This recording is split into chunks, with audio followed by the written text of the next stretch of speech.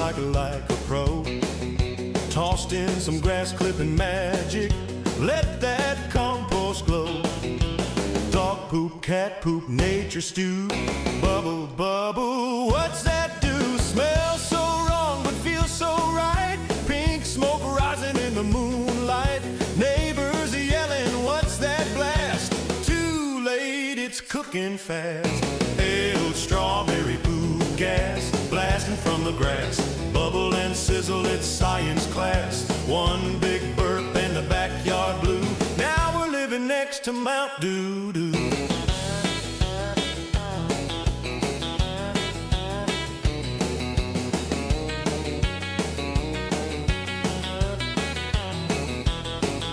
Built a grill from garbage cans, hooked it up with rubber bands.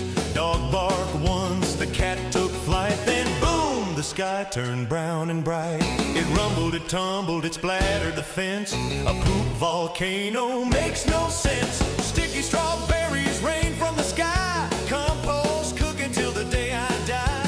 Filled strawberry poop gas, wild and crass. Flaming hot signs from the neighbor's grass. When it popped, we all went ooh, but dang, it smelled like barbecue too. So if you're brave and slightly nuts, mix that poop with grass and guts. Light it up and step way back. You might just launch your own snack shack. Bill strawberry poop gas, cooking class.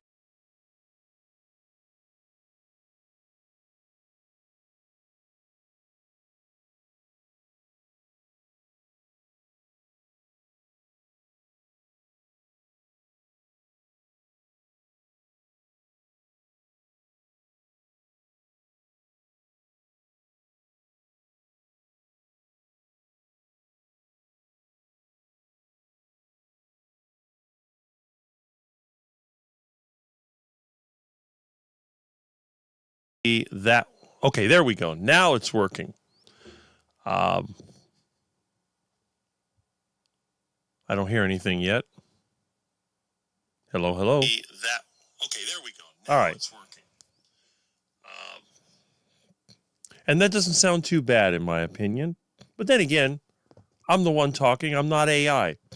Now, I don't know if anyone's noticed lately, but YouTube has become almost complete AI crap.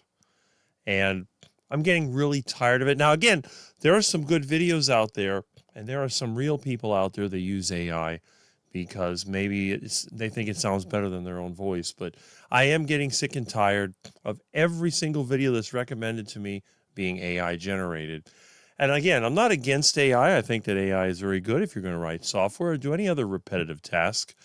But for a voice, it always mispronounces things. The cadence isn't exactly what I would consider to be comfortable.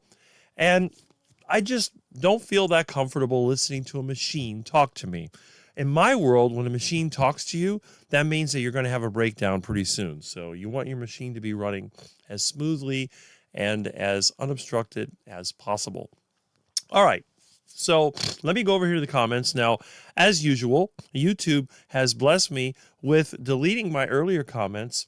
But unlike a lot of YouTube creators, I'm a little bit more resourceful. So I use Notepad, the text program, to record the original comments. Now, let me go to the current comments. They're coming in strong. I have 18 people watching now, which is really, really good. All right. So anyway, let me go ahead and hit the old comments first. So let me.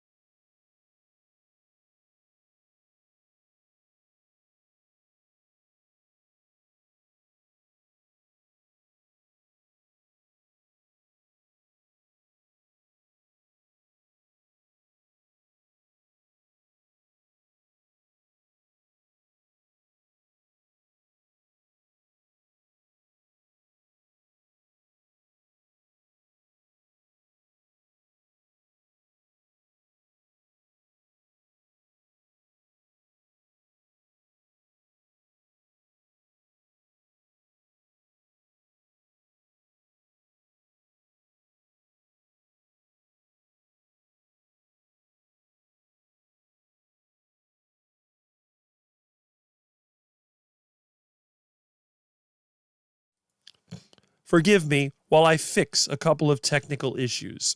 As you probably know, my little Milton, he loves to wake up with me in the morning, and I turned my computer on. And of course, he pulled out the microphone cable, and for some weird reason, my OBS likes to reset. So when the microphone is not active, it just doesn't make a connection. So let me go back here, and forgive me, there may be a slight muting, but I will change this.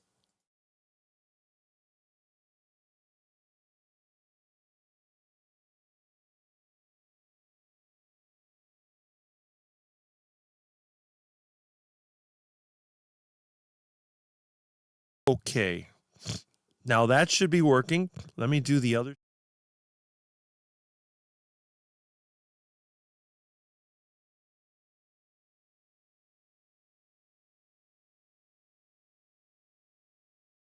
Let's see. Yes, that one is now working. Okay, so all of my scenes should now have audio. Oops. Okay. I didn't use OBS last week because Jonathan and I were sort of together, and I was using his StreamYard. The problem is my computer is sort of like a Model T. It will not run OBS and StreamYard at the same time without getting really glitchy and crashing. So now that I'm just back to regular YouTube, I'm going to run this, and I have to make sure that everything is working. So hopefully I'm going to go back to the comments, and I haven't even looked at the current comments, so we'll do this. All right, now that you can hear me, remember, Rick, always watch the VU meter. If you don't see the meter moving, that means that people are not able to hear you. Oh, good. What a quack. This guy is just nothing but a quack. Let me try the mobile device. That means that people are not able to hear you. All right. Well, I have to admit, other than my sinus issues, I think that my voice is a lot better than at least 90% of the YouTubers that are out there. And I understand I shouldn't criticize anybody because my nose does bother me like that. But I can filter that out. I could use a foot pedal, and I could, every time I have to sniff, I'll just step on that and cut out the audio. But some of these people, especially the vegans, they are the worst. Yeah, right, like, No, stop doing that. I can't take it anymore. I don't want to be told right. You stop saying right. How about left now and then? Right, right, right. No. All right. Anyway, let's get back to Live at 8 with Rick and stop criticizing because, Rick, you are a loser. You have less subscribers than anyone for the amount of time that you've been on there. So anyway, we're going back to when I posted this at 8:45 a.m. I'll be there, and we'll probably be live after you at noon, 12 Central Standard Time, doing a fast update. So Carnivore Jerry at 1 o'clock my time will be there. So we'll try to wrap this up before then. Number 2, in terms of timing, is our number 1, which is Jonathan, Carnivore Muscle. He says, hello. All right. So it's like picking up the rotary phone and you hear hello. And then Lady June says, good afternoon. See you all tomorrow. And then the Frail Grandma says hello at 1:52 p.m. And then the Frail Grandma also says at 2:45 p.m. waiting while the carb eaters put sugary stuff on pork ribs to smoke before I go dissect leftover rib roast. There you go. So they get the duck food eaters, and then you got the good food. With 5 in the house, it can get busy in the kitchen. All right, so that's what YouTube tried to delete. So, hey, YouTube, screw you. I saved it. You can't get away with it every time. Once I build a new computer, I'll just save the whole chat into a cache file, and then that's it. So we'll go ahead and we'll take that out, and then we'll go back to the current, and there we are. And let me see if I can find okay, here it is. And we have a lot of comments because unlike some YouTube, and why am I not getting anything? Okay, there we go. We have the best. We don't have the most. We have the best. As some of our friends here say, we are the elite of the carnivore community. So the first on today's series of comments is Sandy Blythe, who says, I'll be here. Congratulations on removing the engine. Yes, the engine came out flawlessly, although the left tire on my Bobcat blew out as soon as I picked up the engine. So I'm going to have to take that off, and I'm going to have to see if maybe there's rust on the rim or something like that. I have Bob sitting in the front yard with the engine. As soon as I complete today's live stream, I'm going to go out there, and I'm going to try to see why Mr. Bob got a flat tire, because the machine tilted. The engine, it almost tipped forward. It's on uneven ground anyway. But I was able to get the engine out. Bob did not tip, and I was able to tip back with the forks. The engine slid back to stabilize the weight. Nothing got damaged, not even a scratch. And now that I have the engine out, my goal today is to put it on the sidewalk in front of the house. I'm going to put a starter on it. I'm going to take the injectors out. I'm going to take off the injection pump, and I'm going to spin that engine, and I'm going to do compression tests for each cylinder. This is going to be part of my video documenting the truck problems that I've had for almost 18 years. Next year, next November, it will be 18 years since I got that truck. And the truck is a 1990, so it will be 36 years old. So as of next November, I will have had that truck for half of its life. Now remember, when I got it, it was like $1,000 truck. It was running, it had some issues, but it's typical for me. I tend to own a vehicle longer than any of the other owners combined because when you're poor, you tend to keep everything going as long as you can. Second comment in this list is from Retired Rick. Morning, Rick. Morning. Saw your video. And I'm glad that you are here. And we have Mike Seeley, Melbourne. And if you don't know who he is, you can see his picture in my little strawberry poop gas segment where we're showing pictures from Hack Your Health. And he's standing next to me. And good morning, Rick, and everyone from, well, actually, you're in Melbourne, so you're the other Mike Seeley. I take that back. The senior, and then there's a junior. So, yeah. But anyway, same great family. And Sandy Blythe says, good morning from North Florida. And again, more Floridians. Carnivore Jerry deleted one message, but put another one. Good morning, Rick, ladies and gentlemen. Always remember, don't be a moper. Be happy like our own Mr. Mopar. Let's go. Yes, let's go. You know, life has its challenges. And if I focused on all the problems that I had to deal with, I would be a very unhappy person because it's like I've told everyone. Whenever it comes to luck, I always lose every single time. So if I rely on luck or if I rely on, let's just say, the kindness of others that don't know me, it will never, ever, ever happen. However, when I use a little bit of skill and I surround myself with the right people, then everything falls into place. And that's the beauty of it. So I learned a long time ago, don't take things for granted and don't think that you're better than everyone. Some people think that they have the divine right of kings and that they are such a great person that everyone needs to serve them. And I laugh at these people because eventually no one will care. And Jiffy, 288 Strange Animal, change the name there. Good morning. Good morning. Yes. Good morning. And here's Kelly Broken Carnivore. Good morning, Rick, and everyone listening for a while traveling towards Mexico for the mission trip. And if you're not familiar with Kelly Broken Carnivore, he also has a channel called Show Me Homesteader, I believe is what it's called. And he is very into his faith, and he's out there making the effort to help people in Mexico. Now, I noticed that a lot of people in this country, they go to other countries to try to help, and that's great. That's what people in the world should be doing. They should be sharing what they have with others, and then that way, instead of looking at another country as a bunch of enemies, it's like, hey, they're kind of our friends. We're not trying to take advantage of them. We're trying to help them. And I think that goes a long way towards diplomatic relations. Sadly, though, we don't seem to have that in this country for some reason. No one seems to come here to help us when we need things. I know after a storm, no one's ever helped me after a storm. I have to go around and pick the trash piles myself. But thankfully, I keep stocked up, have my generator, have my supplies, and I'm able to manage. And then I go and help others. But I hope you have a safe trip. Hopefully, you don't have any breakdowns or any accidents or anything like that. And BK Belgian Carnivore says, hi, Rick and Milton and the Saturday Quack team. Hope you got all. Okay, I was going to say hope you all got, but hope you got all a good Christmas time. All right, that's great. Yes, and I'm sure a lot of people, they took the holiday with their families and did different things. What did I do? I worked on my truck. I stayed home.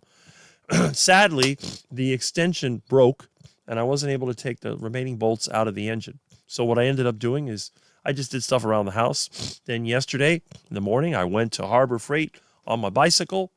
I got a new extension, came back, buzzed those bolts out of there, and in less than an hour, that engine was out of my truck and on the ground. So that's really good. Sadly, though, I didn't video it because you got to have both hands and both feet on the Bobcat controls. You can't be fumbling with a camera. And it was a good thing I did because I had to make a couple of quick corrections. Otherwise, the machine would have tipped forward, probably destroyed something, and the engine could swing around, knock the windshield out, bash into the truck. But I got it up in the air, no problem. I tried to set up the tripod, but there's just not enough room. I live in such a tiny yard. It's impossible. In fact, I had to, it's a mess. I had to move two things. But anyway, I got it out, and the process is starting. So your Christmas dinner was roast beef? Awesome. At least it wasn't iguana. Good morning, everyone from Illinois. Good morning, Retired Rick. If you haven't watched him, check out his Retired Rick Hump Day show on Wednesday night. And I was there. So, and we have hello, Rick and everyone from Linda Flanagan. Yes. And yes, Safe travels. No sound, I know. Jonathan says hello. Yes, he is. Yes, okay, now Rick. Good. I try to do this when I just keep an eye on it, but I do keep the mobile device handy so I can turn it up whenever I want. Okay, now Rick. Good. I try to do this. I'm learning. When you're broke, you have to be creative. And Jonathan says, I've seen some AI where they clone the person to speak with their own voice. It's fine for something educational or short, but definitely not for discussion videos. Yes, this is a reason why I think that every channel, every so often, should have a live stream. Because I've seen the edited videos. You have a lot of people out there that they make edited videos and they have to edit out all the times when they use a dead word or they lose their mind. Sometimes people will just freeze. Their brain doesn't work like it should. It stops. But when they edit it, they look competent. But then when you see them in a live stream, it's like, what? Is this the same person? I don't know. Anyway, I watched Barkay, Bashel, Sean O'Mara, and Carrie. It was awesome. We're going to talk about that today. There's a few things that I want to discuss. This is very important because it is a bit on the frustrating side, but on the other hand, we can learn from it. And if you're one of the 33 people that are watching right now, you are definitely part of Rick's Quack Pack. And even if you don't like ducks, you know that eating duck food and waddling around is not an option. Go to your typical Walmart and you will see the duck food eaters filling their shopping carts with a bunch of crap and then waddling around. Some of them, they can't even waddle around, so they have to get the motorized cart. If you go to the Walmart over here, which I try to avoid, I go to Walmart maybe 3 times out of the year. I go there to buy motor oil, maybe a few supplies, and that's it. I don't like Walmart. I honestly don't like any big box retailer. I don't like Home Depot, but since they closed all the hardware stores, except for the Ace down the street, I have to go there, and I hate going there because going to Home Depot is just awful. And by the way, Lowe's is no better. They're all very frustrating. I hate those places. And in today's world, a lot of times they say, why would I go there? Everything I need is out of stock. I might as well just order it myself and get it at home. If it wasn't for all the tariffs and all that, I'd continue to get stuff from China because that's where it comes from anyway. Go on Alibaba or Temu or any of this other crap. I've got stuff from there. It's the same garbage you get in the store. And hopefully we can change that. I think that if things go the way I hope they will, people will finally just start to make things here, and that'll be that. Okay, and then we had a comment, you lost sound again. I can watch them over and over. Yeah, it's okay now. Yes. What is OBS? That's a very good question. OBS, or otherwise known as Open Broadcasting Software, is an open source program that you can put on your computer. And what it does, it simulates like an old TV studio. You can set up scenes. The scenes can include cameras, audio. You could have a slideshow. There's a lot of different things you can do. Maybe one day when I build my new computer, I might even do a little tutorial video for those of you that are on YouTube or you have other videos. But a lot of you use other types of software. I know some people use CapCut, or there's some other things out there that people use. It's the same thing, but OBS, or Open Broadcasting Software, works. The reason I use it, because it works on Linux. It also works on Windows and Mac. So, and it's relatively stable. All the good YouTubers that I've seen do use it. Obviously, Jonathan uses it. Barkay uses it. I'm not sure. I think maybe even Carrie uses it. I have a feeling it's possible, but who knows? I didn't really talk to Adam about that. But anyway, that's what it is. And Brian Dish says, good morning, everyone. Last Saturday for 2025. Yes. And the very last Live at 8 with Rick, which started a year ago. And if you didn't watch last week, we had our 1-year anniversary for Live at 8 with Rick. And 2026 is going to be interesting because once I get my truck fixed and I get a few other things together, I'm going to change the format of Live at 8 with Rick, but in a good way. I'm going to do the exact same thing with intros, me talking. And then what I'm going to start doing is adding some segments. So there may be a segment, on news. There may be a segment on current events, like topics and stuff like that. There hopefully will be a dedicated call-in segment, although you can call in at any time. So there's several things that I want to do, and I want to have like the highlights of the week. And although this is not a carnivore channel, most of us are carnivores, and a lot of people do look to me as an example of carnivore, and I do believe I am. I finally realized that, yes, I am someone that you can look to, even though I am a total quack. And I've got an itch because I was cuddling up to Milton, and Milton was rubbing against my face, so I got cat hairs embedded. I put lard on my hair and face, and the cat hairs get embedded, so I have to keep pulling them out until the cat hairs clear up. Plus, I have the usual sinuses, which what else is new? I can't avoid it. I could probably stick straws in my nose. I don't know, but that doesn't sound like a good idea. So I just have to put up with it. And again, I'm going to put a foot pedal for the microphone, so when I have to go sniff, it'll just go away. I mean, I can do that now with the lever, but that's a lot more effort. Okay. Good morning, Brian. Hi, Rick and all the quackers. Chuck from Clearwater, Florida. Yes, I saw your earlier comment, so that is good. And Amy is here. Good morning, everyone. Well, good morning, Amy. We appreciate Amy because she is the creator of the Strawberry Poop Gas song. And I don't know if you saw last week, Amy conquered the Heart Attack Burger Challenge. Now, she wanted to make a recipe for some of my heart attack foods. She was thinking about the pacemaker pizza, and I said, no, don't do it.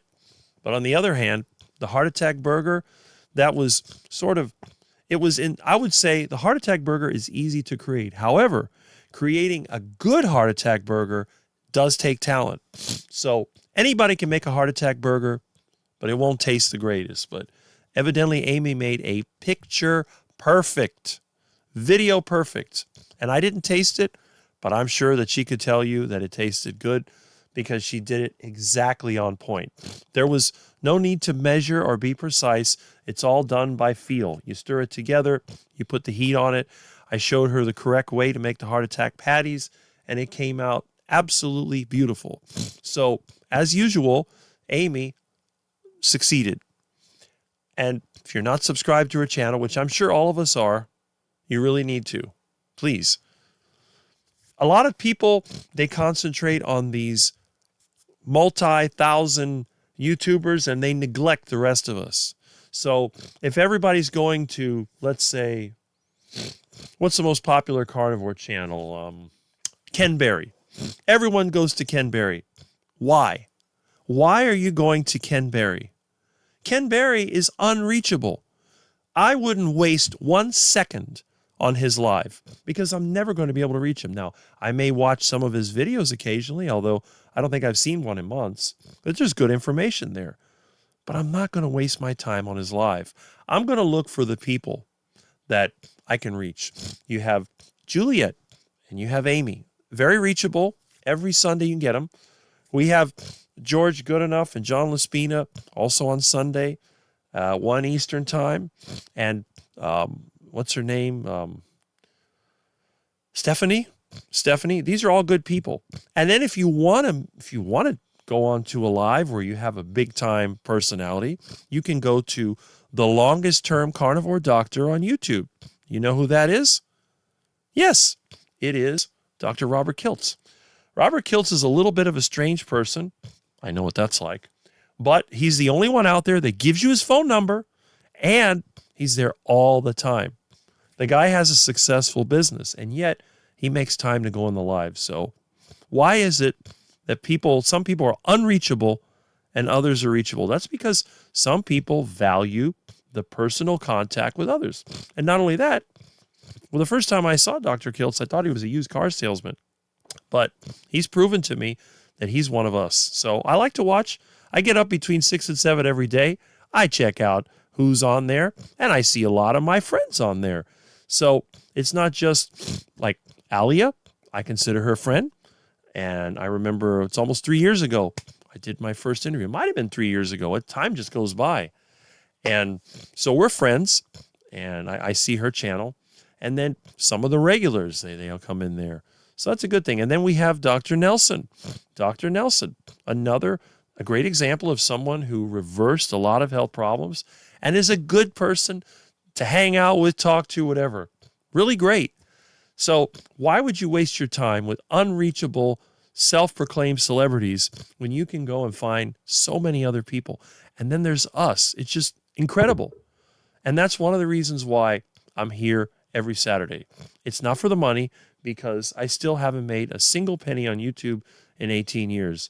And I'm not going to go and sell crap that's overpriced. I'm not going to do multi-level marketing, trying to sell supplements or some other coaching crap or whatever. And again, for those of you that do coaching, I am not against you. In fact, I encourage one-on-one coaching, because one-on-one coaching is a really valuable service. So if you're one of those people that does the one-on-one coaching, I think it's great. But I'm going to talk a little bit about how to tell the difference between a good coach and a bad one. I mentioned that in my last video, and we can discuss that here. All right, so we have some good mornings to Amy. A little late. What did I miss? You're here. I hope you enjoyed Rick's Heart Attack Burger. It looks so yummy. The way it looked, I'm sure it was delicious. And Lambs is here. Morning, Rick and all. Got 0 notifications. Well, again, YouTube does not promote me. This is why I only have, I actually have, looks like 36 right now. The problem is I'm not a money maker for YouTube. I mean, I may make them a few pennies, but I don't make them any money. I'm not like Homestead How or something like that. Homestead How got more views on that video they put about sauerkraut juice than I have in 18 years. That goes to show that YouTube is just like Hollywood. Very unfair. Most of the people in the past that went to Hollywood to become celebrities ended up pumping gas. What was that song they used to have? Do you know the way to San Jose? They use that also in a Dodge Charger commercial, so I remember it. Pumping gas, something about that they're trying to be celebrities. They end up pumping gas or doing something else. Da, da, da, da, da. It'll come to me eventually. Okay, so Ricky Lee Carnivore. Hey, I haven't seen you in a while. I guess you haven't been posting videos. Usually you send me a bunch of links, and I got a few, but I'm glad that you're here, and I hope you're having a good holiday. You deserve it. We all deserve it. Hi, Lambs. Okay. And Peter, there's our Quack Jr. Good morning, Quackers. Well, good morning. And I know when we had the whole sauerkraut controversy, Peter admitted that when you eat some of these lower quality meats, yogurt is a good addition. And this is one of the reasons why I make and eat yogurt daily, because it really helps. Not everyone can be like the fancy pants people that have a lot of money, and they can eat ribeye steak every day, and they can eat meat that's safe. They could eat it raw and they'd be fine. No, some of us have to eat parking lot and dumpster chicken, iguanas, and the occasional duck. Although I have to admit, I was a good boy this year, and I did not eat one duck the entire year. Of course, part of it is that there's not that many ducks left in the neighborhood. So, yeah, a year without duck. No wonder I'm not the happiest person in the world. Anyway, I'll make up for it in the future, especially when I move out of here. I'm living somewhere where I have my own flock, and I can have all the ducks that I want whenever I want. So, good to have you here. Hi, Rick and Milton. Hope you had a good Christmas. It was like any other day for me. Didn't do anything different. I had lamb shanks on Christmas. Awesome. While visiting my son for Xmas, he gave me an air fryer. Excited to use it. Hey, they can be very good if you don't want to deal with the regular oven. And Josephine Cowley, 44. Howdy, beautiful Quack people. So glad I took a break. Yes. Howdy, Quack Man Rick. Well, I'm glad you did. I'm glad that you are here. And I appreciate you. You know, if you don't know who Josephine Cowley is, you can look at the beginning of my intro and you'll see the painting that was done, and that was her. So we're all participating in this, which I think is fantastic. Yes. Hope you had a great Christmas. Absolutely. And Peter says, I've started to use my new Ninja Speed air fryer now that I bought a silicone tray liner, which helps keep the mess inside manageable, easier to clean. That's a great idea. If you can take it out and clean it, you're good. Yes, I use LBS. You must mean OBS I hope you're not saying IBS. But yes, Amy uses OBS. And that's because Amy's thrifty like me, and she doesn't want to have to spend a lot of money on StreamYard. And she does a great job with it. You got to love her creativity. But again, you're in IT, aren't you? So I'm sure it comes natural for you. You're not a primitive person like me. I'm just one step above a Mennonite. I'm cooking a late dinner. Awesome. Howdy, beautiful Annabella. In fact, I should get one of them black hats and white shirts and dress up like a Mennonite. And that way people would think that I'm some kind of Amish or something. They purchased a new one. This one was only used 3 months. Okay, so you're getting their air fryer. That's great. What? You having my dinner out was a waste of $40. Yeah, right? Why would anybody eat out when you can cook better at home? Good morning, everyone. And speaking of cooking better at home, I met another new friend last Saturday at the park. I mentioned that I wanted to end the stream. And he gave me a really nice gift, which is a set that I can use for cooking on the go. And I'm going to show you that too. So I'm really happy about that. We have a lot of creative people in this community. And again, why would I waste my money on crap when I can go and buy quality foods? And why would I waste my time on people that don't even know that I exist? Why do you think I stopped watching TV? Why do you think I haven't gone to a movie theater since the 1980s? I told my friends, I said, you know what? Why would I spend my valuable time that I can never replace, a couple of hours, sitting in a theater, watching people that I will never meet and will never know that I exist and could care less about me? Why would I do that? When I could go and do something else. I could go home. I could sit there with my cat and talk to him. At least he knows who I am. I could go over there and feed the ducks. At least they know who I am. And eventually, if I need something to eat, I can always go back there and grab one of them and have a delicious dinner. So to me, the whole celebrity, and the same thing with the sports culture. Why would I watch a sport that I won't play? I don't watch football. What do I care? I know that some of my friends are big-time football fans, and I'll give you an example.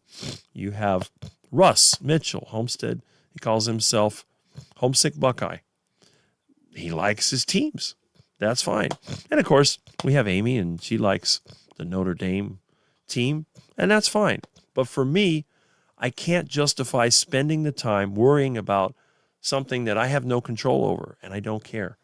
I would rather do something realistic. I'll go outside in the garden and trim some plants and grind up some mulch. And Booby Goats, Aaron is here. Hello, Josephine. And again, if you like reality TV, remember when reality TV was pushed on regular TV? Well, you can get the same thing on YouTube. Nothing on Aaron's Booby Goats channel is AI. It's all real. So if you like a bunch of kids and loud animals and whatever, check it out. She tells stories in the morning, usually right after Mitch's live stream. She'll pop on for a live stream. So that's really good. And again, I'd rather watch her live stream than one of these overrated celebrities. I'm reheating some pulled chuck steak. I've added 200 million of cream plus some herbs. Well, there you go. If the herbs don't bother you, go ahead and eat them. And we have some hellos here. That sounds awesome. Yes. It was delicious. Risk. You're an amazing teacher. You must mean Rick. Okay. Risk? Yeah, there's a risk. There's a risk of getting a heart attack. Oh, this is a big one. I'm going to join you, honey. No. Amazing teacher. Well, I taught at Miami-Dade College for 13 years, and I always had good ratings. You probably could look at the old Rate Your Professor or Rate My Teacher websites and look for Richard Rodriguez or whatever else they called me at Miami-Dade College, and you'll see that I was a very good teacher. The reason I'm not there is because they changed the program, and like everything else in this country, do you have a master's degree? No, I have a bachelor's degree. Not good enough. But I've been teaching for 13 years. Nope. Requirement says experience means absolutely nothing. It's all about what college courses you have. Well, I got to go back to school for 2 years to teach a class that pays $45 an hour and doesn't have full-time benefits. No. And plus, Dad was sick, Mom was sick. I'm like, that's it. So my teaching career ended.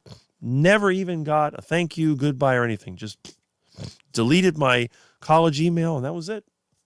Bye. But in today's world, where third world talent is available for a fraction of the cost, you have people from all over the world, and doctorate degrees are a dime a dozen. You can get whatever you want. You can get a teacher for cheap, and they work part-time. They try to limit the full-time instructors, so that way they don't have to pay benefits. They get the part-timers. When they don't need them anymore, throw them out. It's like, we don't want you anymore. Boom, right in the garbage. And that's it. So, but the job was good, and I always had good success with my students. All right, let's see. Nice. I came home, had heart attack chicken. Well, there you go. Heart attack chicken is so easy. Good morning, Smoothie. Yes. And Juliet is here. Good morning. Another one of our great subscribers and supporters of the channel. Juliet is one of the top supporters of this channel. Very awesome. Okay, please watch me and Carrie doing our 1,000 Days of Carnivore celebration video tonight at 8:15. Yes. Okay, I'm glad that you let me know. So you're going to be on with Carrie tonight, Peter. 1,000 Days of Carnivore. Now you might say, well, Rick, why would you watch Carrie Mann? I mean, he's hundreds of thousands of subscribers. He's another one of those YouTube celebrities. Well, not exactly, because when Carrie Mann first started Carnivore, I discovered his channel. And he used to always talk about me like, oh, we have Rick been Carnivore for 39 years, 40 years or whatever it is. And I know who he is, and I kind of like him. I like Carrie Mann. Now, I know earlier this year there was a little bit of a dispute, thinking that I was against him. But when I met him in person, we realized that I'm not against Carrie. I mean, do whatever he wants. I think Carrie's a good guy. And again, there may be a lot of criticism on the way the channel's run. I still criticize his pay-to-play group, but I like Carrie. And also, speaking of Carrie, his wife Jen is supposed to be with our good friend Thomas on New Year's for his carnivore anniversary celebration. So Carrie will take his time. He'll come on your channel. He's a good guy. I like him. So anyone that's telling you that Rick doesn't like Carrie is lying to you, because I do like him. I may not agree with everything that Homestead How does, but I like Carrie. So, and again, I want to talk about what he said about the sauerkraut, the fermented foods, and all that. And I know Barkay, who I also consider to be kind of a friend. I like Barkay. Oh, Rick, how can you watch that guy? He's just nothing but a foul mouth. Well, that's his way of getting attention. It's like when I was a kid, somebody was going to beat me up. I'd break things and do crazy things to get attention. That way the bullies could never beat me up because the teachers were looking. So if somebody's harassing me, I'll throw something at the teacher. I'll throw, whatever I have on hand. A lot of times I'd reach a book and throw it at the teacher's desk, or I would take a plastic bag or a paper bag and pop it right there. Sometimes I'd take a milk carton and then fold the end and stomp it with my foot. And then that way everybody would look. So when the bully's over there trying to get you, next thing you know, you're on your way to the office. And I figured it was better facing Mr. Morehouse, the principal, with a possible paddling than having to worry about some kids trying to beat you up and stick your head in the toilet. So, but anyway, that's the way that I think. So we have good morning to Juliet. See, you're popular here. Howdy, Coach Juliet. There you go. Look at that. Nice movie. Video will be on Carrie's channel, Homestead How. So check out Homestead How. I guess it's going to be live. He said it was 8:30, so I'm going to make a note of that, and I will be there. And hopefully someone will say hi to me. I'm no longer persona non grata. Everybody knows who I am. And when I met Carrie and, the family in person, they seemed to really be happy to see me. There's actually, you see a picture of me with Carrie in my intro somewhere in there. So, yeah, it's nice to know that I'm not the bad guy. Okay, howdy, retired Rick. Yep. And morning to Josephine, and howdy to Papa. So we got some hellos going here. I hit 1,000 days about 2 months ago, but Carrie just hit it recently. So actually, you've been carnivore longer than Carrie. Well, that's good. But I've been, 15,000 days or more? That doesn't really matter. The main thing that matters is we're all here. Whether you start at age 15 or whether you start at age 55, you're here. And, Yeah, you may have had more benefits if you start earlier, but then again, you may be a total loser quack like me, in which case you're probably doing better if you're able to make a lot of money and be popular. Maybe your health was crap, but now you can reverse some of it. Well, then again, I was thinking about this actually yesterday. Rick, would you rather be rich with health issues, or would you rather be where you were? And you know what? I was talking to an old friend of mine who worked carpentry originally, eventually got a job with the government. He's going to retire in 4 or 5 years or whatever it is.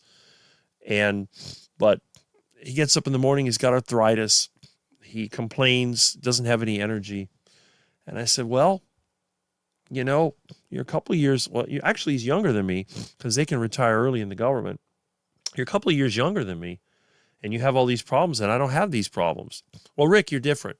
Your genetics. Okay, maybe it's the genetics. My mom had arthritis. My dad used to get what he called Charlie horse. My parents used to have health issues. I don't have any of them. It used to take them a while to get up in the morning. I get up in the morning. In fact, I made a quick video this morning. I woke up at 6 and I had to walk to the living room to get the phone. I went back to the bed, laid down. I had to convince Milton to go back in the bed. Of course, Milton, he wanted up, but eventually he jumped in the bed. And then I tried to recreate a normal morning for me, which is something that I do. And again, I'm just glad that I'm able, because the thing is this, I may be poor, but I'm not in debt. And the other thing too, my health is good. So I have a lot of options. But the thing is getting the right opportunity, location and the people you know makes a difference. Finding an opportunity at this age is really difficult. But if you know the right people, anyone can succeed. The trick is to be healthy enough to be able to take advantage of it and to enjoy it. And I'm kind of glad that despite the challenges I've had, I've been able to leverage the carnivore diet and my low-stress lifestyle, and I'm actually healthier than my parents ever were. And I believe it or not, I look younger than my parents did at my age.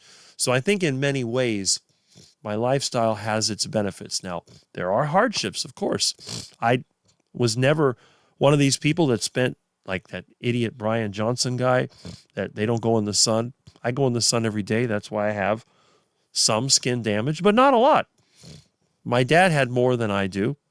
And, I got the little spots from the sun. I'm always outside. You can see my bike rides. Sometimes they're in the middle of the day. I use no sunscreen. So yeah, that tends to age you. But on the other hand, my voice is fine. I have no aches and pains. I sit, you know how I sit when I'm doing this? This is how I sit. How many 57-year-olds, soon to be 58 next year, can sit like this and not get back issues? I've gone my whole life without a single back pain. How many people my age can say that? I don't wear glasses. My eyesight's good. My teeth, while crooked, I don't have any cavities. I have 2 up here from when I was younger, and that's it. So other than chronic sinus issues, I feel really good. I've had people comment watching my bike rides on how fast I ride sometimes. I never breathe hard. I never thought about that, but I realize that when it comes to the average person, I am definitely an exception.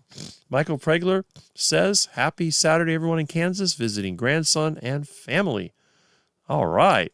I like supporting smaller channels. Yes, the smaller channels is where you're going to get the most engagement. You can go to the big channels, you can follow the crowd, but you're only going to get the scraps that are left over. If you get the smaller channels, you get to participate. Me too, yes. But some people don't want to participate. Some people want to be spectators. Okay, here's a good point. A good coach should listen to the individual because everybody's goals and point of attack will be different. Yes, there's a difference between being the authority in a subject and being the coach, because what a good coach does, in my opinion, they explain the game plan. Someone wants to get coaching services. It would be like, let's say that I didn't know how to work on cars, and I want to take on the challenge of fixing my own car. I can watch a video on how to do it, but I might have to ask somebody. It's like, I'm trying to get the engine out. I disconnected all the bolts, but it won't come out. What's wrong? Well, What about on your engine mount? Do you have like a little chain or a little cable holding it? Do you have any ground wires? And you'll ask somebody, and they can tell you. But see, the plan is take the engine out. I want you to do this, this, and this. And then when it doesn't come out, you talk to your coach. You say, okay, what do I need to do? It's the same thing like any game or anything like that. Having an expert, having someone with experience is very important. They may or may not have an advanced degree, but they have experience. It's like when your garden goes bad. You ask the lady who's been growing good vegetables or fruits or whatever, what did you do? You could call the Agricultural Extension Service. They could give you a bunch of scientific mumbo jumbo that you may or may not understand. But if you call the master gardener, someone that's been doing it for decades, they can give you some advice. So yeah, everyone's different. And our coach Julian Evans says, do not forget to like. That is true. We have what it looks like 41 people? And how many likes do we have? Well, my likes don't update. I'm going to have to re-update because it shows 4 likes, but YouTube is funny about that. And he agrees. I actually like sauerkraut. Yes, some people do like sauerkraut. We're going to talk a little bit about that once I catch up. Yeah, I want to see the interview too. Shovel snow. Okay, shoveling snow. There you go. It's one thing I'll never have to do here. Barry teaches, be a detective and listen carefully. Well, that's right. Okay, I wish you could make a video on how you make yogurt. I can't. Okay, that's something I really need to do. I've tried to do it twice, and I failed, but I'm going to try to do it again. Ducks ran for their lives. I'm way behind. If we could get our doctors to be more like coaches, we'd be behind. Yeah, that is very true, but they're not going to do it, so I guess that's where other people come in to do it. I'm not sure if it's going to be live video or regular video tonight. All right, well, we will see. We are winning the race. I cheated for several days at my son's for Christmas. Oh. I hope you cheated with ribeye steak, because that's my cheat. Tomahawk steak, that's my cheat. Duck food, that's poverty. If you have to eat duck food, that's like a downgrade. When you cheat, it's like when you're in college or school and you want to cheat, you want to get an A. You don't cheat to get an F. So if I'm taking a test, I don't really understand it, but I got the answers under the table. I can look at that and I can get the right answers. That's great. But what I found every time that I made a cheat sheet, what I used to do sometimes in school, I was always good at picking locks. So like when I was in high school, I got to the point sometimes I had teachers, they had these classes. And once I started getting straight A's, it became like an addiction. I couldn't accept any less. So if the teacher was not teaching me what I need to know, I'd wait until they print. And then back then they had ditto machines and a copy machine. They would make up the test, but some of the teachers are smart. They take it home. But what I would do, I knew the one teacher, I found out where her desk was, and I picked the lock in the classroom. I got into the desk, which was also locked, picked that. I was able to look at the sheet, and a lot of times there would be several tests copied and ready to go. I would take it. I'd take it home, and I'd make a cheat sheet. And I'd sit there, and I'd write down all the answers to all the questions, and I put it in a little piece of paper in my pocket. Well, by the time I got to class, and this was the funny thing, they give me the test. It's the same exact test. So I'm going to pull out the cheat sheet, and I go, I know that. I went through the entire test, never touched the cheat sheet in my life. Every time I did that, and I was able to make a cheat sheet, I never used it, not once. And I got 100%, 100%, 100%. Everyone in the class was getting like 60, 70, maybe 80. The highest grade I think on one test was a 79, and I had 100%. So my teacher, she started to get a little bit suspicious. And I knew, I could see her attitude. I figured things are going to get a little tough. So what she did, which I think was pretty funny, she made a fake test. But the thing was, I had a lot of friends in high school. I had friends I used to help out to get to pass their class. So one of the girls that I knew that worked in the office, she was copying the test and told me that she made 2 sets of tests. I'm like, okay, I know what she's doing. So she put the fake one in there to see if she could trip me up. But the interesting thing, and this is another thing that I noticed, I became, as I got older, able to see thought patterns.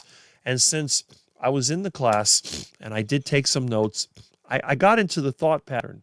And what it was, she would always make tests different than what was gone over in class. The stuff that was skipped over. So I started to make note of what was skipped over. And I was able to make a cheat sheet out of that. And that was the one time in my life I actually did use a cheat sheet. I went through the test, and guess what? I still got 100%. So after that, I mean, she was like, oh, okay, this kid must be the real deal. And I remember, and this was in 11th grade. And I remember at the end of the class, on the last day of school, so, Ricky, you are the best student I've ever had. It was a pleasure to have you in my class. Something like that. I was like, wow, really?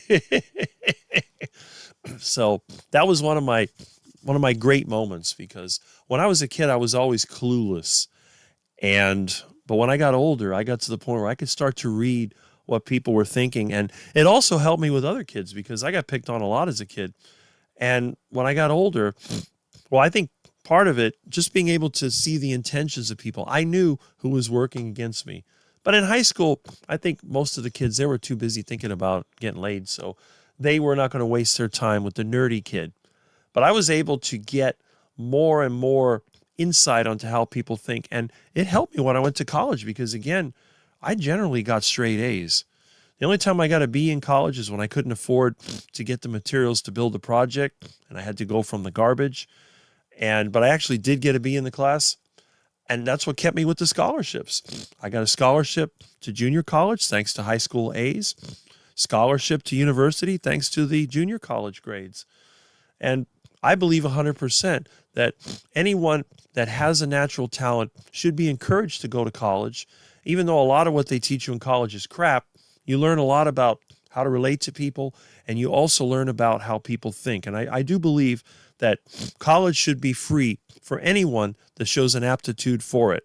Now, if you're a dummy and you got rich parents, then they should charge you tuition. They should charge you a lot of tuition.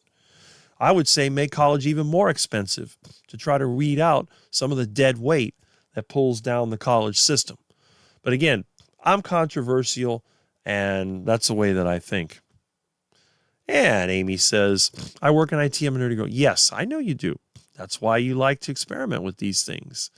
All right. And DS111 says, I was in a restaurant with my dad yesterday evening, and the whole table of people next to us kept looking over at me one by one and trying to be discreet. Maybe they're not used to seeing a slim guy. Well, I think that's true of me as well. And I think that's one of the reasons why people tend to ignore me and tend to pretend like I'm not there, because in terms of Miami especially, where people tend to be very short and tend to have a very large stomach, I am the exception to the rule, and I think I make people uncomfortable. I hate to say it. We have hello, Josephine, and I've skipped way. Wow, look at all those comments. Okay, now that I'm single, I'm saving a ton of money on not having to spend $100 plus on overpriced dinners. I take that money and load up my freezer with meat. Well, there you go, Peter. You see, they want men dependent. Real women don't need you to spend money on them. Real women, they tend to have their own, I would say, motivation, and they just want to be around people that they're compatible with, that they can relate to, they can talk to. I have a lot of female friends. In fact, one of my female friends, as you know, is vegan. She says, I asked her, I said one time, I said, why are you friends with me? I'm a carnivore. You're a strict vegan. You're the only man that I can talk to that's not gay. Like, that's pretty shocking, but it's probably true. Because most of the men, they're trying, well, I don't want to say what she told me because it's offensive, but yeah, okay. And Amy says Notre Dame is the only female team, only football team I watch. Otherwise, I'm making music. There you go. Like strawberry poop gas. Animals and loud kids. Let's keep it real. Yes, that is Aaron. I can't type this morning. Either that or it's some kind of crazy spell correct. And we have a hello to Sandy. Not as bad as me. My external keyboard is old and requires me to pound away like an older typewriter. Well, I can tell you right now. Look at what I use. It's got a cord on it. The mouse plugs into it, and it is a Dell. And you know where I got it from. Like everything else I own, somebody threw it away. The cable was bad. I fixed the cable, and after that, it was good. It made me miss a period. Okay. I just posted a photo of my dinner. Awesome. I'm sure it's a meaty, delicious dinner. Hi, Smoothie. And good morning, Rick, and all the fellow carnivores this morning. Well, Larry Ryan, good morning. Glad to see you here as always. And enjoy. Hi, dear. Yes. I don't watch Carrie either. Polish Mike, I haven't seen you for a long time. It's probably been, what, almost a month? But I'm glad you're here. Maybe you're in the background and not commenting. And these are some good points. I don't watch Carrie either, probably for the past few months or so. He's more of a salesman now. I liked his videos at the beginning, but not anymore. And I've gotten this sentiment several times. This is what got me in trouble. And we had this whole debate before, which I put behind me. I agree. Now, I do watch his videos, and I do comment on his videos. I don't like some of the things that he sells. I mean, the soap that he sells is more expensive than anything I've ever seen. It's crazy. What is it called? Beastie soap or something like that. I don't know. It's just some overpriced stuff. You can buy generic tallow soap for $1 a bar. You can actually get that. It's an industrial soap, so I'm not going to spend whatever it costs. But again, if he likes to sell stuff, that's his choice. And it's our choice whether or not we want to watch the videos. But that's a very good point. And I'm glad that people share their opinions because it's not me that's making this stuff up. These are the emails and phone calls that I get.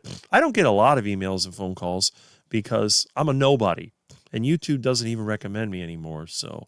But when I do get contacts, and this is what happened this week with the whole sauerkraut debate. All right. Merry Christmas, Polish Mike. Yes. And again, I am glad that we have the hardcore realist carnivores like you here because it makes me feel like I'm not the only one, and I'm not. Hi, Julian. Happy Saturday. Hello, everyone from Mannix Gaming. Hey, how are things in the Philippines? I hope they're doing good. Larry Ryan, good morning, Aaron. Yes.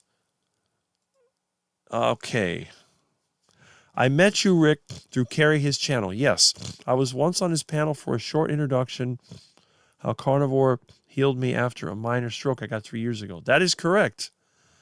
Now, I've been in Carrie's lineup when we had the 12-hour and 24-hour live streams, but I've never been directly interviewed by Carrie, and he's never really pulled close because the problem is my version of carnivore tends to alienate people.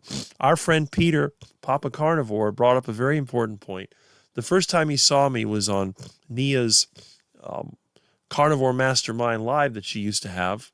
I haven't seen her in a while either. I hope she's good. And, you know, he thought, man, this Rick is crazy. He's a serial killer. He's nuts.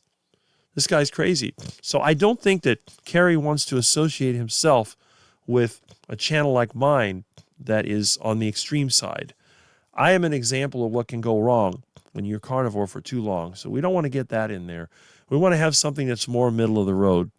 Too far left, too far right, you exclude a lot of people. So that's what it is. But, you know, again, that's just the way it is.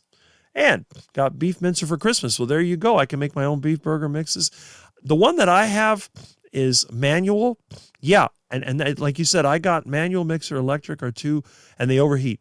I use a manual as well. My problem is getting it to stay on the edge of the table because it has those really small feet, and when I crank it, it wigs around. So I had to build a custom-made steel plate with indentations that I can screw it in, and then I clamp that down to the table using C-clamps. But that's what I use.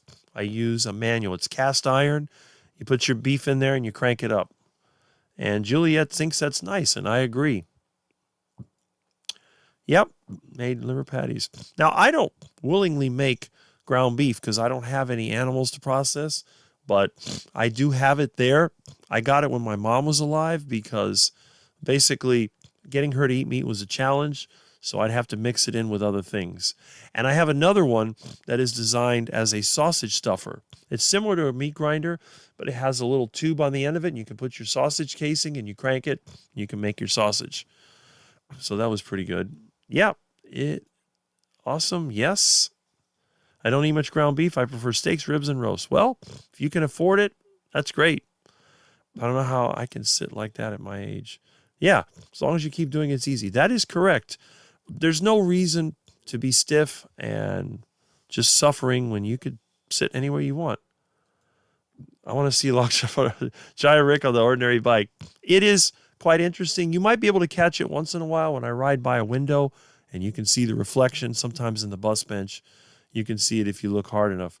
It's been so hot here. Nobody's been hotter than us. Well, then again, you're in a different part of the world, so yeah, maybe it is hotter there. And speaking of hot, I haven't turned my air conditioner on yet, but I'm starting to feel the heat, so eventually you might hear the buzz of the air conditioner. All right. Angela Mullins, hello. Yes, I see you again. Awesome. I had a consult with Carnivore Muscle Jonathan. I had very specific questions, mainly regarding weight, training, protein, and his suggestions were great and easy to apply. Great coach. Yes, Jonathan is an example of what coaching should be. And you got to remember, Jonathan comes from several unique positions in this community. He has the formal educational background, the practical application. He is a bodybuilder, and he has all the challenges: severe spinal injury, failed surgery, a lot of things going on. So when you're talking about someone that can deal, and that's the thing, I think he has older clients as well. He understands how to work. It's not one of these stupid young gym bro sort of positive thinking steroid users or whatever. Jonathan knows how to work with less than ideal situations. And again, there's nothing wrong with using enhancing supplements and chemicals, but the way that they're used is critical. Using those things in an unresponsible manner can lead to disaster. Leveraging all the things you have at your disposal is how you succeed. So anyway, if you're looking for a coach, and there's a lot of good people here, Jonathan, if he's available, is good. And I'm glad that Juliet is recommending you, Jonathan, if you're still listening. Hi, Coach Angela. Hi, Juliet. And Lewis is here, Mr. Catman himself. Good morning. Good morning, Lewis. I hope you and the feline friends are doing well. And we have 3 waving hands. There we go. And we have 2 waving hands. Carnivore gave you an edge, Rick, with seeing patterns. I think it probably did. Jonathan knows his stuff, and he's the proof himself. Dude is jacked, strong, smart, and he does not allow for misinformation on the interwebs. And remember, Jonathan's also autistic. So not only does he have all the physical challenges, but he also has a neurodivergence to deal with. And I think Jonathan has done an excellent job, and I recommend him all the time. I've never said anything bad about Jonathan ever since the beginning. So, and I'm consistent. I know quality when I see it, and I will talk about it over and over again. And Terry Girl is here. Good morning. Morning, Rick and Quack Addicts. There we are. And nice to see the engine out. So, Paul, yes, I have the engine out. And hopefully today, once I get off of this live stream, I'm going to go out there and I'm going to ride it on the sidewalk. I'm going to put a starter on it. I'm going to take the injectors out. I'm going to get my gauge and I'm going to check the compression on this thing. Then I'm going to take my tools. I'm going to take the intake and the heads and everything off the engine. I have my tripod, and hopefully my phone doesn't overheat. The weather is a little bit in the cooler side, I guess. So if I'm able to do it, I'm going to get to the bottom of the mystery why for the last 17 years I've had to deal with a very difficult truck. I want to know if it's the seed oils I put in the truck that killed it, or if it was already bad and it just got old from use. And Christmas, yep. And Bryce Biscuit, good morning, Rick. Yes, good morning, man. Glad to have you here. Why do you need to do the truck engine to get it working again? What do I need to do? I don't know. How long will it take? When I pull it apart, we'll see. I have another engine that's supposed to be in good condition. And once I've taken the old one apart, I'm going to take the other engine. I'm going to remove the valve covers and oil pan, and I'm going to begin the process of determining the condition and what's wrong with it. But before I do that, after I strip my engine, I'm going to take the flywheel off of that engine, put it on the other one, and I'm going to spin it, and I'm going to check the compression. So I have 2 spare engines to choose from, the so-called junk engine and the one my friend gave me. Out of those 2, I'm going to make it. And as you know, I purchased a complete gasket set. There it is. So I even have head gaskets in there in case I need them. So everything I need is right there. And it says package for the professional installer. I don't know if it's packaged for the professional quack, but whatever. And the best part, it says made in USA. Really? Okay. I'm sure it's got some Chinese parts in there, but I don't care. All I got to do, get the truck running. Now, again, when you're poor like I am, you can't just send the thing to a shop. But you know what? I'd rather do it myself because I want to know how things work. And I'd rather have the time, even though I have no money, to do this myself. And then that way I can determine what went wrong. If it was something I did with the timing or with the fuel I'm using, if I find the head is all covered in carbon and it probably blew out from too much compression, I blew the rings out, this will tell me what I need to change. So when I put the next engine in there, I'll know not to do what I did wrong. Now, that's how I like to do things. Because in a world that is ruled by entropy, it's only us and our efforts that can keep things going. Good morning after our late... Oh, there we go. All right, Barbara. I can never stay up that late. I go to bed at before 10:20. I can't do it. I'm sorry. Hi, Paul. If I don't get enough sleep, I start to fall asleep, which I did on Tuesday. I hope you watch Carrie and my 1,000 Days of Carnivore celebration video tonight at 8:15 p.m. Eastern Standard Time. I will be there, and I hope somebody mentions that I am there and I don't get lost in the crowd. I wish more women were like Annabella. Yes, there we go. A little must-see YouTube competition with Mitch tonight. Ah, that's another one. And Mitch is at... When is Mitch? At 7? I think he's at 7. And then right after Mitch will be Carrie. So who can watch TV when you have all these great YouTube channels to watch? Carrie is the exuberant carnivore. I wonder what Rick would be described as. A quack? Yeah, a quack. My guys are in the house. There we go. Yes, they're here. And Jonathan says it's good. That's great. Good morning to Jonathan. Hey, that's it. And you were recommended by Juliet, Jonathan. Of course, I know that you are very, very good at what you do. Howdy, Jonathan. I was on earlier. Yes, you were, but I had to fight with tech for a bit. Hey, what else is new? I do it all the time. I had to fight with my tech. It deleted some of my my video capture devices was deleted, but I fixed audio capture, I mean. Howdy, beautiful Jerry. I didn't plan this video. It was the only day and time that Carrie had available due to his busy schedule and my crazy work schedule. I'm glad that you were able to get it on some day. And I know Carrie's very busy. He doesn't have time. Like I have time, but he doesn't. Oh, there we go. Thanks, Rick. Your support means a lot to me. I know you don't say... No, I don't. I don't say things flippantly because one of the reasons I get myself in trouble and I'm not very popular is that I am critical when I need to be critical.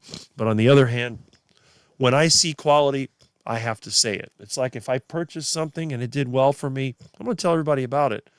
But if it's a plastic piece of crap that broke the first time I used it, well, that would be my vegan version of whatever I have. Not everybody uses a rotary phone on the regular basis. And I'm not saying that you're like a rotary phone. I'm saying that I know quality and I appreciate the feedback. Correction, we planned this video, but this was a day and time Carrie had available. Okay. Sarcastically, I went off plan on Christmas as well. I had salmon and butter. Okay. Well, I don't know. I guess if that's off plan, That's off plan. Hi, Juliet. Rick is an unconventional carnivore. Well, that's probably a good way of putting it because there's nothing conventional about me. Hi again, Paul. Do you feel different or all the same? And the one thing that I do that nobody else ever does, I go through every single comment and I catch up. So let me tell you something. I'm doing really well. Jonathan, no difference. All right. Hope you had a nice Christmas.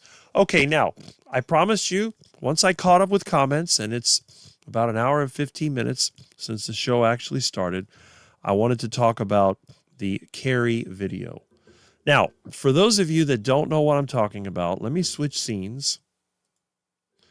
I'm going to go over here to YouTube. All right. And let's see. Why do I always get this scammer guy? He is the biggest piece of crap I've ever seen. Here in Miami, lying to people. He always makes videos from his cars, and then I make $50,000 a month. I mean, come on. 7 views 5 minutes ago. It's amazing. People would rather watch somebody like that who has an obvious history of scammery. I did a little research. It's amazing to me, but I guess young people are quite easy to delude. Well, Aaron had a video, Rick, Tim Brennan. I like this guy. He's not a carnivore, but I watch his videos. I think he does pretty well. I don't believe everybody has to be a carnivore anyway. But anyway, let me go over here, and I'm going to go to some of the channels. And we're going to go to, where is Mr. Carey? Mr. Carey. Here it is, Homestead Hell. Now, Barkay likes to do reaction videos. Rick doesn't do reaction videos. I agree with old guy carnivore Mitch. And even though Mitch and I have had some disagreements, we're basically on the same page. We disagree a lot because I don't believe that evolution can make things better. I believe that evolution is actually degradation. That's our main I don't agree with. I tend to think that entropy is the dominant force in the universe, and that's just me. But other than that, I like old guy carnivore Mitch because he's been very resourceful. He's had several businesses. You can look up his history, some of the businesses that he's done. You look for Mitch Weiss. Everything that Mitch says is 100% correct. And I really respect that. You're willing to admit your failures. And that's good. But anyway, and you know, Carrie's correct too. I haven't seen Carrie lie about anything. So I like that. I like the fact that he's honest. He might be a little bit of a pitch man, but anyway, so on some of the videos, you can see he helped Bill Knott here to post this video. Sadly, some scammers destroyed Bill Knott's channel, which made me sad, but he'll be back. And hopefully there are backup videos. And you know what? Even though Bill Knott lost his YouTube channel, Carrie Mann, he's included him in Healing Humanity movie. So Bill Knott will never be forgotten thanks to our friend Carrie Mann. Whether Carrie markets out of it is not a problem, but you know, he's entitled to do that. And he had his videos when he went on a cruise. And I guess it must be nice to have enough money to go on a cruise. I wouldn't want to go on a cruise. If I had a vacation, I would rather visit some of my friends at their farms and maybe do some activities with them on the farm and come home with some delicious meats rather than being on a cruise. Yeah, some people like cruise. I've never been on one, but how would I know? But this is a video I'm talking about. All right. And there it is. Read your favorite book in your favorite chair. Okay. So you saw this video. On the carnivore diet, I have made a significant change. Chew this meat instead of just chewing meat in your mouth or chewing bread, or if you're a vegan, chewing a head of lettuce and mixing bad microbes from your mouth into that whatever you're chewing and Okay.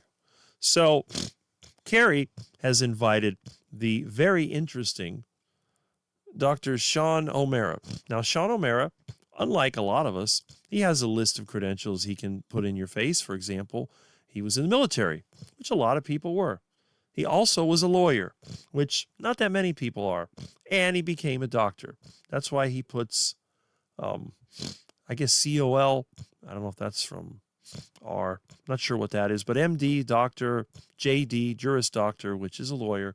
So he's got all these credentials behind him. And the other thing, too, look at him. Look at what he looks like. I think he's 62. If you've seen him without a shirt, it's impressive. I'd say that he's probably 9 out of 10 in looks. And for his age, probably 10 out of 10. Yes, he wears glasses, but he does have a history of being unhealthy. So people would look to someone like that and go, wow, this guy knows what he's doing. Obviously, you look at someone like this who has arms like a toothpick, as you can see, and has no money and has a sinus condition and is broke and has eyes, like one vegan told me, like a caveman. Said, your eyebrows, you look like a Neanderthal. Well, no one's going to listen to me. But on the other hand, we do have some similarities. Now, let me go back. I'm going to put this on a little bit again, if I can get it to play. Let me just pop this here. Okay, I'm going to play this again. More agriculture agrarian lifestyle where we started to stay in place, our microbiomes shifted for the worse. Beneficial microbes destroy and kill and outcompete the pathogenic ones. You want to mix these beneficial microbes in with meat when you chew this meat. Instead of just chewing meat in your mouth or chewing bread, or if you're a vegan, chewing a head of lettuce and mixing bad microbes from your mouth into that whatever you're chewing and swallowing it, turning your dead meat into pathogenic meat or your dead vegetables into pathogenic. I always go off, Dr. O'Mara, like whatever was ancestrally appropriate, whatever we've been doing since the start of time. Okay. Now, what is this?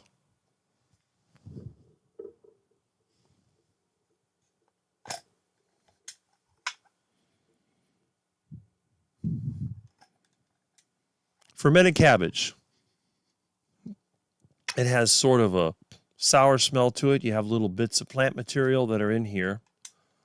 I got this out of my refrigerator. And actually, it smells like a combination of vinegar and a mild poop smell. That's because when you go poop, a lot of the brown stuff that comes out of you is actually bacteria. So what's happening here, this is what I call a cow in a bottle. Now, how does a cow work? A cow has multi-chambered stomachs. And what it can do, I think one is an omasum. I mean, it's been a while since we dissected a cow, decades. But I do remember the structure they have. Cows have a very alkaline system compared to us humans. Us humans, we're designed to be carnivores. We have an acidic stomach. If you've ever thrown up, and I've done that myself when I get the flu.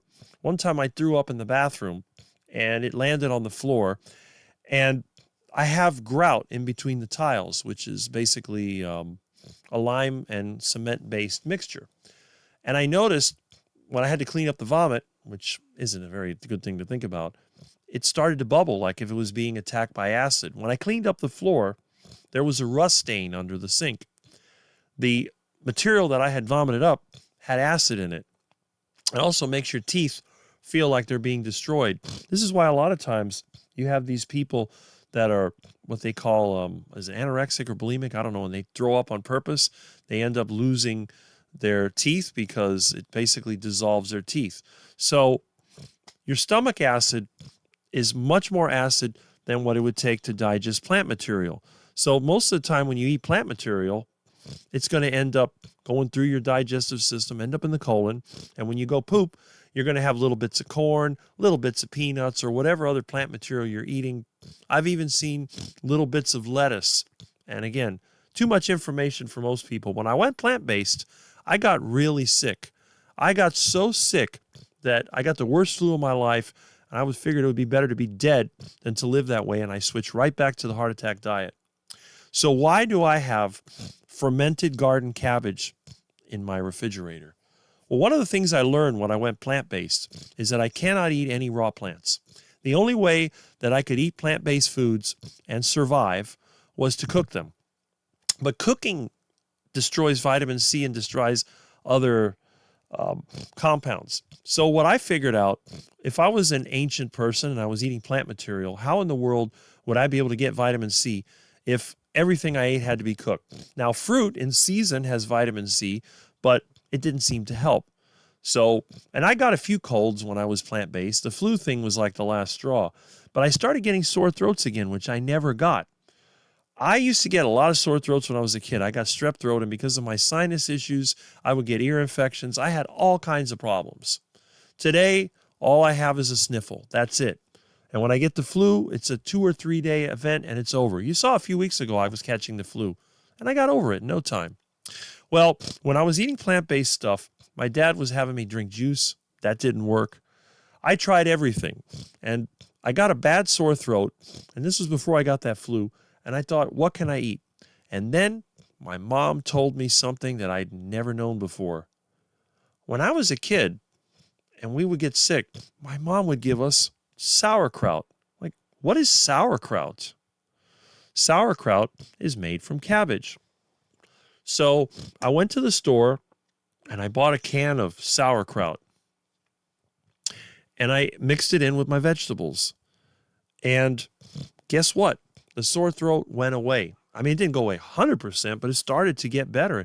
Usually it would get much worse, and it got better. So I did a little research, and I looked in my World Book Encyclopedia, which is right behind me, and I looked up sauerkraut. And guess what? It talked about that sauerkraut was made by fermenting cabbage in salt water.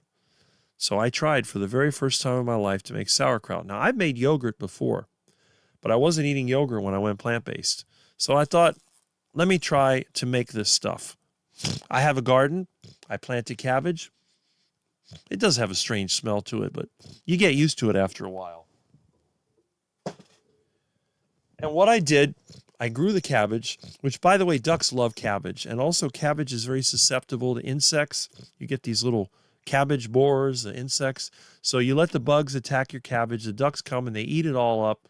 And basically, they just, they eat the cabbage and the bugs, and then you cover it up so the bugs don't get it, let it grow for a bit, and then open it up, let the ducks eat it. So it's a great way to get fresh duck eggs. But I discovered that the sauerkraut that you make, and I learned how to ferment other things like onions and garlic and banana flowers. There's a lot of things that you can ferment. And I came up with this theory. This was just one of my Rick theories. Since bacteria are digesting the sauerkraut, maybe those bacteria, if you think about, what is it, like penicillin? Penicillin is a fungus. They produce waste that kills bacteria.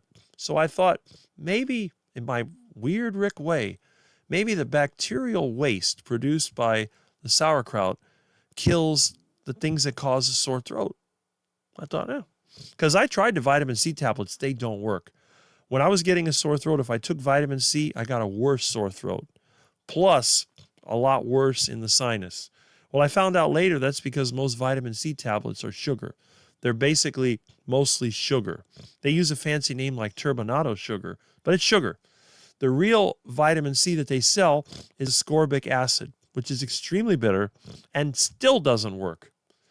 But on the other hand, I found that another thing that would help are those Suriname cherries, those little sort of red cherries that grow on the bushes.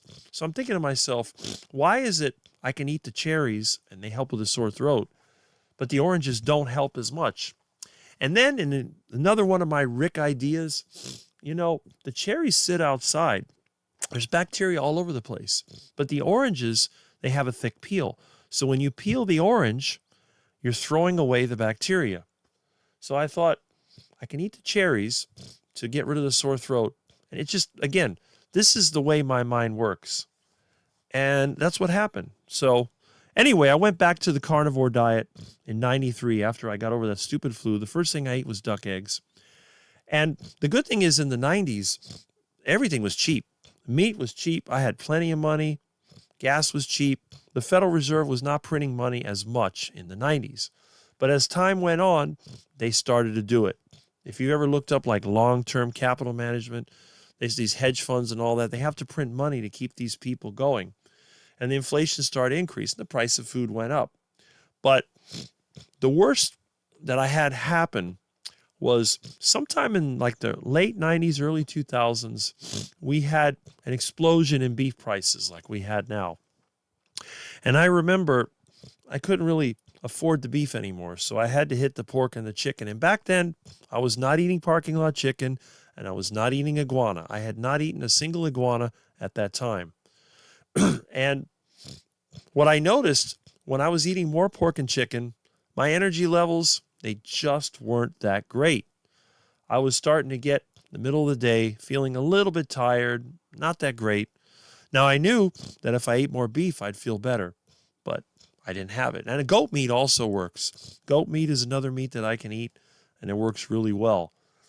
So in my mind, using a little Rick logic, I thought about it. It's like, well, when I was eating the plant-based diet, what was the food that really helped me to feel a little better, even though it wasn't much? That was the fermented vegetables.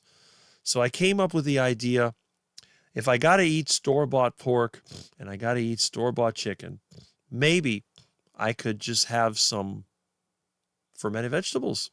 My dad used to eat a lot of garlic, so I used to ferment garlic because I grow so much of it and it would go bad. And I also had fermented onions and I had fermented cabbage. So I started adding fermented cabbage to my heart attack chicken and to my pork. And believe it or not, my energy level came back. I felt just as good as I was eating beef. Now, eventually, price of beef dropped down. I still made the heart attack chicken, but when you're eating 2 to 4 pounds of beef every day, if you're going to eat heart attack chicken along with it, it's not a problem. Even if you eat 2 pounds of beef a day, which was my minimum for years, I didn't eat it. I didn't even mess with the sauerkraut. Now, recently, my ex-vegan friend tried to go carnivore and failed. He felt worse on carnivore than he ever did even as vegan. And he had to come up, we developed the modified carnivore diet, where the diet is 50% meat instead of 70% or more, and selected vegetables were added. And it still wasn't his best. So I said, instead of eating all those raw vegetables, why not eat vegetables cooked with meat and learn how to eat fermented vegetables? And that did the trick. So he went from being a miserable vegan who might have lost his colon to a miserable carnivore who just wasn't feeling any better, to sort of an omnivorous diet, which contains 0 ultra-processed foods, contains 50% animal-based foods and 50% plant-based foods, with a lot of it being, it's all either cooked or fermented. And that's what happened. And starting in 2024, last year, when the price of beef got extreme, I would go through periods of time where I ate no beef at all. I'm down to 2 pounds of beef per week now. And on a regular basis, I have to add this to my diet because I don't have the good quality meat available. And this has done the trick. I tried to go without this for a couple of weeks. I had a little difficulty falling asleep. And on top of that, I was having to take a nap after lunch, which is not normal for me. So I've had to reintroduce that. And sad to say, if you don't think that makes me carnivore anymore, that's just tough. That is the truth. If I had good meat available all the time, I wouldn't need it. But this is a supplement that I've used for survival purposes. Do I like it? No, I don't like it. If I had my way, I'd eat nothing but meat all the time and eggs. Meat and eggs is what I like. I don't like anything else. But I've learned to live with it, and I've learned that if I eat the sauerkraut with the meat, it doesn't taste as bad. I cannot eat it by itself because it tastes awful and it's really nasty. But if I eat it with meat, it actually enhances the meat. I think in a way, it almost works like a Rick version of MSG, because I had some dumpster meat. Well, it's freezer meat that was probably 3 years old that had sort of a stale taste to it, but when I added the sauerkraut, it tasted much better. So on my opinion of this, and again, you know that Sean, and this video got really weird because he started talking about sexually related things. It was kind of cringe, I have to admit. Let me see. Rule this house. Oh boy. Seriously? New Arm & Hammer Plant Power Litter. That's funny. They have a commercial for cat litter. My goal for the longest time is, and the reason I've never cheated on Where carnivore is I'm that? like, I want pristine gut health. All disease begins in the gut, right? Let's see. Suggesting here, and what I said earlier, what is ancestrally appropriate for us? We weren't drinking sauerkraut water. But what has happened to us as humans? I had an incredible amount of antibiotics in my gut. There was one stretch where I had like a month or 2 months straight of antibiotics, completely destroyed my gut. And Dr. Davis talks about this Arudura yogurt. It will restore bacteria that for most of humanity, it's Okay, gone. here comes the Most sales of humanity pitch. doesn't have it because of all of the medications we're taking, because of the antibiotics we're taking, because we're consuming low levels of glyphosate for years and years and decades and decades. Every time you eat a bowl of All right. Anyway, let's see. I think he was talking about Dr. Berg's yogurt or whatever it was.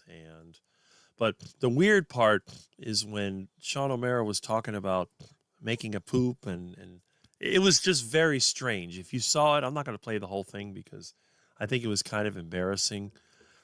But it was really strange.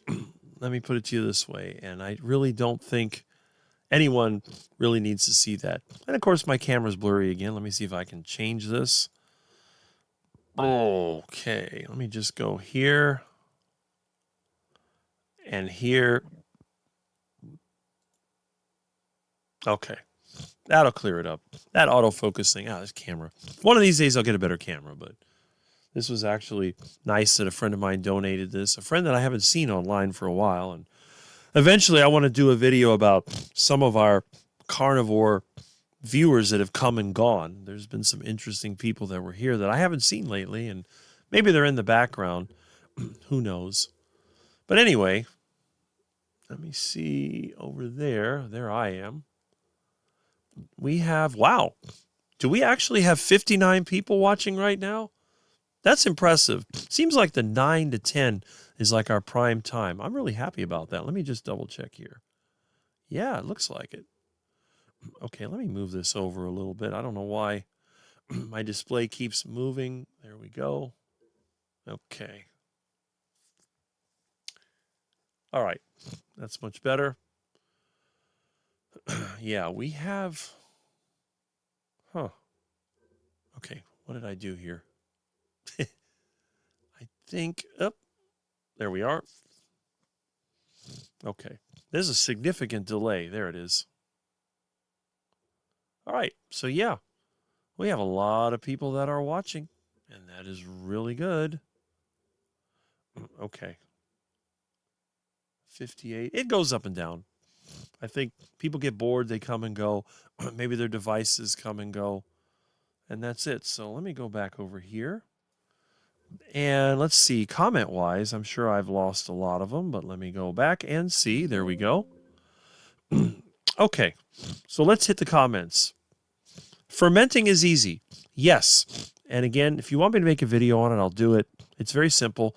This is something that is not a product. All you need is, now, yogurt is my #1 fermented food. I eat it every day. If I go to my refrigerator, you'll always see a mason jar with yogurt in it. Yogurt is something that I eat just as part of my routine. However, I found that adding the sauerkraut, when the meat is being eaten, here's the problem. If you want bacteria in your system, and I don't think they're necessary, I think for most people, if you have high quality meat and you have good lifestyle, what do you need bacteria for? You don't. But the bacteria help break down some of the unhealthy, like in sugar, milk, the lactose, people that are lactose intolerant, which is most people, they can benefit from eating yogurt and cheese. That's one of the reasons I think people developed yogurt and cheese. And if you're going to eat plant material, which I don't recommend, but if you're eating low quality meats and they're feeding them glyphosate or whatever crap, I have a theory, just one of my theories, that the byproducts of fermenting are actually able to isolate some of that herbicide and break it down. Because what I've done experiments with soil. My neighbors, they had the long guy spraying the side until, well, I actually sprayed him with a hose. The police were involved, but they no longer spray glyphosate along my fence. But anyway, I used to use fermented plant material that was basically fermented in regular water, so it was filthy and nasty. And I would dump that right when they sprayed the glyphosate, and guess what? Nothing died. I'm not going to pour sauerkraut water because it's got salt in it, and the salt will kill the plants. But I found that nasty, fermented, stagnant water, if you pour that over the glyphosate, it seems to stop the glyphosate from doing its damage. But again, it's one of my little backyard experiments. All right, let's get these comments because they've come in strong while I was talking away. I usually meat and eggs, so salmon is a cheat. Okay, not everybody eats seafood. I'll eat it when I can get it. Howdy, Jerry. Okay, not bad, thanks. Woke up, okay. Had some off-plan food, but nothing crazy. You woke up lighter. Yeah, I wonder why. Probably had to run to the bathroom. Went to get a drink, and salmon is pretty innocuous anyway. The problem with a lot of fish is that they can contain mercury. That's like here in Florida. The reason we can't really eat much python is because they concentrate, because they're predators. Any predator fish in Florida are going to have mercury in it, so it's probably not a good idea. Even gator meat, don't eat too much of that or you'll get mercury poisoning. How are you? Iguanas are safe because they eat plants and insects, so they're safe. That's good. I did cheat on Christmas, but I'm back on plan. Well, there you go. I had some smoked salmon, a little piece of cheese, a slice of Braunschweiger for breakfast today. Sounds good. Bacon Runner says, hi, Rick and everyone. Well, hello. I got some extra bad pain from eating some fruit. I'm having extra fat to help the pain. Oh, that's good to know. Oh. Yeah, my friend's calling me. I'm not going to bother answering. Tonight will be a big ham steak. I'm having holiday ham. Yeah, you can probably see the phone blinking. See over there?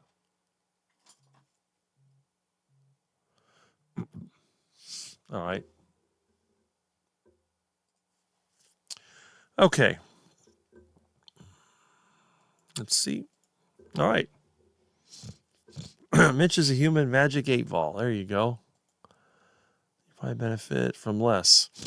Okay. Jonathan's got some advice there. Okay. Rick, when I think about it, you'd be very resourceful if you went over to visit Bart. That would be the ultimate collab of dreams. Yeah, you probably are right. I don't have a passport and I don't have money to travel at this point, but maybe one day. I am the oddball and I am very resourceful. I've been able to do a lot with nothing. I mean, how many people can go an entire month without making any money and still survive? That's what I've done this month. I found high fat helps me so much. Okay. Dr. O'Mara, Bart's analysis was dead on. Yes. And again, if you want to watch Carrie's video being destroyed, all you have to do is go to Varkay's channel and you can see he has a video on that as well. And in fact, I can show you that just quickly. Let me go over back here to Carrie's video. I guess we'll all be seeing Carrie tonight if we watch Papa Carnivore. And let's go over here to the other one. I know Barkay also makes a live either today or tomorrow. I can't keep up. It's on here somewhere. This list has no logic to it. I have no way of searching it. I can't find anybody. I just got way too many subscriptions. Why is it not here? Huh. Okay. There it is. I missed it. Okay. Videos.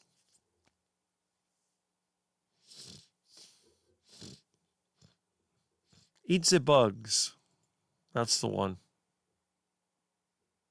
2 days? Who takes down the... So you know that one.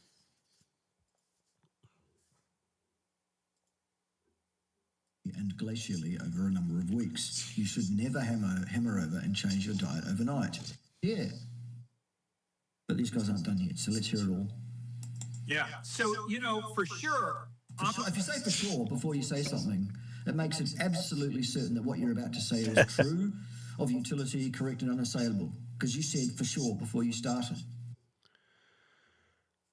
Okay, so that's a little taste of what you'll get. So if you want to watch that, now you'll notice that Bart K actually got quite a bit of views. Let me go back over here.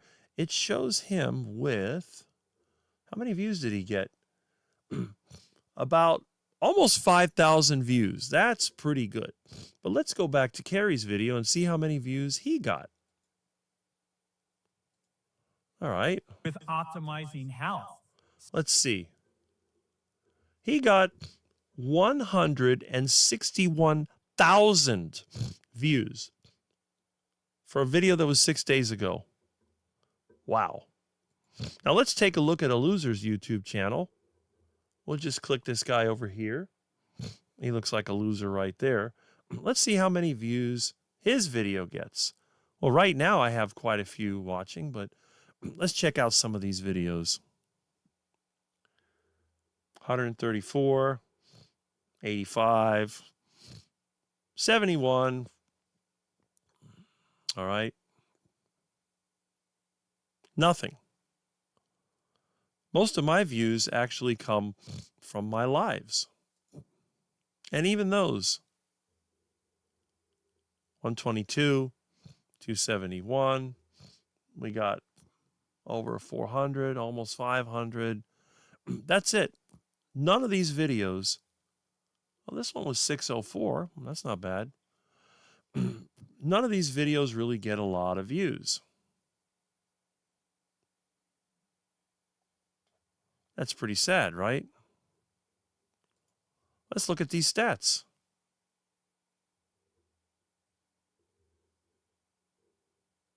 All right. Where, okay.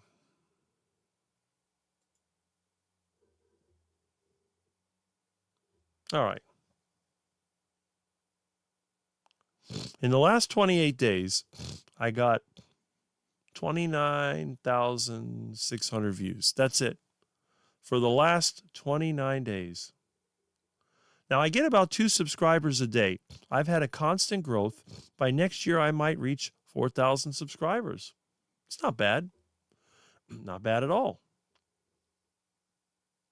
Rating by views, 7 out of 10. That's for the last video. Percentage viewed. It's not, I mean, not bad. But it's never going to be one of the big channels. And of course, how long have I been on YouTube? A year? 2 years? 5 years? I don't know. Let's see. All right, let's see.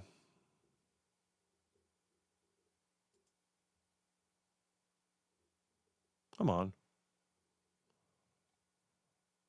Joined July 12, 2007. Okay. That's only a couple days. Yeah, whatever. All right. Huh. Anthony Chafee premiering now. Okay. And that's another popular carnivore, Anthony Chafee. Don't let living with cancer define you. Yeah, always a drug ad. Okay. And by the way, what about, let's see, Anthony's channel? I wonder when he started. I kind of remember when he started, I think.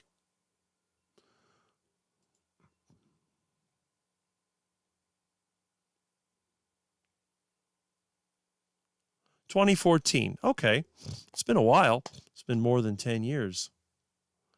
And he has 524,000 subscribers. When I first discovered his channel, he had less than 50,000. So that's pretty good. He's got a lot of good videos in there too. Great interviews. You'd be surprised at what you can find. He's got 1.3K videos. That's a lot of videos. And Anthony he's the man that's associated with the saying, plants are trying to kill you. So that's it. But yeah, I try to watch his videos when I can. I just don't always have the time. But anyway, let me get back to, and it's getting hot in here. Where is that AC remote? Oh, my goodness. What is the temperature in here? Oh, 78. Oh, man. It's terrible. Put this thing on. Okay. Let's see. Yep, still 78. All right, so we'll put that on. Have a little water. I don't know why I'm always hot. I guess because I live in Florida. Let me go back to the comments here. It always takes the comments out when I switch scenes. I wonder what that's all about. I would be miserable on a cruise. I do not like casino environments or restaurants enough. I don't either. I really don't understand the restaurant. Now, speaking of restaurants, I want to show you what a new friend of mine, or, good friend of mine.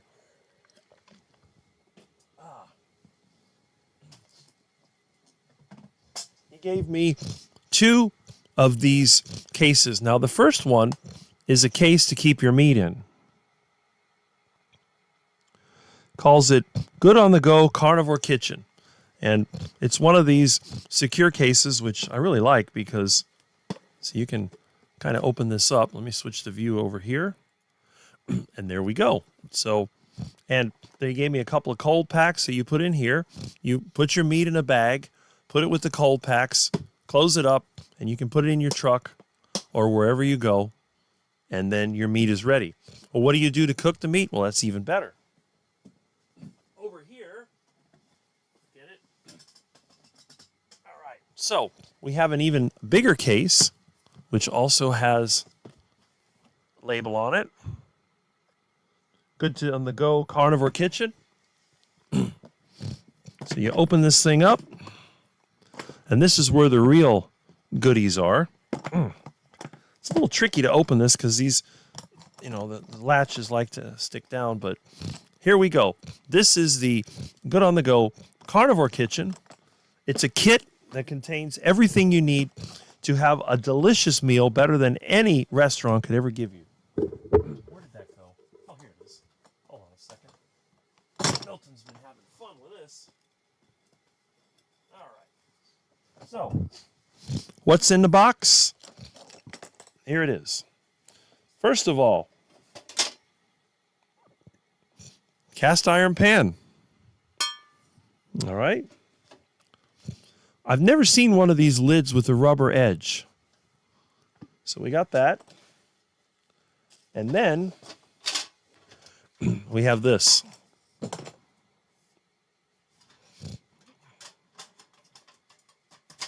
Okay. So what you do, you have this handy grill. You can turn this over to make it easier to pack. And then you have your dishes. You have these wrap with a towel. Here's the dish so it doesn't break. And we have the knife and fork ready to go. Now, these are optional. If you're a Rick carnivore, you don't use these. But if you're around other people and you don't want to get dirty, these are very handy. And again, not bad, You have your knife and fork to eat with. And the fuel source, this unit can work on both propane and butane. Now, in the world of Rick, these butane canisters also double as a refrigerant canister when you don't have the money for 134 or that other crap they use now. Yeah, it's dangerous. I know. I've heard it all before, but I had this in my car work really well. And you can put it inside the unit, pop it open. It's pretty straightforward, see? It fits in there. And then when you take this out to use it, you simply push this lever down, and that moves this over here so that it reaches the can.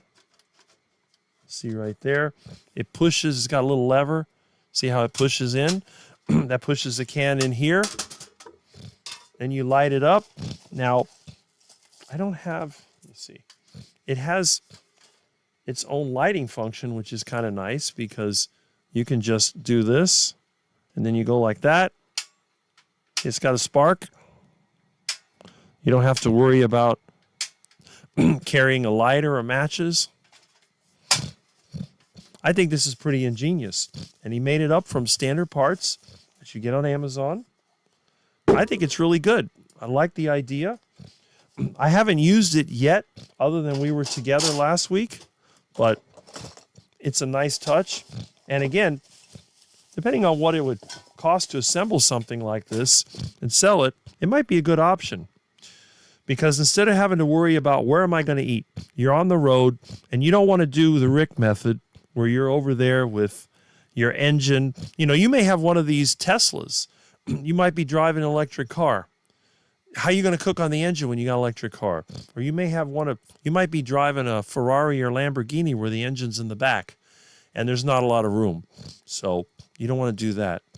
But if you're driving in a classic American V8 or diesel or whatever, you could cook on the engine with no problem. But anyway, I thought this was pretty clever and I was very impressed. And you can see it all fits together nicely in here. So you have it when you need it. And again, if this was a product, I could see there would be some advantage in marketing it. Let me put the rest of this in here. And when everything is put away, you can cook it up. So we were down there at the park. Here it is, all packed up. Okay, I got the wrong scene. Let me switch scenes here. And there it is, all nicely packed. You can see, got your cast iron pan, you got your plate. Takes a little bit to put it away. I could see somebody making this with like a compartment, maybe a custom foam compartment where you could just put everything in. And of course, it's a good idea to keep some detergent handy so you can clean up when you're done. But that's not necessary. You can always clean up when you go home. And then you just close it up, and that's it. It's not going to go anywhere. It's perfectly safe. It's not going to explode, I hope. And that's it. And there you are. Your carnivore kitchen is ready to go at any time. You don't have to worry about anybody, going to the drive-thru, go to the Chick-fil-A or the, Booger King or the McDiarrhea or whatever it is. Now, obviously, if you don't have any other choice, I guess getting burger patties from the McDiarrhea is an option. For the very first time in my life, we did that when I was with Russ at the Hack Your Health. He went to the McDonald's and got 6 burger patties, and I had 3 and he had 3. It made a nice little snack after a bus ride, after throwing up on the bus, which is a long story I mentioned before. I learned my lesson. Don't try to do stuff while you're on the bus because you'll get seasick. It's better to look straight ahead, and if you can sit up front, that's even better. Hopefully the next time I have to make a long trip, it'll either be in my truck or on a train or something that's more stable. Anyway, because the bus, you get all this rocking back and forth. At least with the train, it's pretty stable. But this is great. I didn't have my van, so I took this home with me on the bicycle. If you have a good bicycle basket, you could even carry something like this with you. Take your bike on the bus and on the Metro Rail, go to any of the parks. You can go downtown, Key Biscayne, Miami Beach, whatever. And, of course, they'll probably try to chase you out because in the Soviet Union, otherwise known as the People's Republic of Dade County, everything is illegal. But you find a place out of the way. Maybe go near the homeless camp, and then they won't bother you. So that was a nice touch. A little something from the week. And, of course, when I was riding my bike, I hit the trash pile. And I beat the scrap guys to this. This is one of them Home Depot-style chainsaws that are usually seized up. But this one actually turns. And it's got compression.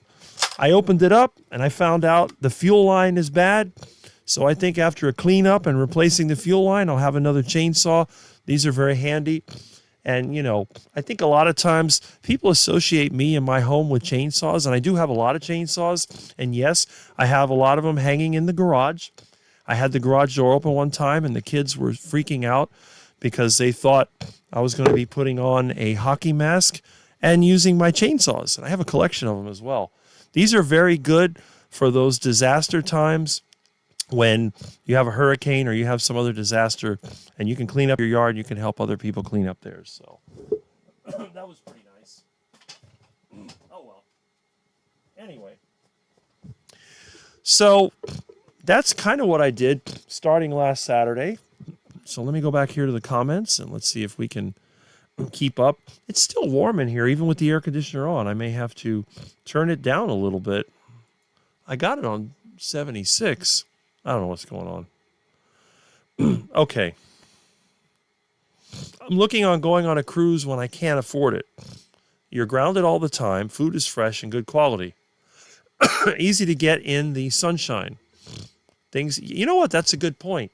I never thought about it. A cruise ship is steel. Yeah, I guess you are grounded. Well, hopefully you can afford it. I don't know if I'll ever be able to afford anything. I think once I move out of here and I don't have to pay half of my income in taxes and I have a new set of friends and maybe I'll find another way to earn income instead of having to compete with the third world. I think things could definitely improve. And it really baffles me how someone like me that definitely has above average intelligence and is healthy just can't seem to get a lot of money. I guess it's because I'm not crooked enough to take advantage of people. That's probably what it is. Okay. All right. I have to keep my fat very high and put hard tools to keep my depression, anxiety, and remission. Yeah. I wonder if eating extra fat keeps depression. Maybe that's why I don't get depressed. Okay, I went on cruises. Okay, it's against cruises. I love to sign up for another one. Well, good. If you could do it, that's great. Rick has eyes like an iguana. This is really? Okay. Yeah, that's probably true. High fat, low protein gave me anhedonia and does every single time. I suspect my answer just requires protein. Anhedonia. I think that describes my life. Anhedonia. I'm the living definition of that. And sauerkraut. Yes. I cannot go on a cruise. I have a cat. Well, that is true. And I have a cat as well, but I did leave my cat here for 3 days and he was fine. We'll see. Sorry to hear that. I'm going to have to look that term up, actually. Did very well. High fat. Okay. People misinterpret high fat protein in terms of percent versus grams. That's not the same. It's the grams that matter, not percentage. If you eat 3 to 4 pounds of leaner meat, that still can be a high fat meal. That's a good point. I never thought about that. That's true. When you eat a lot, I think that you can get a lot more than you think, because it's like me. I've always been a large eater, and that'd be one of the reasons probably that I don't use electrolytes, and I've never experienced a lot of the issues that other people did long-term on carnivore. Sure, I've been complaining my clients, kind of keto clients died from the year. Okay. Protein is usually optimized at 2.7 grams per kilogram. Wow, that's a lot. And fat, 2.2 grams per kilogram. So tiny deal. Okay. Huh. Interesting. Let me look this up while I'm at it. Let me just go back over here to this one. Let me do a Google search. I know I've seen that word before.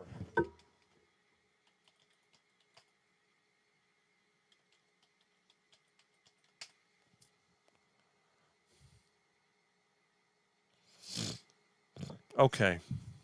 Yeah, that's what I figured. Anhedonia is a reduced ability or inability to experience pleasure, showing up as a loss of interest or motivation in activities you once enjoyed, feeling emotionally flat, or life seeming gray. It's a core symptom of depression, but also linked schizophrenia, PTSD, and trauma, blah, blah, blah. Okay, it has social, not wanting to interact, and physical, not enjoying food, touch aspect. Well, that doesn't describe me because I've never been at the point where I don't enjoy food. Touch, nobody's going to touch me anyway. They stay away. But aspects and can be treated with therapy. CBT. CBT doesn't sound pleasant. and medication with helping the brain rewire for joy. Okay. Things like low motivation. Well, that's not me either. Feeling empty, apathetic. Okay. Social. No, that's okay. I was thinking it's more like another condition that I have had my whole life. Whoops. There goes my microphone. I bumped it with my head. Okay. There we go. That's what I am. There we go. Asexuality, a sexual orientation characterized by a lack of sexual attraction to others, existing on a spectrum, romantic attraction, form deep, non-sexual bonds, clear platonic relationships while prioritizing other life aspects like friends, family, and hobbies. Okay. Not a disorder. So it's not a disorder. And there is a spectrum, romantic attraction, heteroromantic, homoromantic, or biromantic. It's not a choice, not a disorder, not necessarily a fear of sex. Well, there you go. Okay. All right. Excellent. Yep. That seems relatively accurate, I have to admit. But yeah, what it's not. Okay. Not a choice, not a disorder, not necessarily a fear of sex. That's very true. I tend to agree with that. That seems relatively accurate. And I'm going to avoid the AI mode. I'm going to go back over here and I'm going to continue getting the comments because that's the main thing about this live stream. And like I said, I'm going to try to end this in a couple of hours and I'm going to go outside. I got my tripod here somewhere. Where did I put that thing? Oh, no, don't tell me I lost it again. Oh, here it is. I got it. All right. Oh, no, it's stuck. Oh, no. Oh, no. Oh, no. I got it right here. Milton, did you get in there? What are you doing, silly cat? There we go. All right, here it is. Tangled up in the cat toy. And yes, one of my friends was nice enough to send me cat toys and catnip, which Milton has been enjoying very much. Yes, here is the tripod, and I have the little adapter that you put the phone into or the camera into, and I'll set this up near my engine, and I'll try to make a video. So you can see what I'm doing with my engine.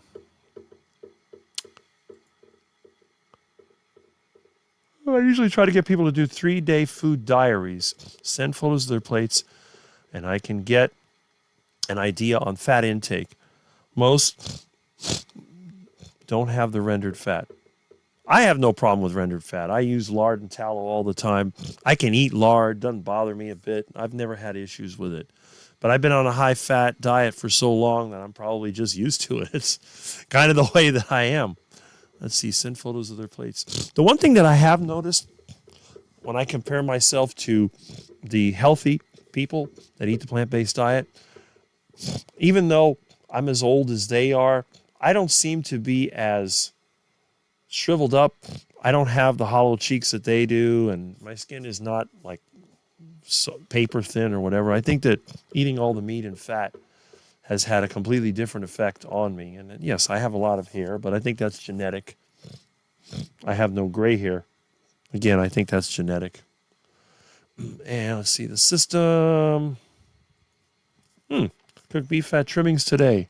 That is weird. I tend to lose weight with lots of fat. Well, maybe that's why I'm so skinny. There we are. Hunger always wins. But if we aren't hungry, we win. I never get hungry. I just make sure that I eat. And this is a very good point from Polish Mike. A lot of people undereat. They eat less than a pound of fatty meat, so they don't get much of fats and proteins. But they think it's good because it's high percentage fat. Yes, and that is a problem. If you're not getting enough in the protein, especially if you're not eating any carbohydrates, you need the protein. It's very important. How much fat can you actually use? That's a good question. Now, when it comes to undereating, that's not the story of my life. Even when I'm broke, which I'm broke right now, and I can't eat a lot of beef, I still hit the store for the cheapest chicken and pork. And in fact, I haven't gotten a sale paper this week So I'm going to probably have to go on the website for Winn-Dixie, Presidente, and all that and see what is cheap, because I still have some chicken left for heart attack chicken, and then I'm out. I do have the remaining ground beef that someone was nice enough to send me, and so I had that, and I have some other stuff in the freezer. One of our wonderful subscribers sent me a box of meat goodies, which I'm just starting to dig into. So I'm good. I have several weeks more food tucked away, and worst case scenario, I'll hit the canal for a tasty iguana. And if I get really starved, there's a bunch of ducks that have grown up behind the bank, and I have my net ready, so I may have to eat duck for a while. We'll see. 2.4 grams protein is optimal for health if diligent. Or more protein is needed in overtrained, stressed individuals and helps them kick cravings better. That's true. I do believe that having cravings is a sign that your diet is inadequate. I come across people generally doing a pound of meat a day, then supplementing with eggs, bacon, dairy, and sometimes fish. Mostly 2 meals for men and 2 to 2.5 for women. Or if you're Rick, 3 meals.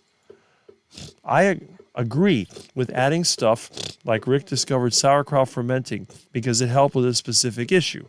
I don't add things because YouTube doctor makes a good sounding case. Yeah, which we must. Exactly. You know the Rick theory? Think for yourself. Do what works for you. That's it. I learned this when I was younger. They tell you it's healthy, but you feel like crap and you look like crap. It's not healthy. Do what works for you. And if nothing works for you, just do what tastes good. That's all. That's my theory. Okay, I'm not perfect. I just do my best. None of us are. I'm eating bacon, sardines, and eggs. There you go. I'm known to cycle in fermented foods, but it might be for 1 week every 3 to 6 months or so. I get fed up with them quickly, so I stop having them. And that's the way it should be. If you don't want them, don't eat them. That's your body telling you they don't want them. I'm doing mostly chicken and pork, some ground beef and eggs, sardines and sauerkraut. I make my own, and Greek yogurt and a little butter. That's it. See? That's the kind of stuff that I do, and it works. That's the Air Force for you. Okay. Why are we listening to nutrition advice from military doctor? That's a good question. That's a good question. And that's what Barquet was saying. Strange is wearing surgical clothing in a supermarket. Okay. You mean the foop gas? Yeah, that was weird. It was. I forgot his foop discussion. That was really strange, I have to admit. It seems very clickbaity. It is. And I hate to say, a lot of the stuff that comes on the channel now is clickbaity. But it's marketing. If you want to stay relevant, you have to be an expert at marketing. And Carrie's an expert at marketing. I thought I was daydreaming or something. Bart was critiquing it. I thought I had too much medical weed. Ghost hunting later. Doctor, yeah, exactly. You could ask Dr. Chafee. Anthony keeps things simple and logical. That's why I was showing his channel, by the way. Doesn't profess things in a way that aren't backed. That is correct. And Dr. Chafee was the first one of the doctors that had interviewed me. I prefer to have Rick explain things. Mitch tends to raise his voice like an angry parent. Well, that's true. I deal with cats, so raising your voice around cats is a good way to be attacked. When you have cats, all of you cat people, you learned a long time ago, patience is a virtue when you're dealing with felines. Everyone, I eat sauerkraut too. Helps big time with leg cramps, and yes, I do use electrolytes. See, there we go. Venetian cat, another testimony that some people can use sauerkraut. But you don't have to use it if it doesn't work for you. Definitely saw something. Oh, there we go. When I went on an answer, I go to the search bar on either Dr. Barry's or lately Carnivore Teacher Alpha's channel. Yeah, Dr. Chafee's. And John Laspina, he's making short videos regularly. If you want to get the information quick and very concise, go over there. I used to be on his channel a lot when he first started out, and I'm on there occasionally. I met him at Hack Your Health. Seems like a very good person, and definitely he has a teaching background, so he knows how to convey the information very well. He taught at a junior high, and you have to be really patient to be able to do that. We're about to do appendectomy in the produce department. I don't watch his channel. I'm pretty much on here. George, Bart's, Juliet's, and Harry's channel. Oh, and Steve and Richard. I haven't seen Harry in a while. Harry Serpanos. He's another underrated channel. For some reason, it's just some channels, I guess when you're a strange person like me, you don't really get that, you don't get that many viewers. Some YouTube carnivore channels seem to be rather loud. It is like they're yelling. Yes, we don't do that here. We do things very much with reason and logic. I feel like I yell. Okay, no. It's your geese and your kids that are doing the yelling. Yes, there's a lady in our space like that. She's a long-term carnivore. That is very true. There's actually a few of them. Rick, zebra tastes very good. If you ever see it, save up a few dollars to get it. Well, if I lived in a place where they ran wild, I'd probably get it right from the source. How's Milton, Rick? Milton is asleep on the bed. He woke me up. Well, he didn't wake me up, but when I wake up in the morning, I reach around to know where I'm going to go to. I don't move around at night. I tend to be still when I'm sleeping. I don't snore. So Milton, he's on the bed, usually on the left side of me, usually towards my feet. Sometimes last night he was by my head. So I woke up. I put my hand out. I didn't feel Milton. And all of a sudden I hear, like, and he's next to my head. I look at him. And I can see pretty good in the dark. I can actually see better than my phone camera can. It just shows up as black. But I look, and I see very faint reflections of two yellow eyes looking at me. I'm like, ah, there you are. So I get up. I come here to the living room. I pick up my phone. I never leave this. Wi-Fi is only on, like, after 8 o'clock. So what I did, I picked up the phone. I walked over there, and I went back into bed to simulate when I get up. I got up around 6, but it took me about 15 minutes before Milton came back, fell asleep. Then I woke up Milton again. He went, brr, brr. Sweet little Milton. But yeah, he's on the bed. He's an orphan kitty. There's a difference in a loud mic and the tone of voice. Mitch has high-end equipment and uses it, yes. And I have the lowest of the low-end equipment, but I've listened to a lot of videos, and my sound is actually superior to many of the high viewership channels. I like listening to myself, but some people I listen to are very, very annoying. The only thing that bothers me about myself is a sinus issue, but there are ways around that. If I make edited videos, I just edit that out. Nobody has to know it's there. But in terms of the voice, people sometimes have sort of a hurried or sort of a stressed out voice. It's like when you're trying to talk to a used car salesman. Everything has to be right now. It's always an emergency. But that's not the way I do it. Harry's awesome, but like all my favorites, he's not going to thrill you. Okay. Everyone. Well, there you go. If I want to truly learn a topic, I'll see it if it's on his channel. The storytelling and cadence for me is ideal for learning, yes. And Jamette, here we go. Good morning, Rick, Milton, and Quacks. Just dropping in to say hi at Sisters Listening. Well, I'm glad that you're here. I'm glad that you're listening. And maybe you'll learn something or at least be entertained. And let's see. Took me ages to come across Harry. Okay. I asked O'Mara to be interviewed for my channel in the past because he was popular. When chasing it up, I reviewed his channel, then changed my mind. Okay. He'd been banned. Okay, so that was... Yeah. They've been going against him for a while. That is true. But Harry, I saw him recently, though. How are you? I hope you had a nice Christmas. Yeah, it happened a couple of times. Fortunately, I have his personal, so I can keep in touch. I followed him for about 5 to 6 years. I was made aware of him, actually, through Barkay's channel about 3 years ago. So that's all I've known him. But Jonathan's been in the carnivore space online longer than I have. He's been at least 5 years, because Jonathan's over 5 years carnivore, so he's in the long-term club. And he's been active on YouTube longer than I have. Just 1 year by younger. There we go. Stick with it, Rick. Be 1% better every day like semi-retired Bob says. Yeah, and I guess since Bob fell on the ice, he hasn't made many videos. But I think, was he with, I don't know if he was with Dave Mack. I think he was. Hard to say. I got used to having daily Bob videos, but I guess he's just in the process of getting better. Wow, you think be a lot higher. Okay. That was actually the first time I had watched Bart K. I did watch Carrie's and thought it was a good video too. Well, there you go. If Rick used InShot to AI cut out video pause and include a thumbnail, his views would increase by 25. Yeah, you're probably right. Once I get a decent computer, I could even use DaVinci Resolve or one of the older programs I use, and I could do that. I could definitely do that. And I noticed that a lot of people, they get on Instagram and they get on, what's the other? Some of these other TikTok and all that. That's where all the growth is. YouTube, you're not going to grow on YouTube.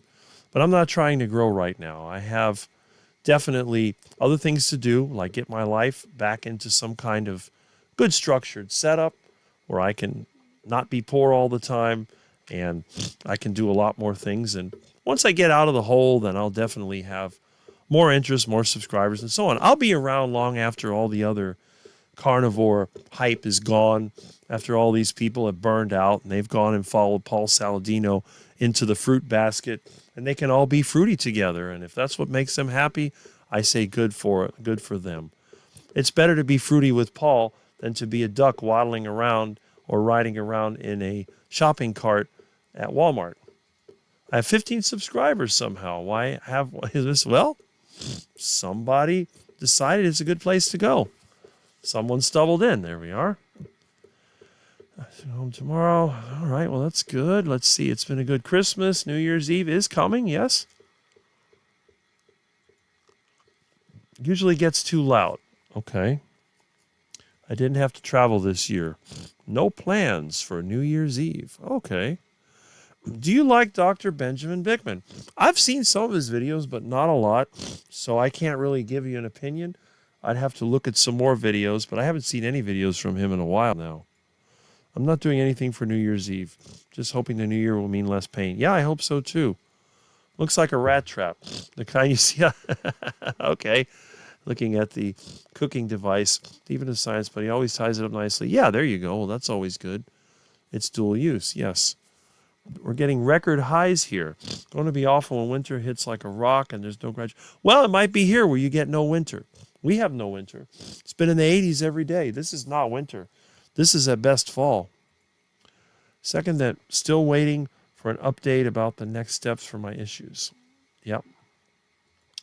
I'm getting an MRI on my spine. Okay.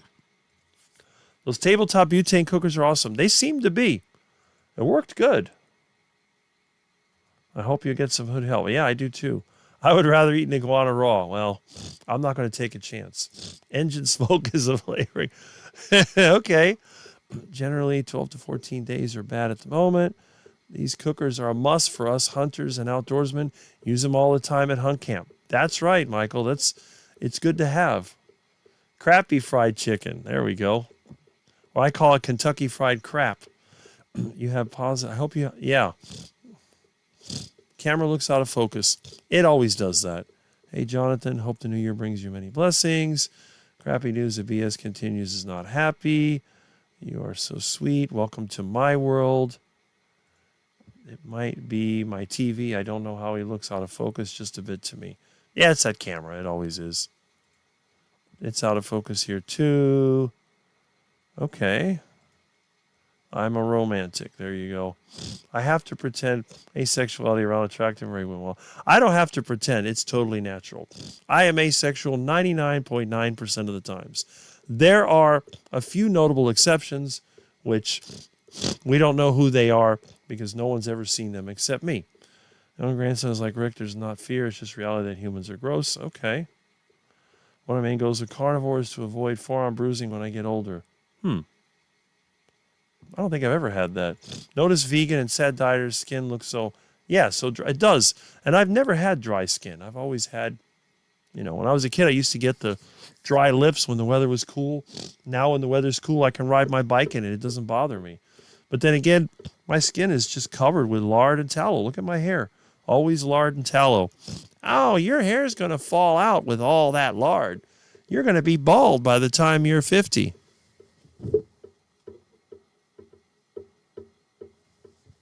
Somehow, I think that was an old wives' tale, an old mom's tale. I used to have trouble under fat, but after 2.5 years carnivore, finally my body can handle it. Raw eggs are no problem as long as I get high quality ones. Well, that's it. Now, I can't get high quality ones except when I'm lucky at the canal. So I have to eat the store-bought stuff, so I deep fry it. I cook it in beef tallow. Boiled eggs, don't agree with me. They give me gas. And that's good if you want to do fart jokes. But it's bad because when they realize that they're real farts, everybody runs away. But I guess if you're in a room and there's too many people, just eat a dozen boiled eggs. Wait about 2 hours.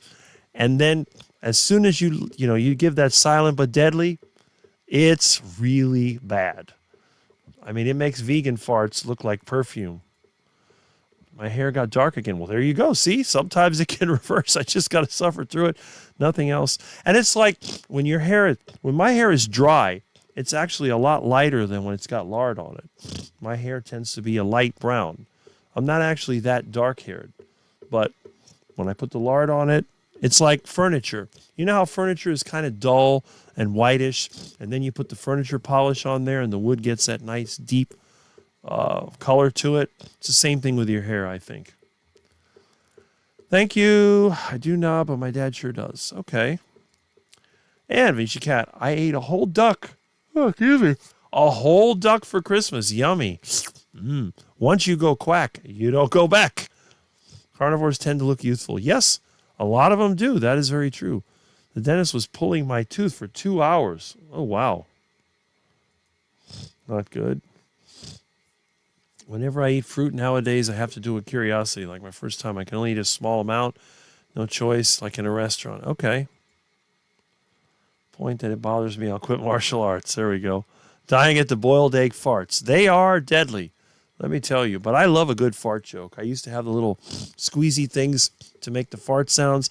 I even made my own version of fart shoes. And those things, they make such terrible sounds. It sounds very realistic because I think the sound travels up your pants and then it really does make it sound like you're making a fart. Oh no, hope ain't getting better. Rick's hair looks lustrous like furniture. Yes, it does. Quack, quack. I must have missed a bunch of comments, and I sure did. Let me go back here. Let's see. I've noticed that carnivores have a healthy glow. Even I do at 66. You definitely do. I hope you won't bruise deer. All right. Mine did too, and my bald spots grew in. Well, that's good. Barkay says it's possible, and Mitch called it cellular health. Nice. I haven't had a duck in a long while. I didn't have a duck at all this year, but I'm going to change that next year. Dyes his black hair, thought I took his advice, which he never told me to give. When he saw me after several months, idiot. I throw the orange sauce away. That's the worst part. The so-called duck sauce is dumpster juice. I call it dumpster juice. It tastes like orange juice with extra sugar. It's disgusting. Thanks for watching, Jonathan. Yes. All right. Good morning, everybody. Oh, John Together Strong. Good morning. Glad that you're here. I speak with a soft voice. That is true. Did Bill not ever get his channel back? Not yet. Excuse me. But he did post a video that Carrie helped him with. I think I just swallowed a mosquito. Wow. I swallowed some kind of flying insect. I like your channel, especially you because you have a nice, calm voice, which my cats like. And you read all the comments, and I enjoy chatting with everyone here. That is what makes my channel very good. You must like a quiet environment. Okay, so that's the Annabella Redwood. Don't see it. My cat seems to like even loud live Ramones music. Okay, well, cats sometimes, I turn on my music loud at times so I can hear it outside, and the cat sleeps right through it. I had, what was it, Beethoven and Bach, and I play a lot of classical music. One of the problems I have, my tolerance for popular music is very low. So anything that tends to be popular tends to be very annoying to me, and I hate it. So after I have to listen to that crap, like when I'm going shopping, especially in Harbor Freight, they play a lot of that garbage. I come home and I put in classical music, and that's it. That helps me to not be frustrating. He stays on the couch facing the computer speakers. Okay, there you go. All right. There's a plan in motion when Bill Knott launches new channel that all subscribe like a mob and get his numbers. Yeah. And while you're doing that, why don't you subscribe to the other channels of the good people that are watching my channel? So at the same time you resubscribe to Bill Knott, subscribe to them as well. And if you know anybody that's not subscribed to my channel, say when you subscribe to Bill Knott's channel, subscribe to Rick the Quack's channel. You're going to be very impressed at what you find. It is freezing. I ordered a tent to pitch in your yard, Rick. I was going to surprise you, figure might see suspicious when you notice the tent. Okay. Just gave Ted a bath and blow dried him.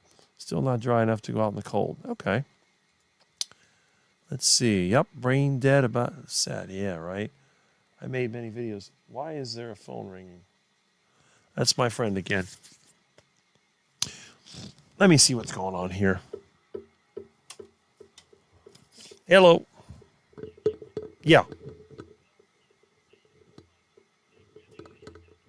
Yeah. Oh, yeah, they wanted that aluminum.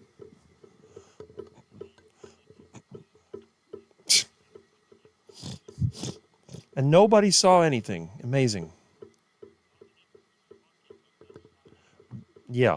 Well, did you talk to the neighbors before when I was telling you to just talk? Okay. Okay. So they just...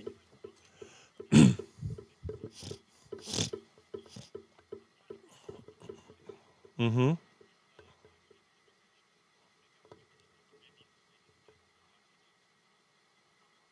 Okay. Hmm. Hmm. Hmm.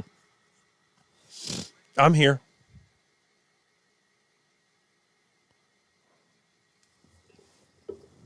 Oh, hold on. All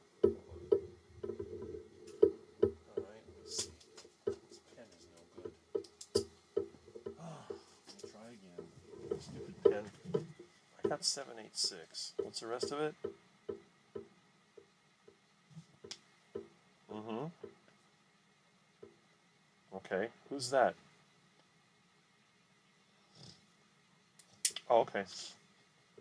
All right. Mm-hmm. Mm-hmm.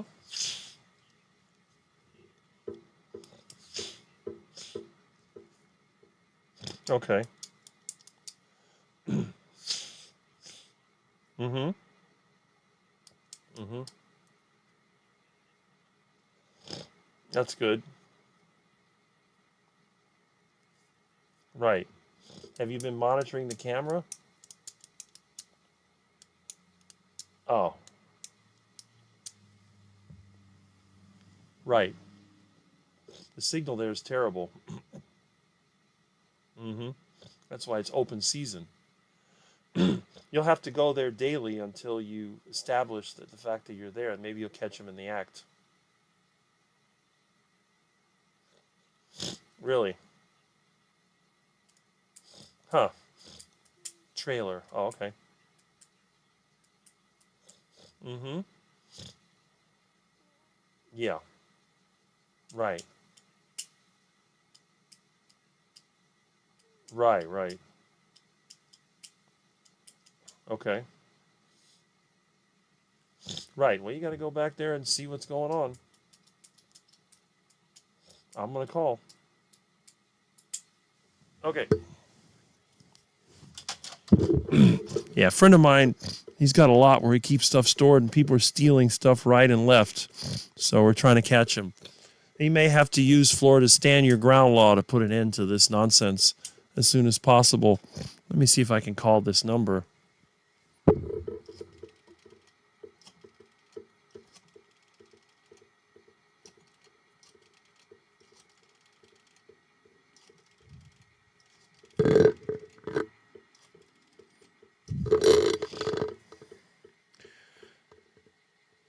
Okay.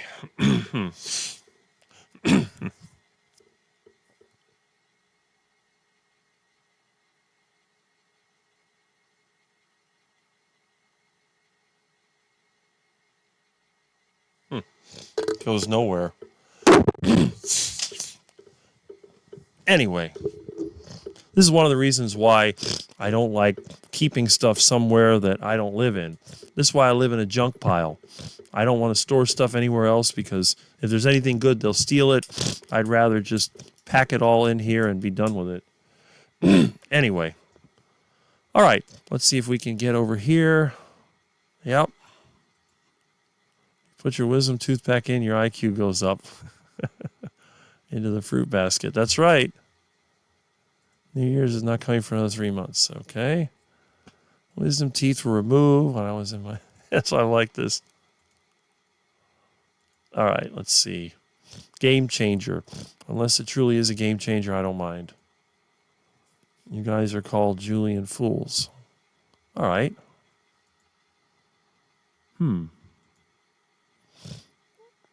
That's good. All right. So, let's see what we got here. Got a bunch more. Awful day with pain. I'm hoping tomorrow will be better. Ah, there's Bob. Quackery. That's right. So I guess you are here listening. That's good. I remember buying those fart cushions at the joke shop. Yeah, the whoopee cushions. Those things were fun. I bought more whoopee cushions over the years for kids. You know, a birthday party. At least bugs are carnivore. That's it. Give me the blues. There we are. Modern music. People in charge. Sounds like the speakers are malfunctioning. Yep. Or I'm having trouble with the engine. I play doggy for Ted. All right. I worked in the home. Ah, Bob is here. Good morning from Northeast Ohio. And again, this is another person you might want to check Monday night, 8 o'clock. A lot of times I'm with friends or I'm doing something, but I try to get in there after 9:30 when I get home. So that's the only bad thing about Monday night. Not that I'm aware of. You can type up posts to put on your channel too. Oh, okay. That's good. We love Rick and Milton. Not a channel. It's a family. Yes. Friends on Saturdays. A cat and a lot of quacks. That's right. Let's see. Sometimes they say, Nayo for New York. Yep. Good morning. I hope and pray that pain will go away. Back in 2003, thieves came up with a bobcat and loaded up all 54 holes of our aluminum rails. See, again, that's what it is. At the golf course. Now, I don't want to say publicly, but I have a way of deterring thieves that is, let's just say, permanent and explosive. Once they encounter that, they don't come back, even if they could come back. When you build, let's say, a theft deterrent device, if you aim more for a pressure rather than a projectile, it's very effective. It does a great job. Good morning. I'm driving, can only type at red lights. So there we go. I do make posts on my channel fairly frequently. I love my subscribers. And I've caught up with the comments. Now, let me see something here. Hold on a second. While I'm doing this, let me go ahead and I'm going to exit the camera for a little bit. I need to use the bathroom. And I need to check on Mr. Milton. I don't know. This camera's not working. Oh, well. No big deal. Let's see if we can do this here.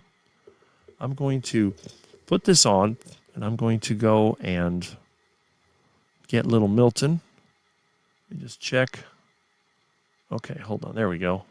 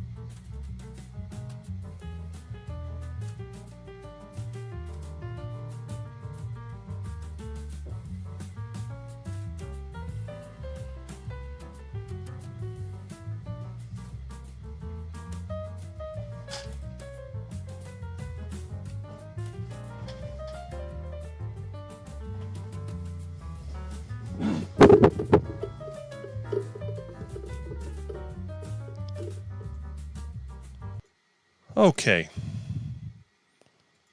That was a bit of a relief there.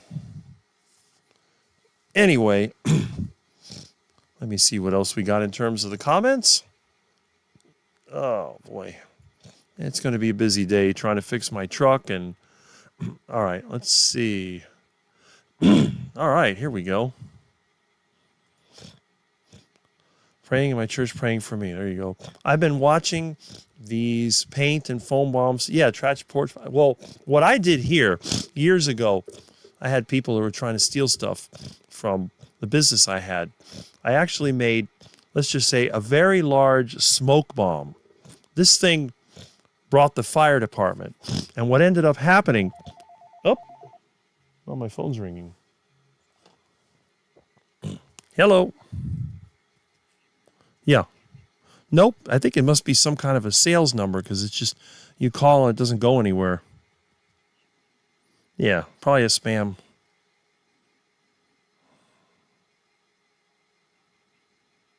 Yeah, that's a good idea. Okay. That's another idea.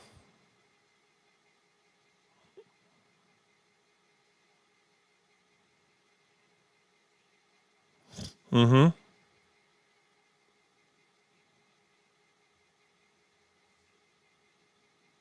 Right. Amazing.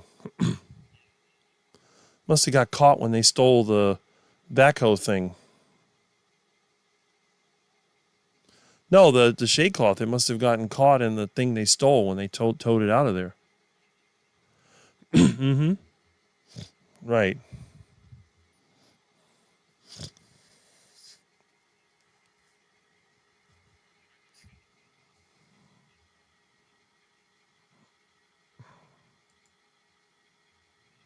Mm-hmm.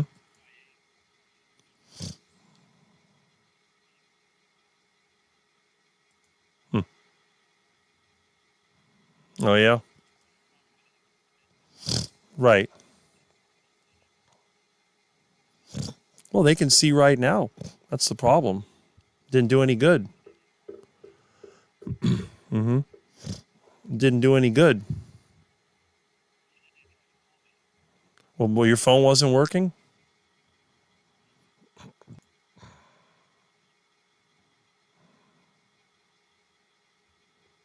Well, go to the police station and see what you can come up with. It's the first thing I would do. Because you got to find out who they are. That way you can get them out of the circulation. Because otherwise, you just keep fixing it. They'll just keep coming back. Oh, yeah? Huh. Okay.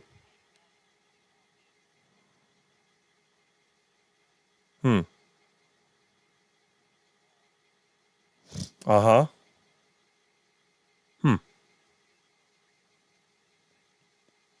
Well, I believe it. Use the other vehicle. Oh, yeah?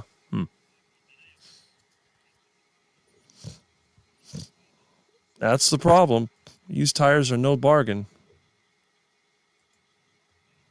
Mm-hmm. Everything's a ripoff now. All right. Yeah.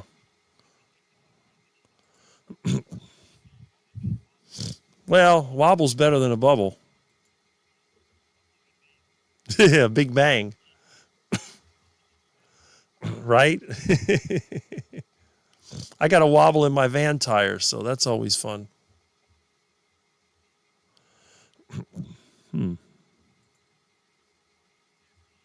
All right. Okay. That's a good idea. Doesn't matter. Put them inside the property. That way, no matter which way they come in, you'll catch them. Yeah. Get on like one of the containers or something and put it up on a pipe. Put it high up in the air so you get a signal.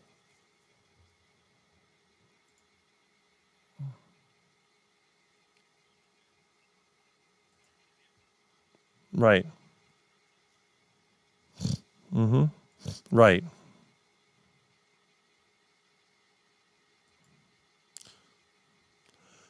Right. Well, right now I got an engine in the middle of the yard, but that's okay. I took it out. What? Now I got to take it apart today. That's what I'm going to do. I got it out yesterday. I'm going to take it apart today and see what's wrong with it. I'm going to do a compression test. That's my plan. I got, it was a struggle. The tire went out. The tire blew up when I picked the engine up in the air, and the Bobcat almost tipped over. But I was able to recover, and, no problem. It tipped to the side. No, it didn't go over because I reacted quickly. I picked up the engine, and then as soon as I had the engine in the air, the left tire blew out. And then the Bobcat tilted sideways, and it almost went forward. So I had to drop the engine quickly, but I didn't hit anything. It came out just fine. So I got it out. It's hard working in that tight spot, but I'd rather be there than where the county can see me. But yeah, the engine's on the ground, and Bobcat's over there. I got to fix the tire on the Bobcat. That's what I'm trying to do. And then I'm going to get that engine and do a compression test, and I'm going to strip it so I know what's wrong with it. I'm going to get that truck running one way or the other. I can't go without a truck. That's it. Okay. All right. Bye. Okay. Yeah, my friend's dealing with the thieves down there at his storage lot. So, and then his truck's got a problem. He's got an oil leak in the power stroke. I think it's one of the injectors. Something else I have to do. But at this point, and you can see Paul had made a comment earlier that I'm very interested in the engine analysis. It's coming. That's what I want to do today and tomorrow. If a quack can do it, you can do it. That is correct. I'm going to catch, let's see, the new engine is playing dead. All right. Dr. Abs and Phil Ascot are starting a carnivore news series. I feel like you'd be a good reporter. You watch all the channels. Well, have them contact me. I would be glad to assist in any way that I can. So I've caught up with all the comments, and now I'm going to go to the newer ones and catch up with them. Nothing is real anymore. Potentially, I no longer trust my eyes. I just like to, especially with AI. You never know what you're going to find there. Late to the stream. My notification all messed up. Well, YouTube doesn't want to recommend me because they don't want to get too many people in my channel anymore. My hair grows crazy quick on carnivore. I had to buy hairdresser's scissors to cut my fringe. Okay. It's fun watching Milton grow up. Yes, it is. It is definitely fun. I just ordered the waiver vibration plate, a step up from the merch. Okay. That's good. Milton is a beautiful. Yes, he is. He's an awesome cat. It doesn't feel like a Saturday. Well, Itch and Witch, that's because there was a holiday on Thursday. I love my waiver. I should get the waiver mini. Okay. Let's see. Rick would be nice. Both sides of the phone call. Well, we could, but I don't want anything to be on the internet. Wire cameras are really good. The problem is, out there is in the middle of nowhere, you can barely get a cell phone signal. That's the problem. Bought myself some beautiful perfume today. I haven't had any perfume in years. There we go. And I have caught up with all the comments. I am looking through. I have the entire list, and I haven't missed a single comment all day. That's one of the things that makes my live stream far more interesting than others. Oh, wait a minute. Here's some more.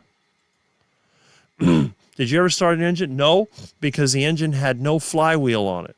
But I'm going to take that off the existing engine. We're going to see what's going on. I'm going to get to the bottom of it.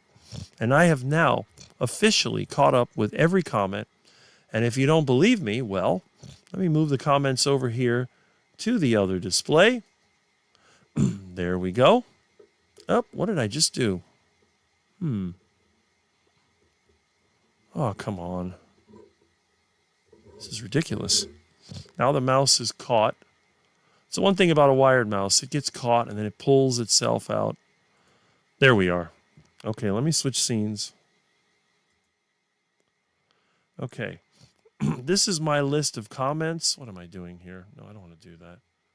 This is my list of comments. And as you can see, there they are. Okay.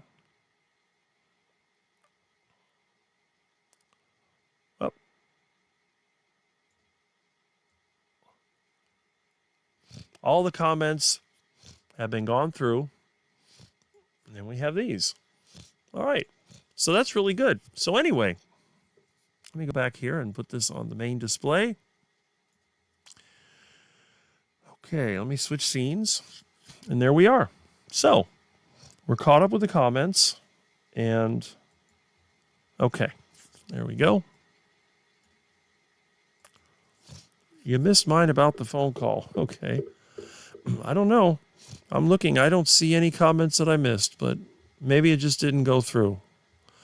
There's a couple that were retracted, but that's okay. Anyway, so let me go ahead and see how many people we have here.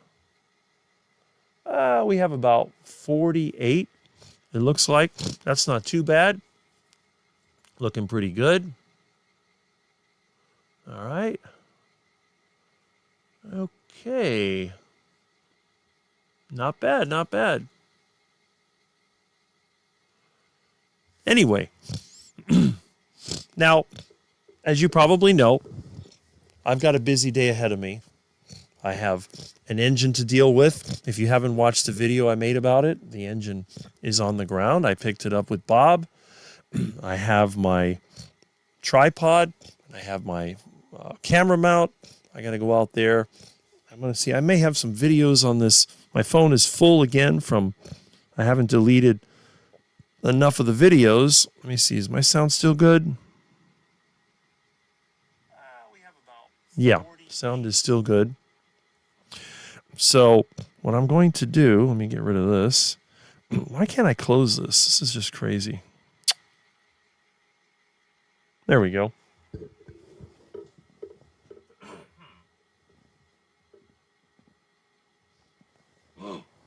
I hear people outside, but that's okay. Let's see. Okay. Let's see here. Let me go back to the comments, wherever they are. All right. I was correcting John last night. Guess my brain got stuck there, getting back at me for not being sensitive enough. Well, there we go. We have a hello here. Here too, number 49. I know my notifications for the lives aren't coming now. Not sure why. Exactly. You did miss a comment. Well, maybe they didn't go through. And I think a lot of times YouTube may automatically remove comments because I'm looking at the list and I have the entire list right here and there's nothing. Now, there may be some automatic moderation. I don't know what's going on. I don't get any notification though. I don't know what's happening. Anyway, I dozed off and had a dream about you guys. We're all there. Rick was my boyfriend. We were at a plumbing seminar of all things, yet we were chatting in the parking lot. Yeah, dreams can be very strange, I have to admit. Good. Well, there you go. So, I hear a lot of noise outside. I don't know what's going on here. Let's see.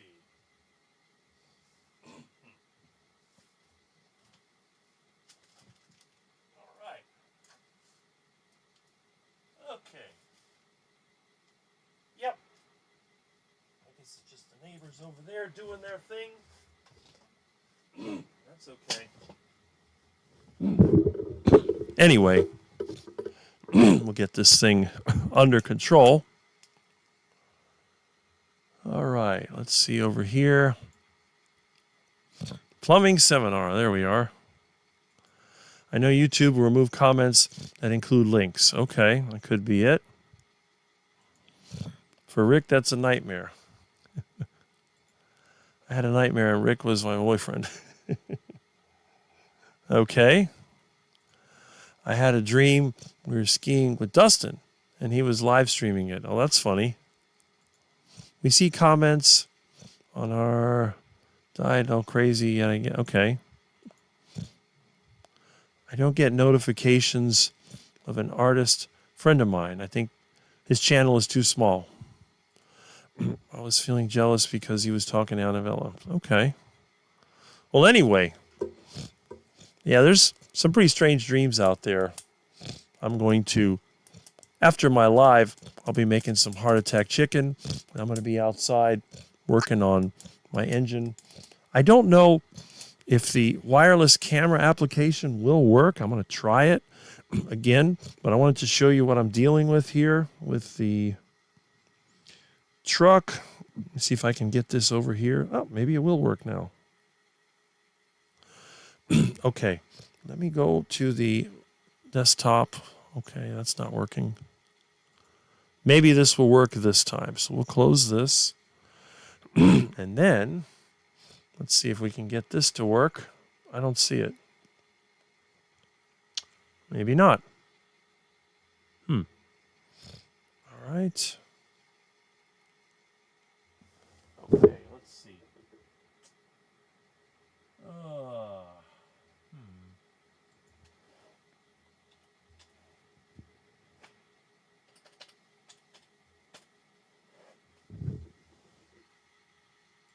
That might work. Okay. There we go. Come on. Okay. There we go. So let me see if I can give you a little bit of a tour of the yard. What is this? Okay. Where did my video go? Oh, here it is. I'm going to change this. First of all, let me change the camera.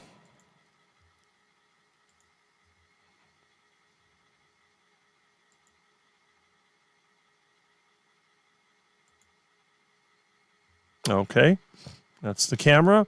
And now we're going to change the audio.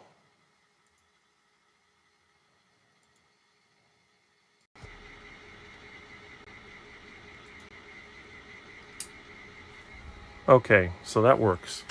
Let me give you an idea of what's going on out here. So we'll go through the very cluttered living room. Hopefully the computer doesn't crash. I'll get some shoes on over here. And we're going to go outside. And I'm going to show you exactly what is going on with the truck. So we have our handy dandy Milton-proof door. Open the main door. Go outside and deal with a bunch of junk. It's actually cooler outside than it is inside. How interesting. I got a banana leaf. Look at how big these banana leaves are. And here's the truck. Put the hood back on. If you look inside, there's the transmission. The engine is out. So where is the engine? The engine is right here, on the ground. It's got a chain on it. And this is how I took it out with little Bob. But the tire went flat. You can see the tire went flat. Let me get my shoes on where they're actually on properly. Come on, there we go. That's one, and that is two. Come on. Oh well. Guess we'll just have to do it the hard way. Get this in here. There we go. Oh yeah, that's it. Okay. Good old Bob. I gotta adjust this camera. This thing is way too... How do I adjust this stupid thing? Oh, come on. I had this problem before.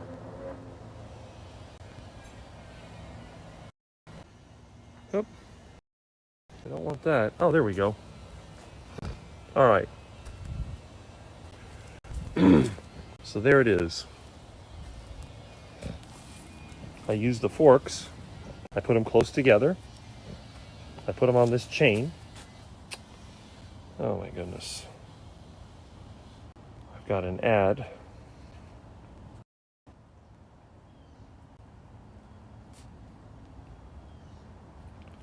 Did I lose contact? What is this? Okay. Hopefully this is working. This is the flywheel on the back side. I'm going to take that off.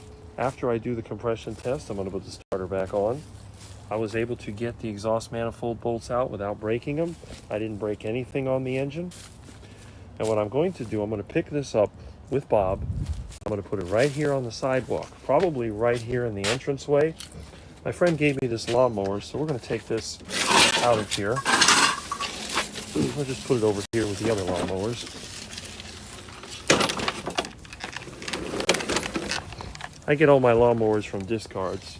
This is garbage. I don't know why this is even some meat wrapper throughout. Put it in the garbage can. I'll leave it here for now. Anyway, there's the old bicycle. You can see what I had to do to ride it. I had to raise the seat way up and raise the handlebars way up. The other ones, I always keep a couple spares. Anyway. So, that's going to be the plan. As soon as I get off the live, I'm going to go ahead and take this off, and then it's going to go over here. I can set up my tripod somewhere in this area, and then we can go ahead and start disassembling the engine, because I'm just curious. It doesn't leak any oil, and yet it would burn a gallon of oil every 2 weeks. There was a little bit of a leak here. The dipstick, it had so much blow by, it would blow the dipstick up, oil would come out and then run down here. So that's what that was all about. I changed the valve cover gaskets in this years ago and stopped the leak.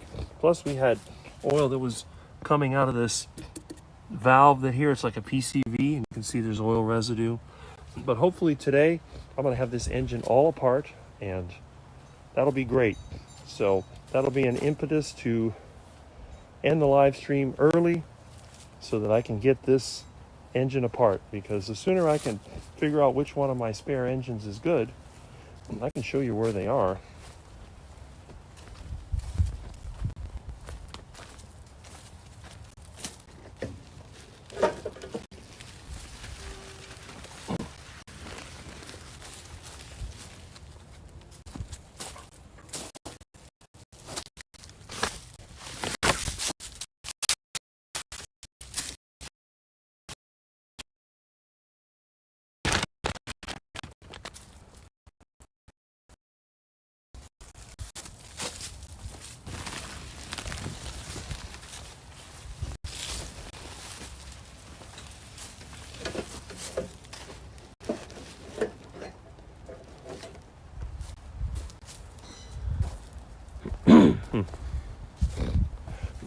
Anyway, Bobcat tires are pretty old.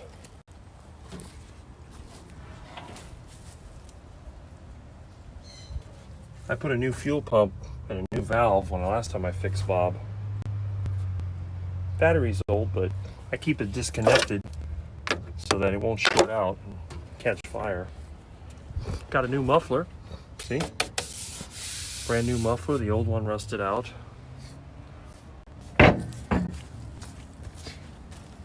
But I gotta fix this tire. See, it came off the rim, so I'm gonna have to probably take it off. I may have to paint it. I may put some bead sealer. There might be a hole in it. When the tire came loose. The machine tilted sideways, and I almost smashed the front of the truck with the engine. But thankfully, I was able to recover it without damage.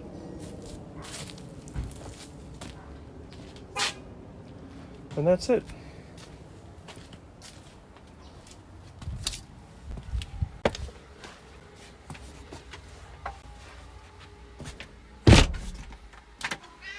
Uh-oh.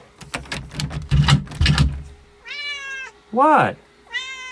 What do you want? You want to go out? I'll let you out later. You're so cute. Love you so much. Let's go. Come on. My computer's really starting to go into hyperactive mode. I guess that puts a load on it. Anyway, let me go back over here. Milton, what are you doing? What? Come on. Come here, Milton. Come on. Hey, Milton. What do you want, little Milton? You're a black menace. You're cute, though. Let me go ahead and switch this over. Okay. Video capture device. We will switch you over here to the webcam. There we go. And we're going to switch the audio device back to the microphone.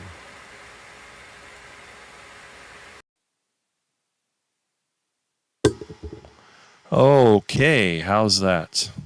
Looks good. Now, let's turn this off. How do I turn this off? Oh, come on. There we go.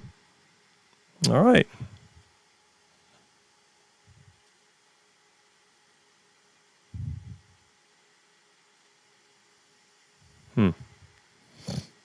Okay. I guess that should do it. Let me go ahead and turn the application off. And that hopefully will give the computer the much needed break that it needs. Okay. Milton, what are you doing? Milton, don't eat that. Milton, come here. Ah, Milton. Anyway. What? You're a bad kitty, Milton. You're a bad kitty. All right. Let me go find this. There we are. Okay. Let me go back to... Where did that go? Here it is. Perfect. All right.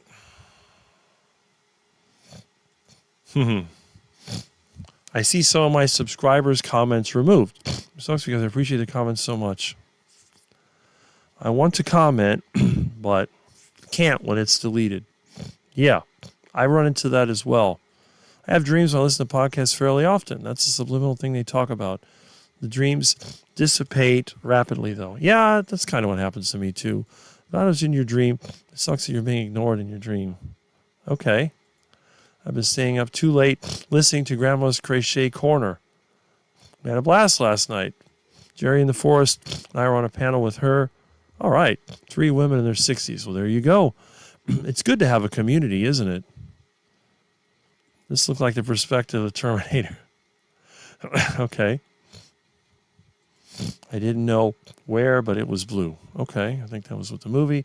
Rick's Yard reminds me of some of the live cop shows I watch where they eventually find a body of the yard somewhere. My friend who got an engine on the ground fired up as a test. Yeah, I do that all the time. I'll probably do that here as well. It's alive. What I'll probably do, though, once I know it has good compression and it's in good shape, I'll go ahead and stick it in the truck. It doesn't take that long to stick it in the truck, and then I can start it there. I don't have to worry about overheating it. Awesome. There we go. Oh, boy. Oh, I told us to tell me something that may not work. Yep. I think Rick took that comment off before taking us on the tour. I don't know why. Okay, you made my day. A mouse running there would stand a chance. So many places to hide. But with Milton on the prowl, it would come out eventually and Milton would take care of it. I don't have any rodents around here. Between the outside cats and Mr. Milton, I haven't seen a rodent in a long time. All right, so it looks like I've caught up. Now, we have 41 people watching right now. And as you can see, I have a very full day ahead of me. I have to go out there. I have to fix a tire on Bob, which I know is going to be a pain because once they come off the rim like that, you can't just inflate them. I'm going to have to go out there, take the tire off. I'll use the forks to lift up the front of the Bobcat.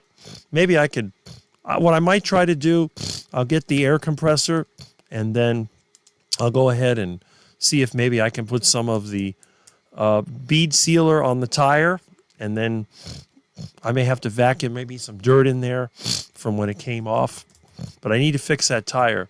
Once I fix the front tire of the Bobcat, I'm going to pick up the engine, and I'm going to try to move the engine back to the front of the house so that I can start testing it and taking it apart. I have the starter in the house. Should be right here, actually. It's around here somewhere.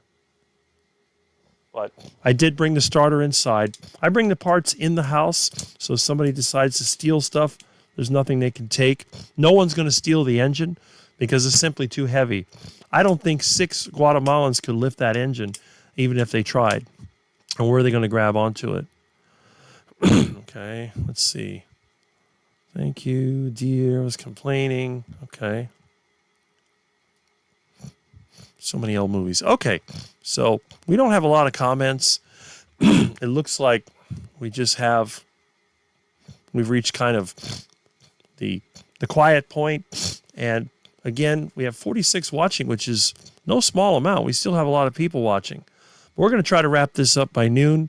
That'll give me time where I can have my heart attack and I can go ahead and I got to fix the tire on the Bobcat, which I don't look forward to it. Those things are always driving me crazy.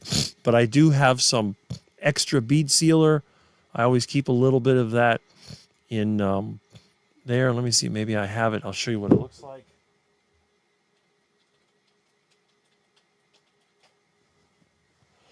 Yeah, here it is.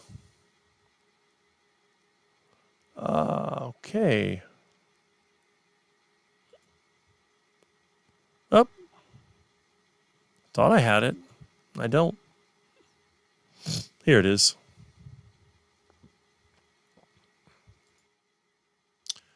This is what I use. I have a little bit, got a can of it. Oh, come on. Why is this thing doing this to me? There we go.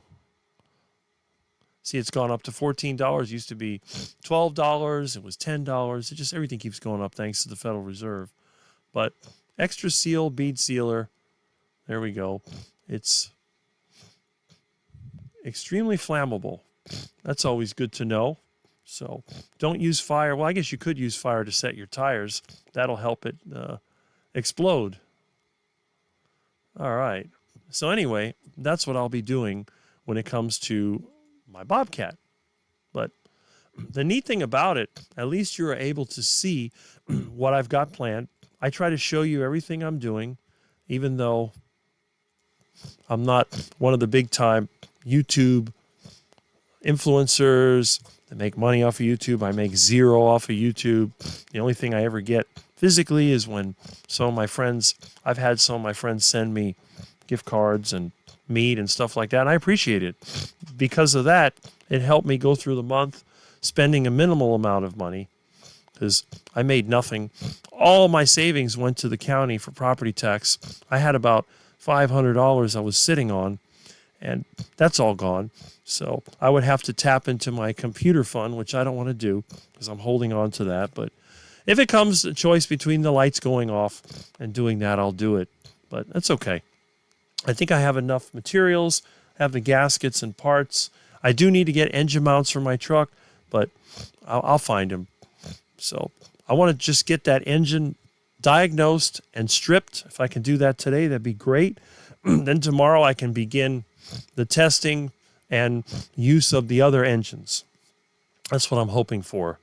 I really hope things go well because I really need my truck. I can't continue like this with my van with a bad transmission, and the price of fuel is high and all these other things.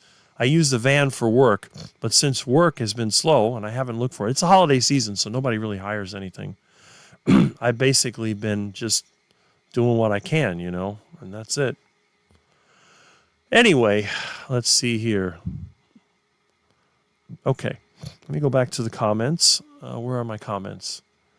They seem to have disappeared. No, they're here somewhere. There they are. Okay. There we go. All right. Okay. Yep. Old movies, how they used to make them, are excellent examples of etiquette employees. That is correct. That is what yours is on his hair. Okay. No, it's not the bead sealer. I would love to dress like Greer Garson and Random Harvest. I do word vegetables. Okay. The old movies are very interesting. The relationships between the men and women were pretty profound. Women got slapped in the face a lot for being hysterical. Yeah, I remember that. I do remember that. Today, they would never do that. They'd make it a big deal out of it. That was the first time I saw Greer. Just marveled at her poise and thought of how she was sought by the producer and director. Having that roof over your head is worth the property tax for sure, Rick. I hope so. I love you guys. We love the fact that you're here. We love you, Bella, and hope your jaw gets better soon. Yes, I have endured about 2 months of slow work. It seems to be everywhere, I think. And again, I wanted to pay the property tax because they charge you like 20%. It's crazy. It's a total ripoff. So I just took all the money I had and I threw it at that. And for the next year, I have enough time to try to gather up the money to do it. So that's the plan that I have. That's all that I can really do. Now, in terms of other things, let's see here. What I got here? Oh, I lost it. Oh, it's there. Okay. And I watch it again. All right. So anyway, you see what happened during the week. I got to meet somebody new. I've watched a lot of videos. I can't even remember all the videos I've watched, but I am just so sick and tired of the crazy AI generated videos. There's just so many of them. I've gotten a bunch of videos about how Las Vegas is empty. And I've gotten videos on the monetary system. I just one after the other. And they're always AI generated. And it seems like this year, 2025, I'm going to call that the year of AI. So many videos are AI. So let's say that I went to my YouTube feed. Let me get out of this. And I wanted to select videos. So I go over here. Now here I am. I'm going to go back to YouTube. And let's see what it recommends me. All right. Oh, I can't stand this vegan guy. It's just, they looked healthy. Their blood tests. I see now they got a new video probably criticizing the carnivore diet. This McCaskill or whatever he is, the guy that cured his cancer with the vegan diet. He's crazy. This is finance video. Okay, that's a real video. This is also a real video. Now we got the AI videos. AI. How do I know it's AI? Look at the name. Easy Documentary History. This is AI generated. Secrets of Mormonism that create billionaires. This is also AI. This is real. Oh, this guy, I haven't seen him in a while. The Justin guy. He's real. Lame Norton. Why am I getting a video from him? Okay, that looks like a real video. Add. Let's see.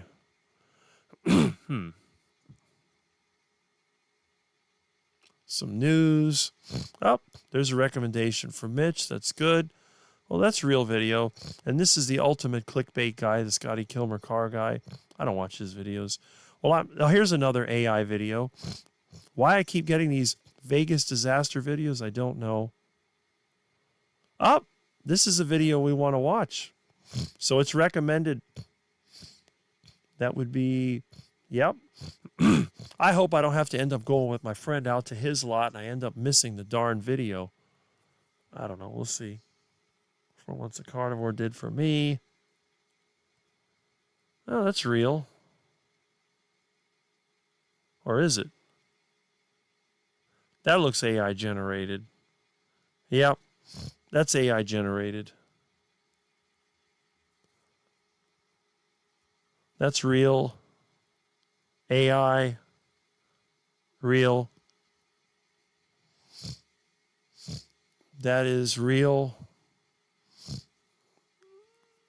I don't know. That looks real. Huh. Well, that's real. I'm getting a higher ratio of real videos. That's actually pretty good. But there is a lot of AI at times.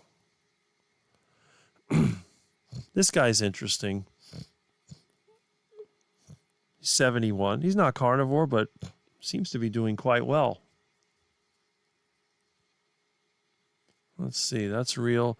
Well, I guess today I'm getting more real videos, and I'm over there complaining about AI. Heart Attack Grill, those were good videos.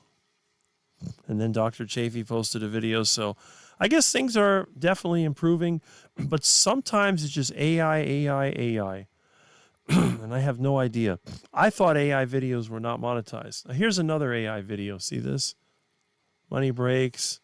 This is AI generated. They put a bunch of generic pictures like they're fooling anybody. I don't know who this is. Huh. I remember when we did that video. All right, so that's kind of what I've been facing on YouTube. And what can you do? You do the best you can. Let me go over here. We got some more videos. Oh, got some comments. Okay. I'll try to find that movie today and watch it with my mom. We love you. Yes. You are so special. Okay. Recommended good movies to me. Yes. It'd be so nice. We could watch it together. That's right. English subtitles. Okay. Dogman Channel. Okay. Showed his transformation 2023 to present is amazing. That's great. I'd never film myself and send it out without a shirt on. To me, it looks like vanity. Well, I wouldn't make a video with my shirt off. Everybody would delete my channel. Nobody wants to see ribs. I do craft when I watch movies. Okay. Have you done the pressure up and seal? Some mechanics do. Oh, I've tried that. For the tires, I do it all the time. One trick that I do, you put oxygen and propane and light it up. You can do that. The problem is the Bobcat rims do not have a bead lock. They're just tapered. Most equipment has tapered rims. The bad thing about the Bobcat is because the skid steer, it pushes sideways on the tires when you turn, and if any air pressure is lost, it just takes them right off the rim. And if you put a lot of weight on it, it acts like a wedge, and that's what happened. It went and just came off. So no, it doesn't really work. And even if I did get the tire back on the rim, it's just going to come off again. So I got to take it off. I'll get it. That's what I'm going to do. Old movies had a lot of smoking and drinking. Now our movies have smoking, drinking, and cell phones. Okay. Want me to snack if I watch movies. I don't need to eat snacks on carnivore. I agree. And that's why movie theaters have popcorn and candy. I watched Christmas movies yesterday. It was funny. I watched My Little X Christmas. All right. I can't go shirtless on my channel. No, I don't think so. It's a good way to get your videos deleted. All right, let's see here. Would be watching movies well made. Oh, Kevin Hawthorne. Good morning from Lakeland, Florida. Well, good morning, fellow Floridian. It'll be afternoon before you know it. And I believe I've caught up with the comments again. So anyway, we've got the AI thing going on YouTube. It's something that we have to deal with, but it's pretty easy to avoid. Some people do get fooled by it. And I haven't seen too many of the scammers. For a while, they had all of the plug-in heat scammers. Then they had the voltage modifying scammers where you could reduce your power bill.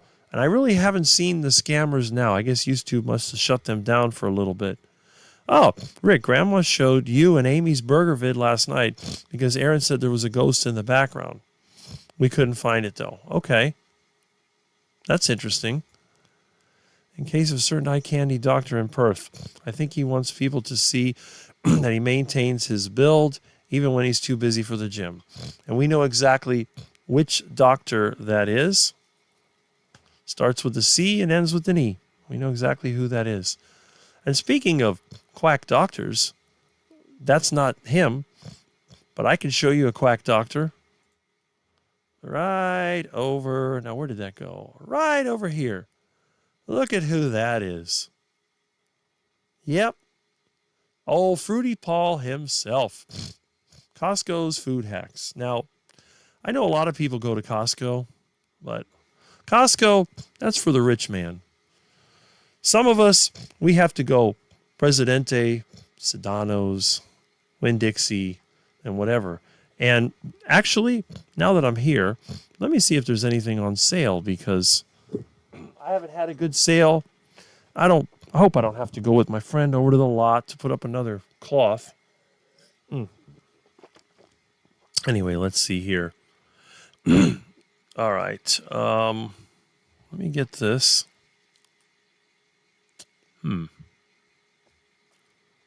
Let's see here.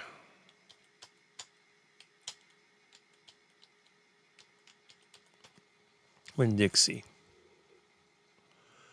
All right. We have the Winn-Dixie. And let's see. Weekly ad.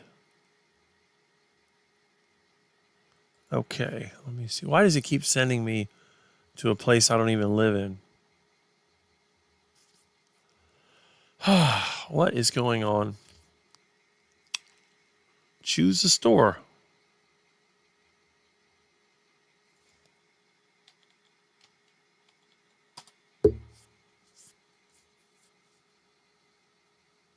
Huh. Okay.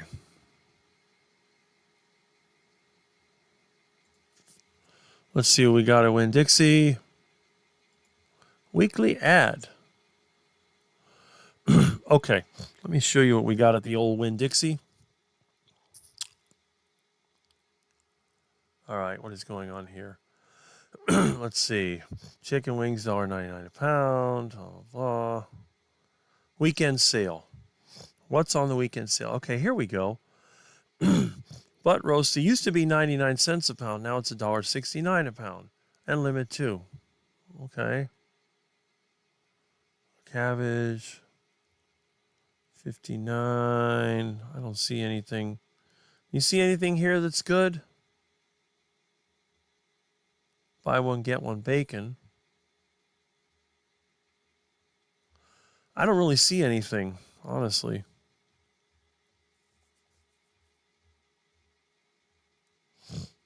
Winn-Dixie is a disappointment. Beef boneless top round. This is stuff that used to be $3 a pound last year, is now $6.99 a pound. Baby back ribs. Those were $1.60 a pound. Now they're $2.99. Everything's double what it was. So Winn-Dixie is out.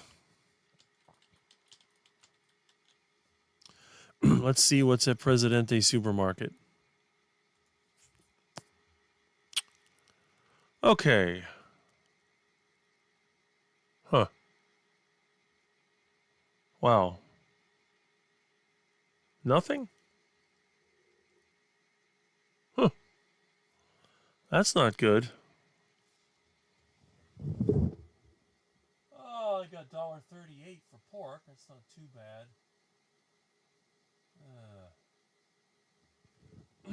There's no sale on chicken. I guess pork is the best deal over there. So Presidente, that's kind of out. Let's try Sedano's.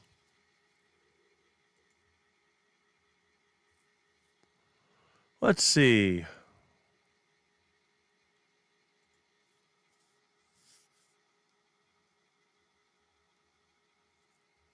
All right. Oh, boy. Whatever.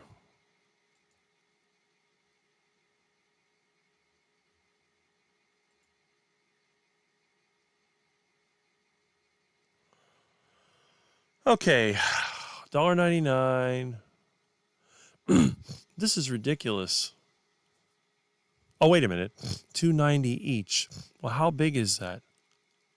That can't be. 28. Really?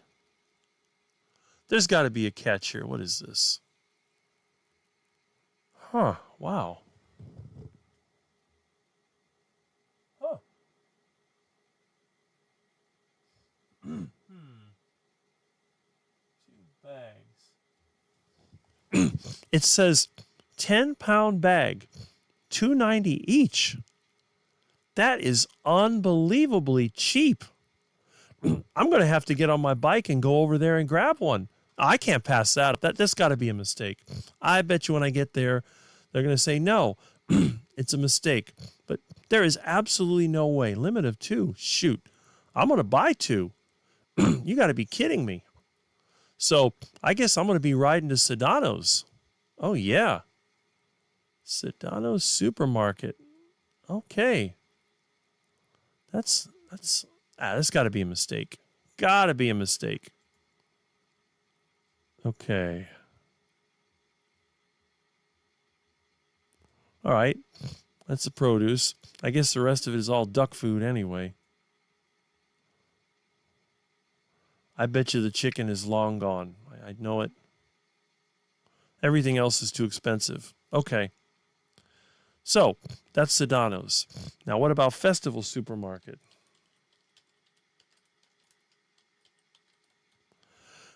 Festival Supermarket.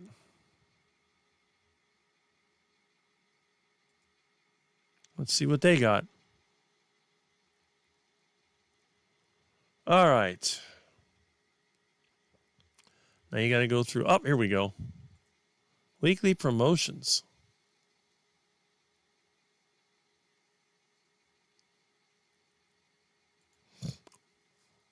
Okay.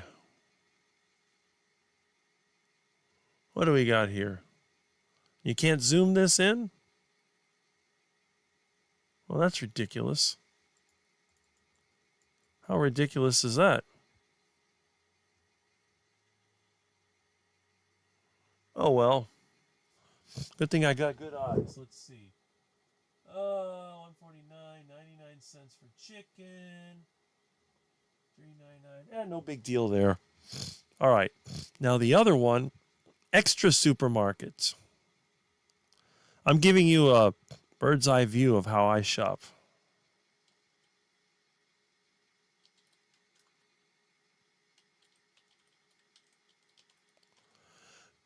Extra supermarket. There we go.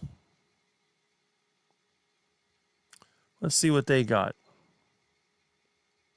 Okay. All right.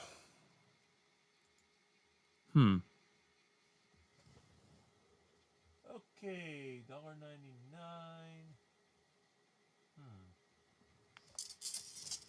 What else we got? Oh, yeah. What? $1.99. That can't be. They got meat for $1.99? What is the catch? Let me see something. Oh, let's see. Oh, come on. Whoops. What did I do?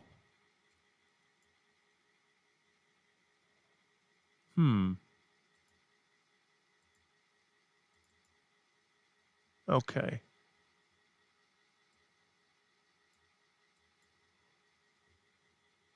All right, I see what I'm doing. All right. Well, that's weird. There we go. Wow.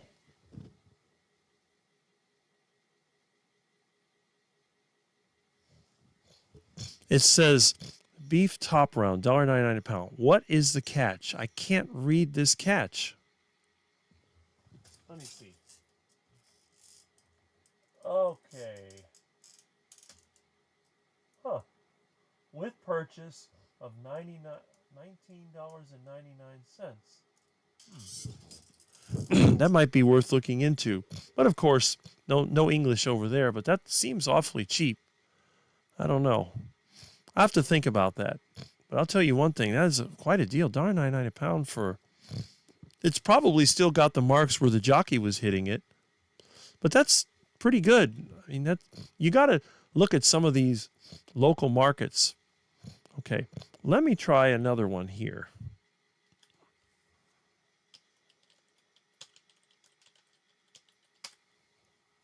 Okay. All right. Okay, what do we got here? Okay.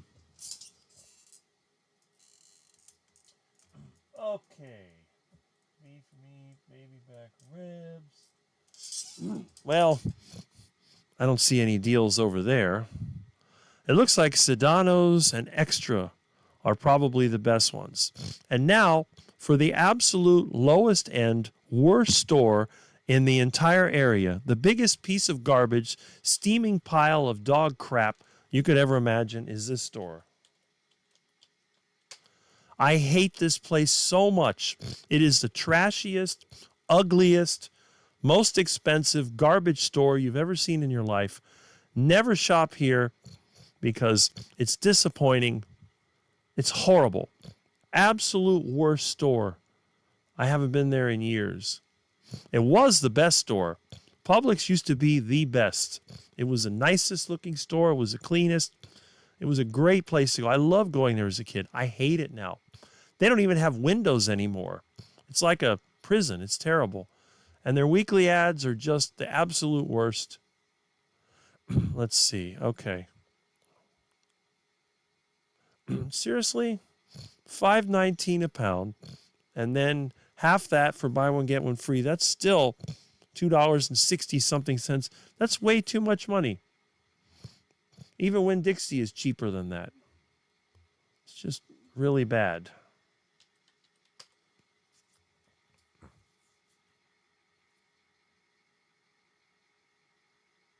Okay. Let's see what their price on ground chuck is. You don't have a store selected. All right. Let's see.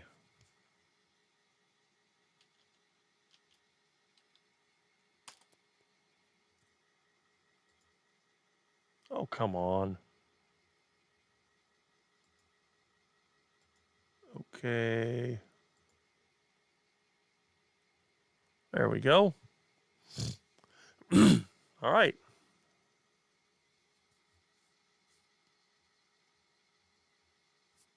They don't give you a price? What is this? No price? What good is this site? It's a joke. Pretty sad.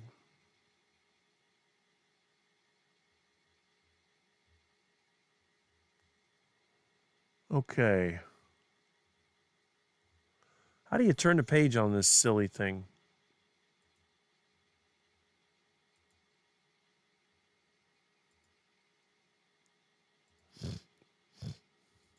I don't see anything edible there yet. Duck food. Oh, here we go. What is this?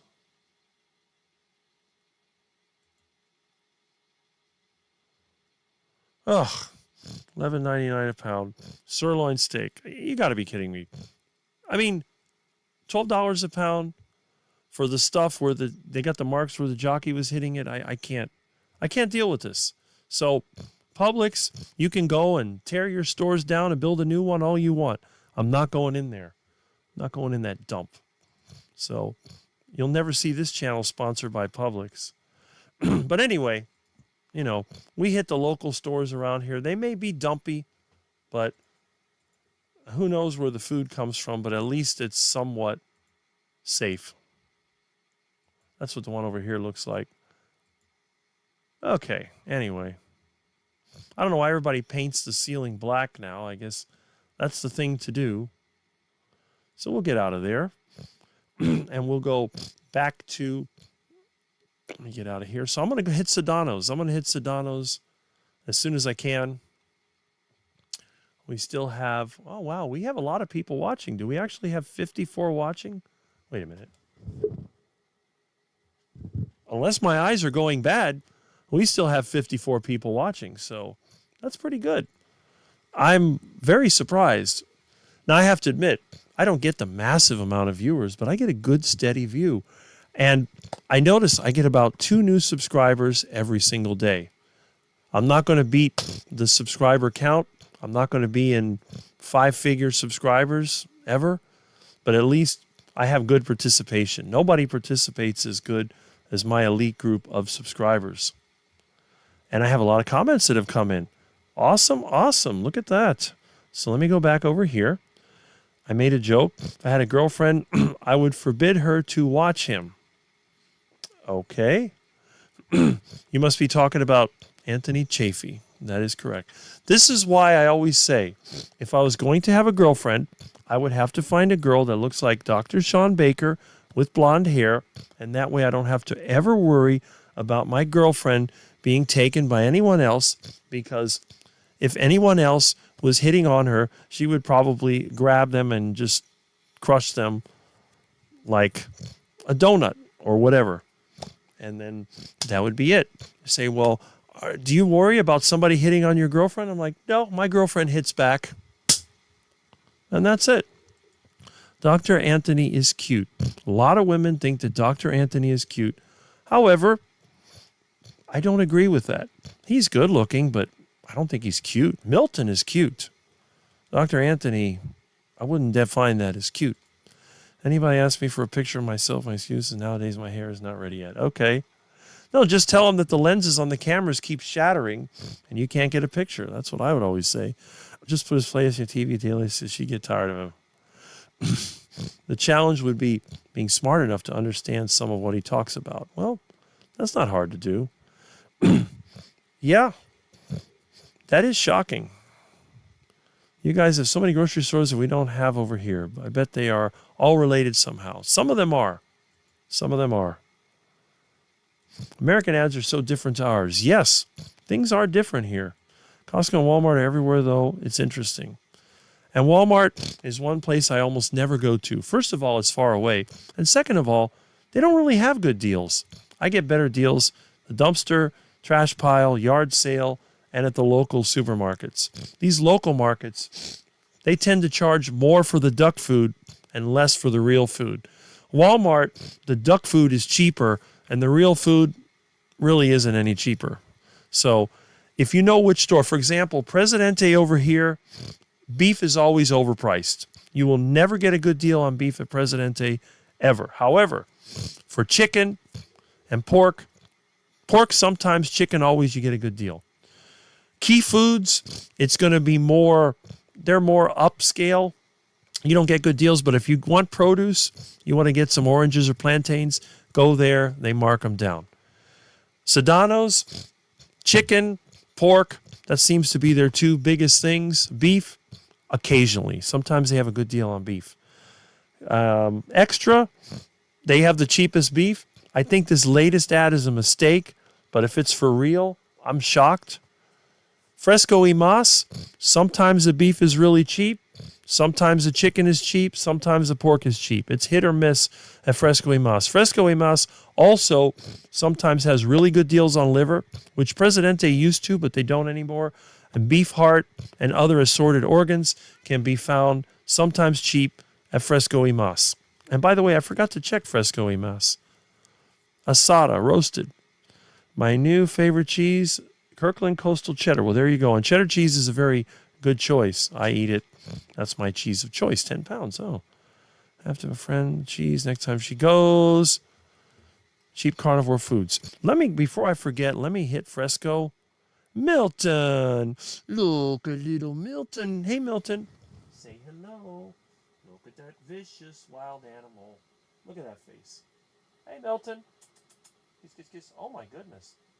Look at those pretty eyes. You're a nice little kitten. Yes, you are. Don't play with the camera. It's not a cat toy, you silly kitten. All right, let me go back over here to, let me see if I can get this up and running. Fresco y Mas. Okay. Your Hispanic grocery store. There we go.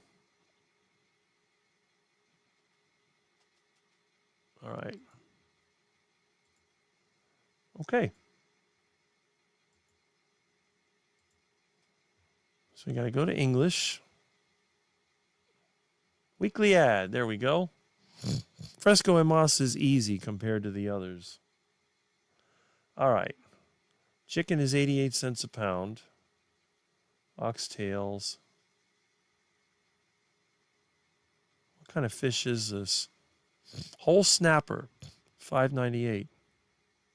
The snapper is cheaper than the beef. That's kind of unusual. Sometimes Fresco has good deals on shrimp, but I haven't seen any for months.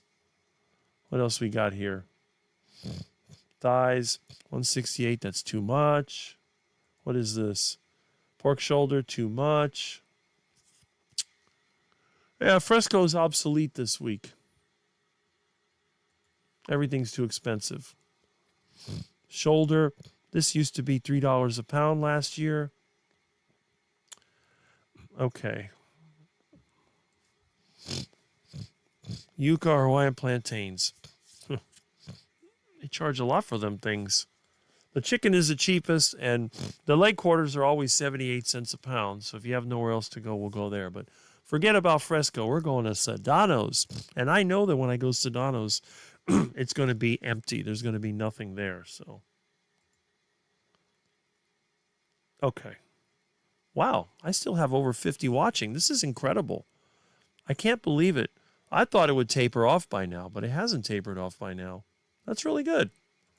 Thank you so much for coming on in and supporting my channel with your views. That's awesome. Maybe one day I'll figure out a way to monetize YouTube. I might be able to make at least enough money to pay the internet bill and maybe buy some food. That'd be nice. Have her get 2-pound bricks. Sometimes it won't be there. Yeah, that's good. You get the cheese when you can. Annabella says good night. Good night. I'm glad you were here. And she thanks me for an awesome live stream. Well, I'm glad that I can be here. And go Bella. There we go. When I go into Aldi's, I would prefer to be able to make a diagonal line to the back where the meat is. But I have to navigate through the front and the aisles. I don't even look at that stuff. I mean, it's just like exercise for me. It's the same thing as walking from the parking lot to the front door at Aldi. And really all I buy at Aldi is cheese, and sometimes I buy that canned cat food from Milton because when I run out of meat, I have to feed him that. It's better than garbage food. He won't eat most of anything. Milton's super finicky. So really the only thing I buy at Aldi is cheese and what else? I used to get eggs, but thanks to my wonderful viewers, I have a nice supply of eggs.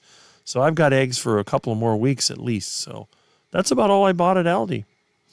The occasional cat food and the cheese. So Aldi's kind of obsolete. I did buy meat about 6 months ago when they marked it down, but that's it. So Aldi's obsolete. Love you guys so much. We love you too. We're glad that you're here. Every week, come on in and enjoy. Every sleep is a healing in progress. 18 hours ahead of me. Good night. There you go. What country is Rick in? Where else? The United States. The People's Republic of America. That's when you grab incidentals like salt, tissues, and such. Okay. Broadcast from a spaceship hovering over New Mexico. Oh, I had a funny line. Heard a funny line in the movie Hangover. Why would anyone want to go to New Mexico? Why do you think they call it New Mexico? Okay. I use it, but change up accordingly. Okay. Just got off of work. We are all shopping. Yes, Thomas. I decided I'd show everybody the stuff that I wanted to get for deals. He's looking for deals, but doesn't spend anything. Well, when you go a whole month without earning a single penny, you have to go by what's left in the cash box. And there isn't much. There's about $60-something in paper. And over here, what do we have in the mystery box? And the stupid camera went blurry again. I hate that automatic focus crap. It drives me nuts. Let me see here.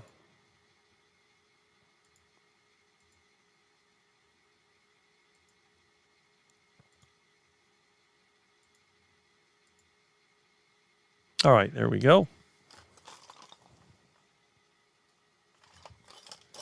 Okay, we'll take the light bulbs out of the tray. As you know, around here, these are the light bulbs that I use. And we got some USB drives for data, little adapter to plug in the car when you want to use the camera. Got some other cables in here.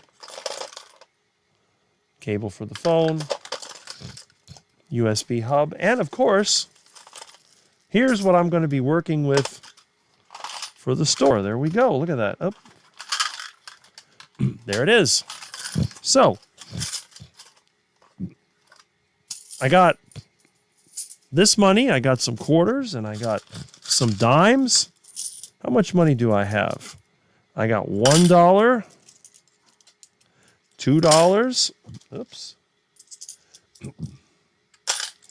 $3, $4, $5, $6. I got $8 in quarters. The nickels I saved because they're worth more than a nickel. I got some pennies, and they're not using them anymore, so I'm keeping these. I'm not going to be spending them. The only pennies I spend in the store are the ones that are like really corroded, but these are going to come in handy as washers and stuff. So we ain't sending these pennies back.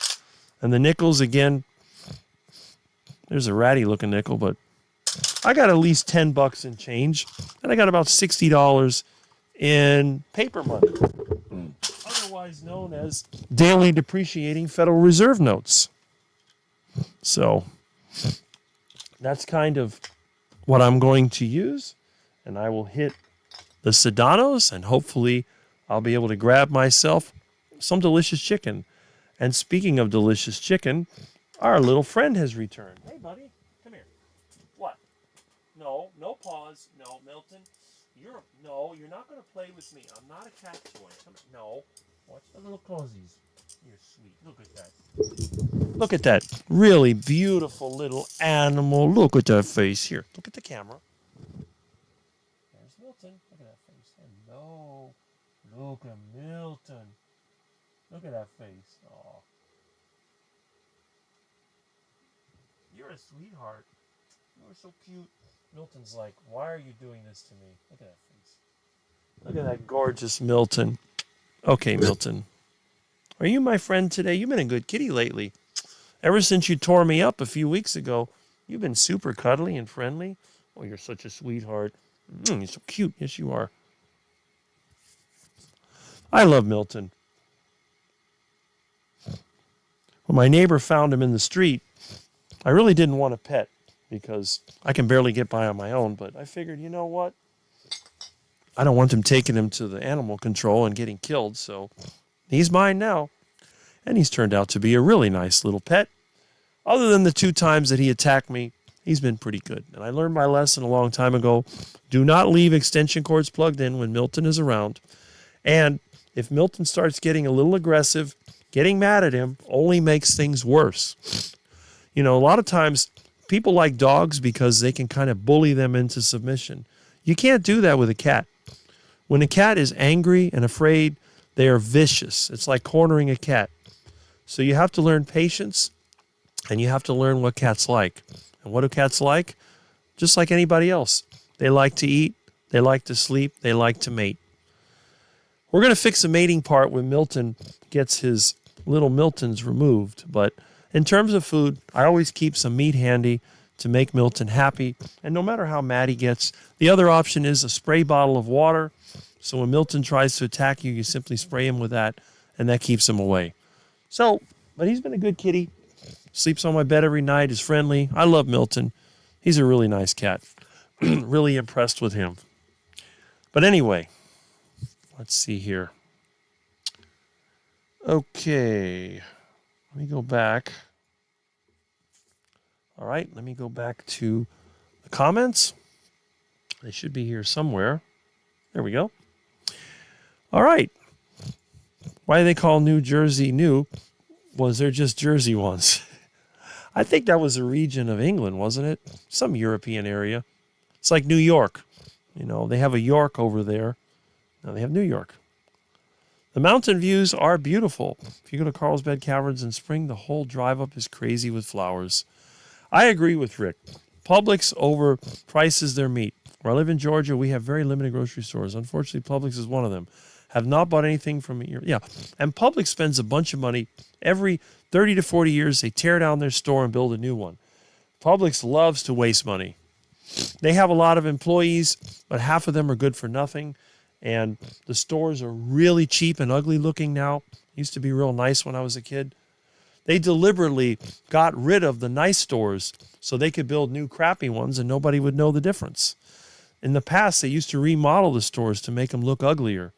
That's kind of the public's way. The other supermarkets, they just fix up whatever they got to fix up. They'll paint over everything, and that's it. They don't try to remodel to be fancy. They just try to remodel so the health department won't shut them down. That's about it. I don't go to a grocery store to admire somebody's spending. I go to the grocery store to not spend as much as I have to. That's important. Hopefully, when I live in the country, I will never have to go to a grocery store in my life again. If I have friends or associates that I know or do work for or whatever, I can just buy my meat right there. I'll be raising my own ducks and chickens. And if I do want to eat plant material, which I don't think I'll have to once I'm living in the country, I'll grow my own garden. If I ever get a taste for some plantains, I'll just walk outside and get them. Or if I live in a colder climate, I just won't eat the things anymore. But I'll still probably make this stuff. The sauerkraut. But unlike Carrie, I'm not going to drink the water. I usually throw that out. I just eat the kraut with the meat. It's been sitting here. Let's see what it smells like. Actually smells pretty good. Kraut is not bad. I don't think I could drink that water. It'd be like drinking garbage juice. It's nasty. Round often cooks up tougher than meat. Well, it depends on how you cook it. I've been able to cook it pretty good on the engine. And retired Rick's been here the whole day, still watching. I know he has a rather long live stream as well, but I don't think it's as long as mine. And he does have other people on there, so it's like a discussion. It's like a bunch of fishing or hunting buddies getting together, having a discussion. I don't know, Terry Sue, that is a good question. Rick is like the favorite teacher. Well, I've been the favorite teacher to several students. It's a shame that I don't do it anymore. But a friend of mine had said, when you start making more YouTube videos, you should make a series of electronic videos about electronic repair, because after all, that is your field. You are an electrical engineer. You did teach at Miami-Dade College for 13 years. So I may do that as well. I'm definitely going to do some EMP and CME preparation videos, because I do think that in our lifetime, the way that the governments are running out of, they got a lot of debt, they're running out of options, they're going to start a war, and sooner or later, even if they don't start a war, we're going to be hit by a solar mass ejection. And you know how these systems work. They take advantage. It's like in the Great Depression. They made a bunch of new laws, like the COVID thing, a bunch of new rules. They always take advantage of a disaster to gain more control. The financial crisis, more money printing from the Fed. So if we can avoid the disaster that comes with the coronal mass ejection or any of these other things, that would be really good. Original, yeah, Jersey was England. Where's George Vanina? I'm sure it usually comes in around this time, so that'll be it. I'm fasting, trying not to get bored. Well, there you go. Hopefully you don't get bored here. Carlsbad Cavern things sometime. I love it. Okay. Yeah, there is a York in England. That is correct. There is. Anthony C. is gorgeous. I don't know. I mean, who's the best looking carnivore doctor? That's a good question. I don't know. What about what's his name? I mean, we don't know about Baker, but who's the other one? Paul Mason? If you like blondes, maybe you like Paul Mason. I don't know. There's several people that are good looking in the carnivore space and even in the non-carnivore space.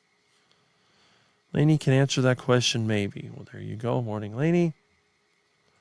Walmart has too much stuff for me. I'm on Costco when I'm bored enough. Okay. When I go to the store, I'm in and out. I don't want to spend any more time inside of a store than I need to. And like I said, if for some reason I was living in the country, I don't think I'd ever go to a grocery store. I'd be glad if I didn't have to. Milton has 14 karat gold. Yeah, he has some intense yellow eyes. He's a cute cat, though. I like him. George is here, but YouTube isn't letting him post again. Really? That's weird. I didn't block him. My block list is empty. It's always been empty. Merry Christmas. So there you go. Oh, there he is. I'm here. Jersey is an island belonging to Britain, just off the French coast. Well, there you go. That explains it. I wish I had yellow eyes like Milton's and our cats. So there you go. Just don't get liver failure, then you'll get yellow eyes. Tell him, tap that bubble, and it will go away after a couple of times. So there you go. Hope you had a fabulous Christmas to Aaron. Yeah, he is here. Hello, George is here. Are you off for shopping or finished? Okay. We are close to last year being this year. That is correct. I knew you would know. Now we all know. Thank you for your intelligence. Yes. Scarlett's birthday. She's on a trip to Ohio. She'll be back Monday. Oh. Happy birthday, Scarlett. There we go. Extra special treatment for her birthday. She'll have fun, booby goats. There we are. Okay. Let's see. Wow. Pretty amazing. Have you seen Nick Norwood's new short? Sardine gives you cold resistant water fish. Yeah, I think I didn't get a chance to see it, but I saw the promotion for it. Happy birthday to Scarlett. Okay. I've had this happen when I go through my settings until I found something and reset it. Okay, so you're talking about the comments. Omega-3 gives cold resistance. I'm resistant to cold, and I don't eat them that often. I'm only just here after horse racing. Successful day for once, about 300 profit. Yes, useful champagne. Now ribeye. There you go. If you can win, I mean, obviously with gambling, you always lose in the long run, but those little wins, that's time to celebrate with a steak. To rig glass light bulbs are like currency. Yes, especially when I use them. All the bulbs in my house are incandescent. The only LED bulbs I've had burned out after a few months. So these are just, I use them for demonstrations. I like to break them open and show how they're made. But these, you can actually see through them. I'm a big fan of real light bulbs. And, okay, celebrate. There you go. Pink Caboodle from Lizzie. Hi, George. Back in from shoveling. Oh, Lewis, you're out there getting a workout. Rick counting couch change. Yes, that's what I'm going to be spending in the store. It's the end of the month, and that's all the money I have left, other than the money I put in the credit union to pay my electric bill, and that's it. So after I pay that, I have my computer fund, and that's it. Hopefully I'll get my truck fixed sooner than later. I'll be able to make some money. Usually after the holidays, people start calling me. The money starts to come in, and that's it. It's going to climb to almost 80 here. That's what it is here. So Aaron's getting the same weather that we are. That's pretty amazing. That's crazy. Hello, Lewis. Hi, Wendy. It's 80 in Louisiana. Yes. Yes, it is. Wow. I guess the high must be moving over us now. So it's blowing down air from the north and then taking our hot air and giving it to you. So you're going to get all that wonderful heat that we had. And then I'm sure within a day or two, it's going to be ice cold again. You get quite a cycle. Yep, we're talking about Milton. He closed his eyes on purpose. He's like, why am I here? Then he runs back to the bed. It's only 70 here. It'll just get warmer all day. Well, that's awesome. I'm glad you're getting some of our hot weather. Maybe we'll get a break from it. Little street monkey that got rescued. Yep. Milton has become my pet. I was going to get rid of him when he tore me up, but he didn't want to leave. He roamed the yard, came right back in the house. Oh, I remember him. You think a lot like Smokey Yunick. It's a Y-U-N-I-C-K of Rare Car Motor Design. Yes, Race Car Motor Design. I remember him. Boy, it's been a while. I haven't heard that name in ages. Ages. Some clinics. Well, the problem, most of the free neutering thing, they cut their ears, and no one's going to mutilate my Milton ever. Milton is a model cat, in my opinion. So I'm not going to let them clip his ears. It's not going to happen. I'll find somebody somewhere. New York used to be, yeah, that's right. It used to be known as New Amsterdam. That is correct. Like the hospital show, New Amsterdam. Drink the sauerkraut juice. No, thank you. I'll save it for you. Amsterdam. Okay. So he's giving the information as to where the name New York came from. That's good.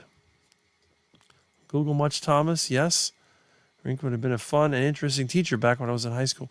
I used to substitute teach also, and I was one of the few substitutes that one time I had a kid try attitude with me, but they would put me in classes that nobody else would do. For example, I substituted chemistry class.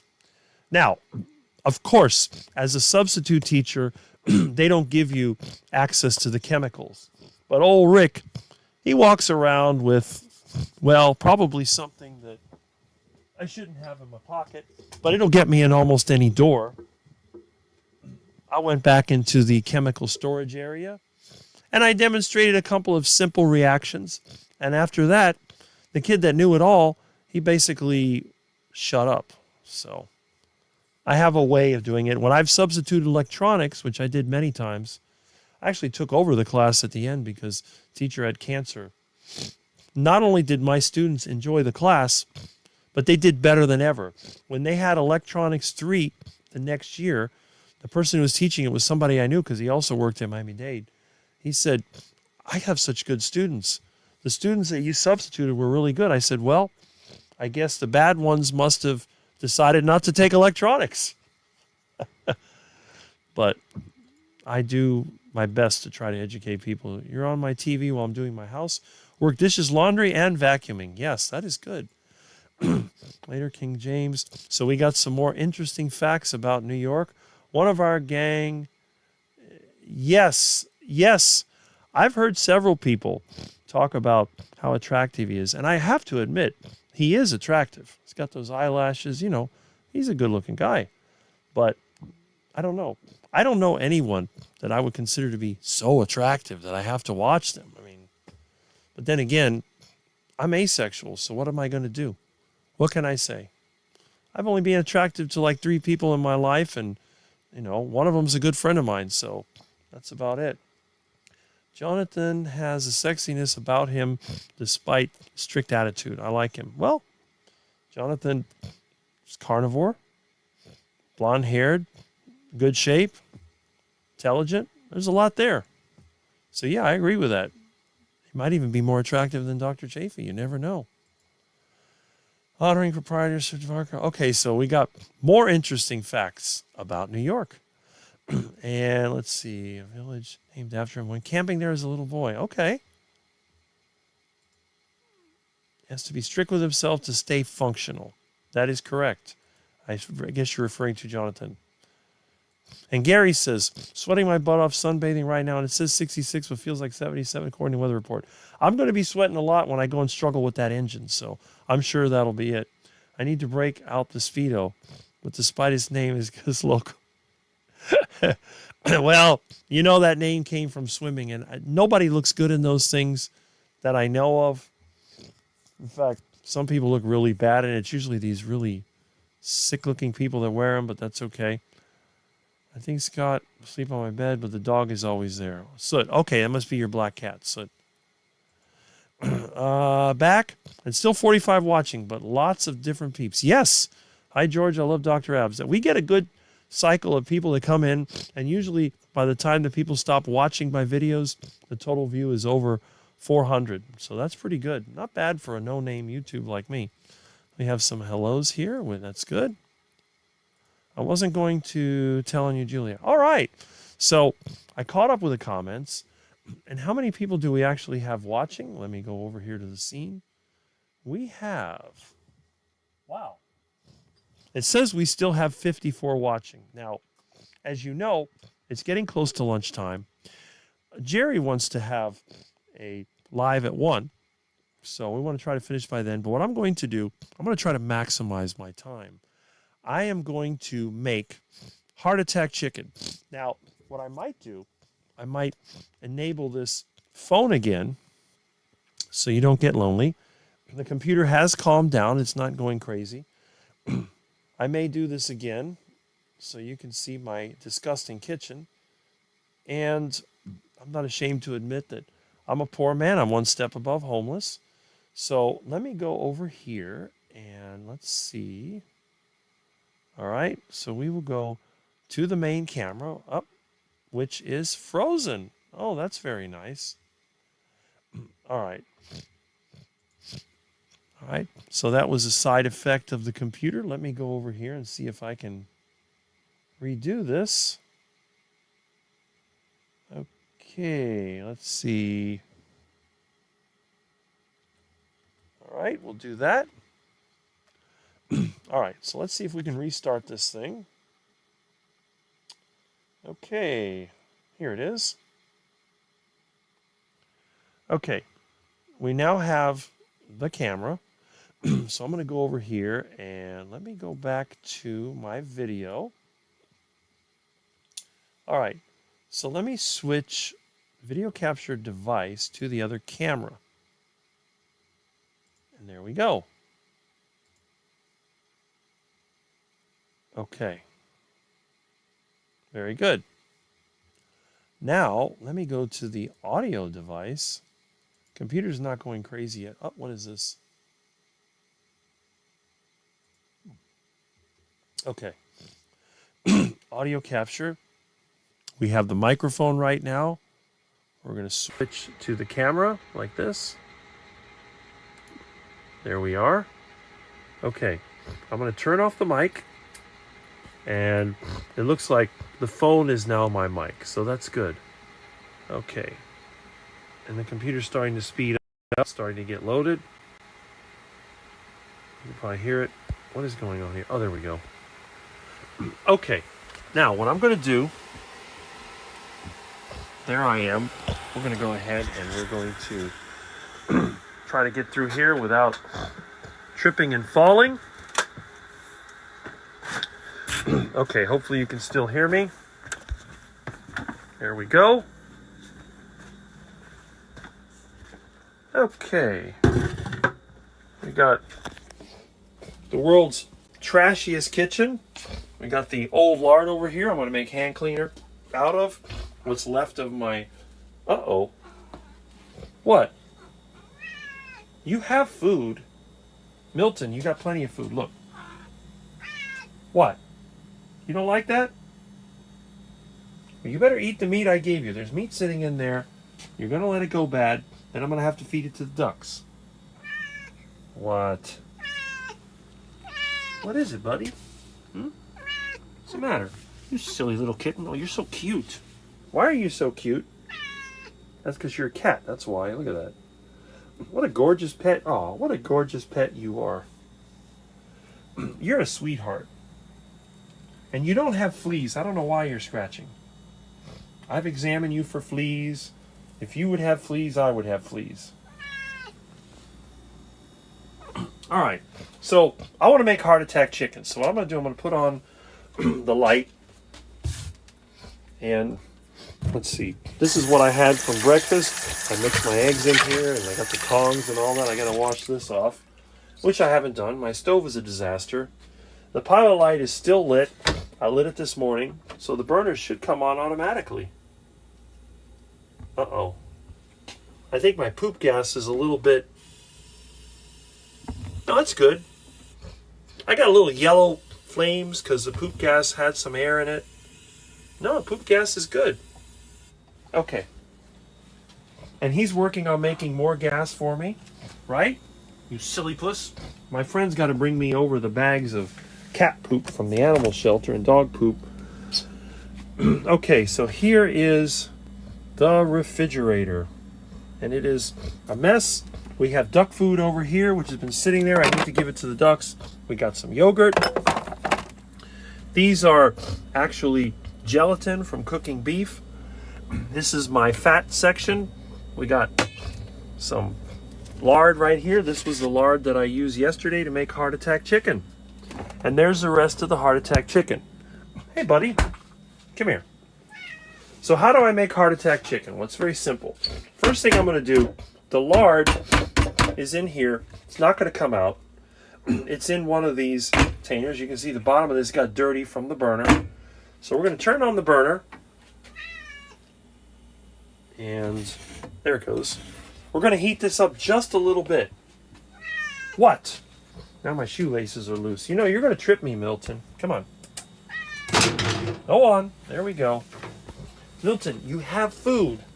What is wrong with you? You want more food? I gave you all the meat I had. Look, there's like... Want another piece of meat? Here you go.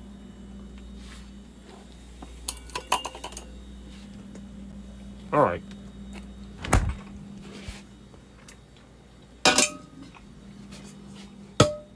Oh, it's actually pretty good meat.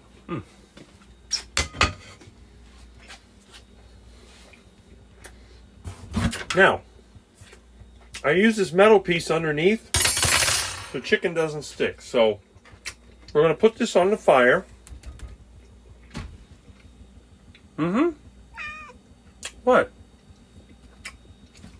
You know what? Maybe I'll give you some of this Aldi cat food, which, where did I put that? Here it is. Milton, you're going to trip me. Stop that. All right. There you go. You want some slop? You want this? Okay. Come here, baby. Milton, come on. Here. So that's what you want. Okay. That's good. I would never give him that dry crap. That stuff's bad for kitties, but this is one of the only commercial foods that he'll eat. I get it from Aldi. Seems to agree with him just fine, so we'll put this over here. That's it. By the way, you know what this is? That's fermented onions. And my garden produced a bunch of onions. So I had to do something with it, so I blended up fermented with my friends when we get together. We typically have... Now see, the lard is starting to float. So what I'm going to do now, and I got to use 2 hands for this. I don't know how I can put the phone over there. I guess, let me do something like this. There we go. So we're going to put this in here. All right. There we go. Okay. I'm going to turn the fire on in the back. And then I'm going to put this metal piece on top. So when this melts down, see how when it melts down, it looks almost like an oil, even though it's lard. So we're going to melt this down. Then we're going to get the heart attack chicken out of here. They put a light on. That's weird. Okay.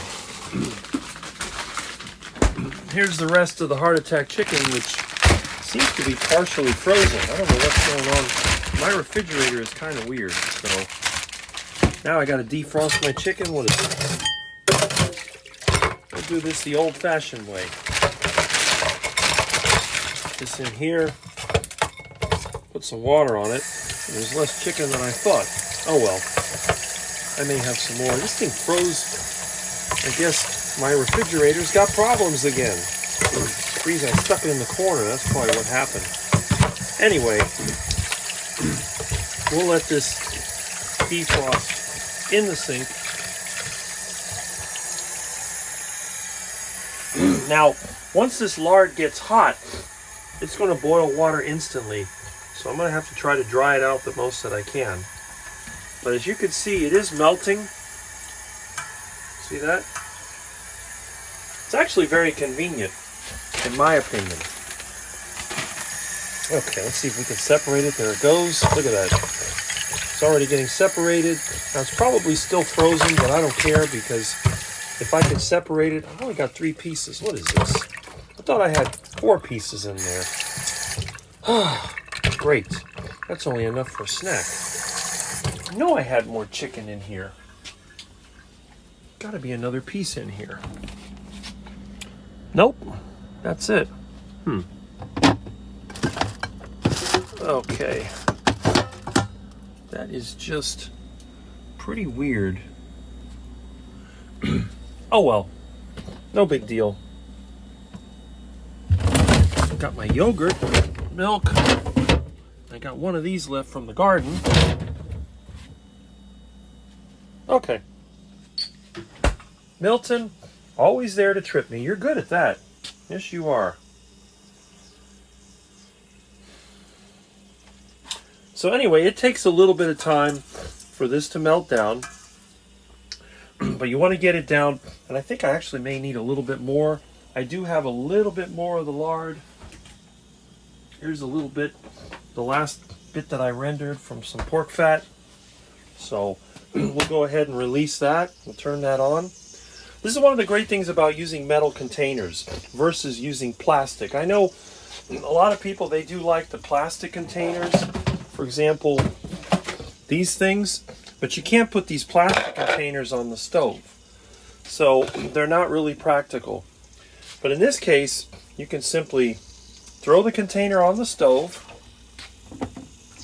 and then you just heat it up until the lard releases, and that's it. Then you dump it into the pot. It's real easy. What could be easier? See, it's almost released. It doesn't take long. Turn off the fire. Just drop it in. Come on. There we go. See? Put it in there. So that gives it that extra lard. And it's going to take time to melt, but it's not so bad.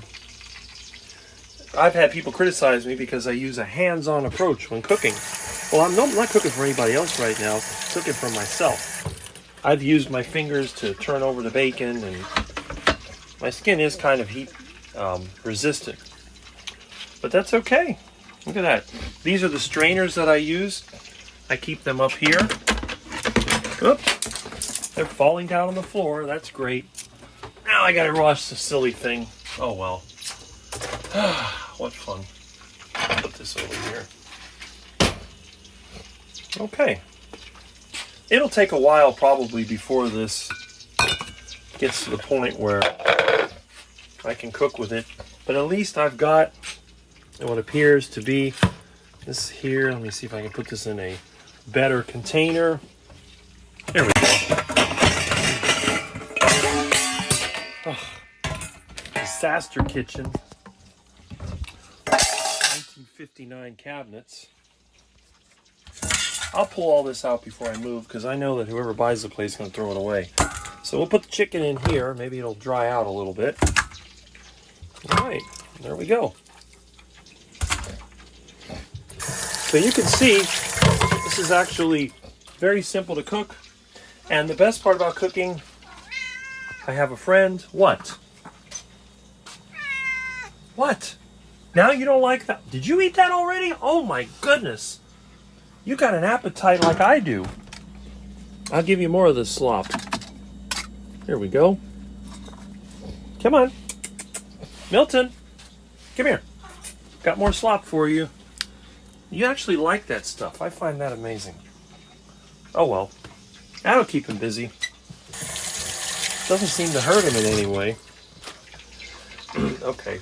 I have all this clutter in my kitchen because the roof leaked in the garage and I had to move it in here and it's a mess. Once I get enough money, I'm going to fix that stupid roof and then I can clean my kitchen out. It won't look like a storage room.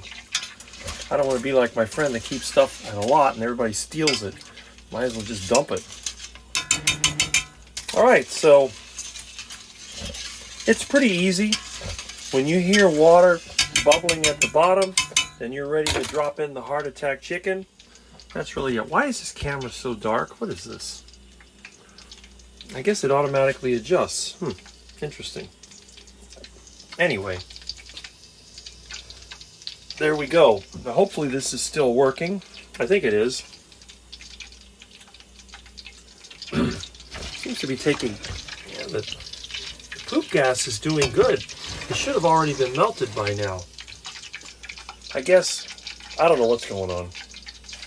You know how poop gas is.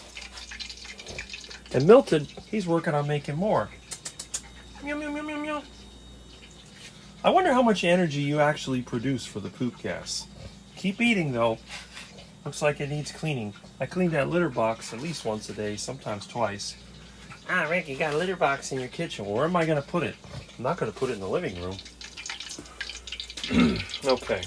So anyway, I had it in the garage, but he used to go to the back door and argue with the cats and get angry, and that's the first time that he attacked me.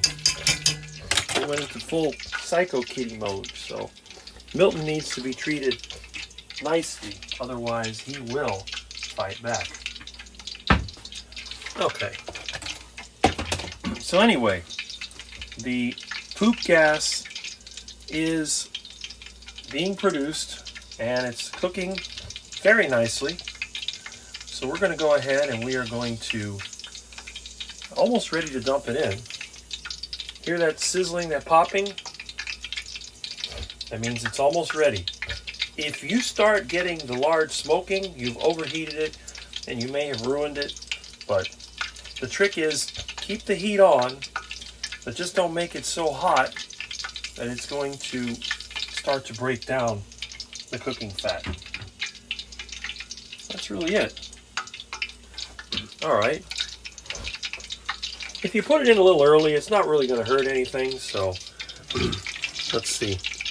We still have a solid piece in there, so we know it's not totally hot. Stir it up a little bit more. I think in another couple minutes, we'll go ahead and drop the chicken in there and we'll just let it cook. I'm not worried if it gets fatty. In fact, the fattier the chicken, the better. I think that's... Yeah, see how it's starting to bubble up? There it goes. You start getting a pop every second, you're good to go. It's a little early, but I'm going to go ahead and put them in. This way I don't get all that splatter and all, because this is frozen. When you're frying from frozen, it's actually better to put it in before it gets too hot. Because otherwise this thing's going to flare up and it's just going to be terrible. So you don't want to do that. And we'll let it cook. That's it.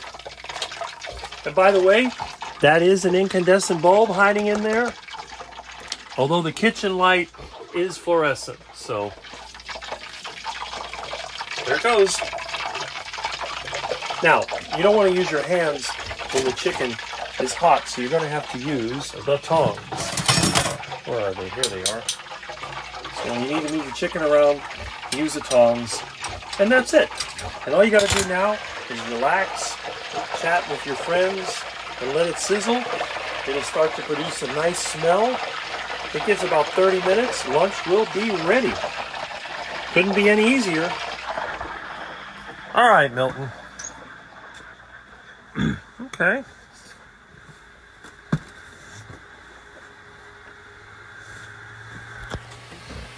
Okay. Mr. Milton seems to have had his fill. So, there we go. I'm going to go ahead and switch back to the other device. So we'll switch the camera first. And we'll do this. Okay, we're there. And now we're going to switch the audio back to the Shure 55S microphone.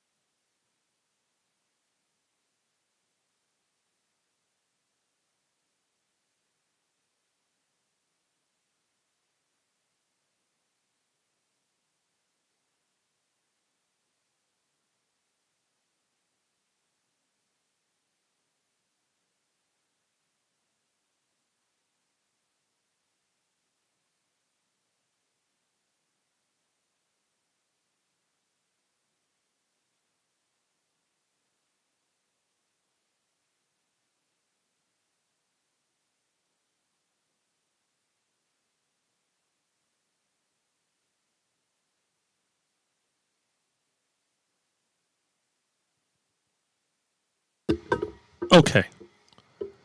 That was me. I forgot to switch the microphone back on. Okay. Let's see. George used to wear a Speedo when he was very large. Speedos are known as budgie smugglers. That sounds weird. We'll try to get him to the meetup in June. Who's that? Dr. Abs? Or Chafee? Or When you see a man on the beach with Speedo, you assume he must be from Europe. Well, there you go. Afraid to visit UK in June. I won't understand a word. Cocktail wiener smuggler. Oh, boy. Okay. Dr. Abs in person. There you go. See, some of the women think he's super hot. So watch out, Dr. Abs. Watch out. I like him, too. I think he's really got a really good channel, and he seems to be friends with some of the good people that I like. So, you know, it's nice. It's nice that we're all kind of a community here. Just remember, pants are trousers and thongs are flip-flops. Otherwise, you're out in very small knickers with a string up. You'll soon pick it up. There's some words you have to be careful with, such as pants and suspenders. Slightly different meanings. Okay. Talking about people that go over there to England. We can watch some home movies when we are there. All right. Don't blow up. And Buckeye Boys, Carnivore Keith, happy Sunday. Well, Sunday for you, Saturday for me. I'm sure when you guys start laughing at me, I'll know I said the wrong thing. Okay. Rick, don't burn your... Well, we're talking about our friend Thomas when he tried to make heart attack chicken. But notice, I did not burn my nose. The heart attack chicken is very safe. I make it almost every day, and I have never burned my face. In fact, the last thing that I burned was my finger, and that's because I was trying to help a friend of mine with his jumper cables. Actually, it may have healed by now. Huh. I guess it healed. I had a little burn on the one finger, but considering how often I work with dirt, my skin is actually pretty good. My friends were saying, I don't wear gloves. I got a little scratch right here. Right there. But that's it. I took my truck apart, not one little scratch. I actually got this scratch from the store. I went to, what was it? Presidente or one of these stores. When I opened the door, the thing had a piece of metal sticking out. It scratched me. Dr. Abs, Richard Smith. Yeah, there you go. And Richard Smith is another one of those good-looking influencers, although I don't think he's really carnivore. He'd be better looking if he didn't have them tattoos. I thought I heard the mail truck drive by. Someone was supposed to send me a package, but hasn't happened. Milton is still a growing boy. Yes, he is. Milton wants to kill the food himself. That's probably true. He's good at that. My cat Blue Eyes heard Milton meowing, bolted towards the computer from a dead sleep. Cats are very territorial. Looks like my kitchen in 50 more years. Let's see. Sam, cat goes crazy when I eat mackerel. There you go. By Richard Kitchen. The kitchen cabinets are all rotted, deteriorated, termite eaten. They're going to be torn out. What I'll do, I'll put some generic cabinets in just to sell the place. And then whoever buys this will probably tear it all down. That's what they do in Miami. They don't bother to fix anything. So why would I fix it? Plus, when I appeal my property tax, which I do every year to get a little bit of a refund, I show how dumpy the house is, and I always get sympathy from them. So I'm not going to fix it up. It definitely comes free. Yes. Angus loves roast lamb and rib of beef. Expensive taste. You know how those animals can be. Angus is asleep behind me and ignoring Milton.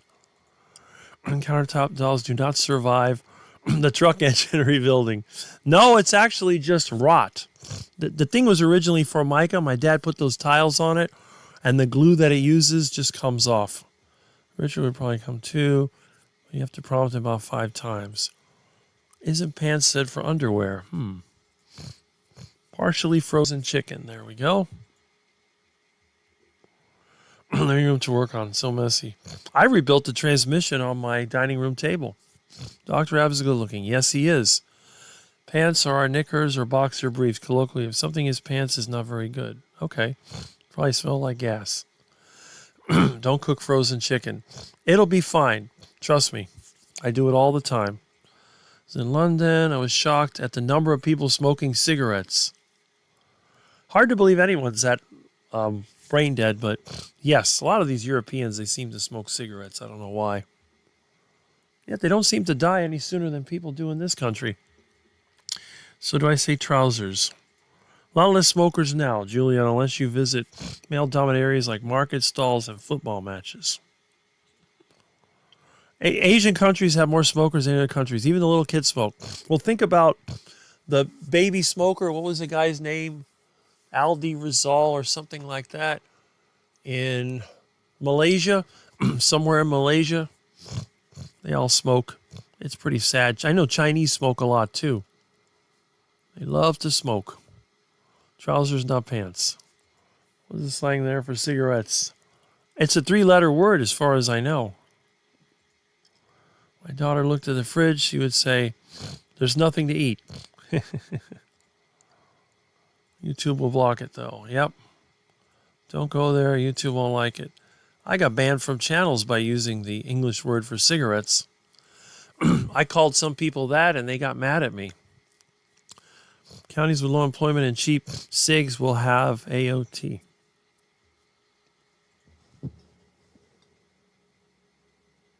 There goes the mail truck driving by. I guess I got no mail. Already did. My comment was blocked. Yeah, probably. Rick and Milton have the same kitchen standards. The cig had already been smoked. It was called a fag. This will probably get deleted. And it went through, so I guess the quotes did the trick. You got it through. All right. The left likes words like that. Yes. Did anyone see when I said it? I didn't see it. Nope. How many bedrooms does your house have? It has 1 bedroom. They might not be there anymore. I haven't been seen in years. George, get ready for the call to the brigade. Take notes. Thomas is standing a safe distance away. Do you have a fire extinguisher in the kitchen? Yes, I do. I have a fire extinguisher in every room, including my bedroom. I actually have 2 in the kitchen. And I have a water pump that's gas-powered in case I lose water pressure or electricity. Rick has a fire truck in the yard. Well, close. Can't hear you. No sound. There we go. George and Speedo. I can't picture out of my brain when he was large. Large being a keyword, yes. Nobody wants to say fat. No sound. Rick, I'm getting hungry.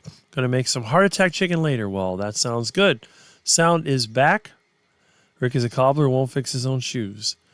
And I think I've caught up. That's really good. Marlboro and Winston are $1.20 per pack here. Well, it's got to be the Philippines or Malaysia, somewhere in that area. Cigarettes are dirt cheap. So I guess if they can't afford steak, they're going to buy cigarettes and smoke themselves. Why have smoked brisket when you can turn yourself into a smoked brisket? Nasty cigarettes. US dollar, yes. I figured that. And didn't you have a smoking habit yourself? So don't be tempted by all the cheap cigarettes. Because from what I've heard, it's the same stuff they sell here. It's not downgraded. It's just here in the U.S., they charge a lot of money for taxes. The cigarette companies have actually been able to make cigarettes cheaper today than they did in the 60s. In the 60s, I think cigarettes were $0.25 a pack, right? In today's money, that would be at least $3 or $4 a pack.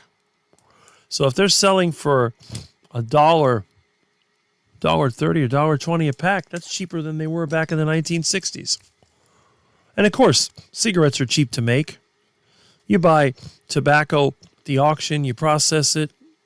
It's not that hard to do, really. I was on a home remodel job. I know cleaning. I asked him, they do a lot of cleaning at home. No, he said, laughing. Okay, that's good. So it's about 12:40. And again, at 1 o'clock, our friend Jerry wants to have a live. So we're going to try to wrap this up. Now, let me see how many people are watching. I think we still have quite a few. I don't know how I didn't lose everybody. I had a tenant when I was apartment manager. Her job was cleaning houses. Her apartment was horrendous inside. So weird. That's right. Still struggle with a nicotine addiction and vaping isn't legal. Well, that means it's cigarette time. I'm part Czechoslovakian, that explains it. When I used to smoke, they were 50 cents a pack. Well, that's a while ago. Good for you for quitting back then. Yeah, well, a lot of times people like me, they collect stuff because they need it for projects, and I don't have a big enough shop to put it in, so I got to put it in the house. I got a small house. I'd rather put it in the house and keep it out of the weather than put it outside and let it rust and then have somebody steal it for scrap, because that's what they do here. Miami is an extremely desperate place. People here steal everything they can to get their hands on scrap money because there's no work. Hopefully, if they start deporting more of the illegals, they don't seem to be doing a very good job of it. We are still overrun with illegals here. We have a lot. So they're going to have to move really fast to get rid of them before they let in another batch, because that's what they always do. They'll shut the border down for a while, then some idiot will open it up again and flood the market with low-end labor. I jumped out and then came back. Well, that's good to know. There we go. All right, so let me go over here and switch the scene. And it looks like we have 54 people watching, which is really very amazing. We have more watching now than when I started the stream, and that's really good. So anyway, let's talk a little bit about what's on the agenda for today. My agenda, my heart attack chicken is cooking.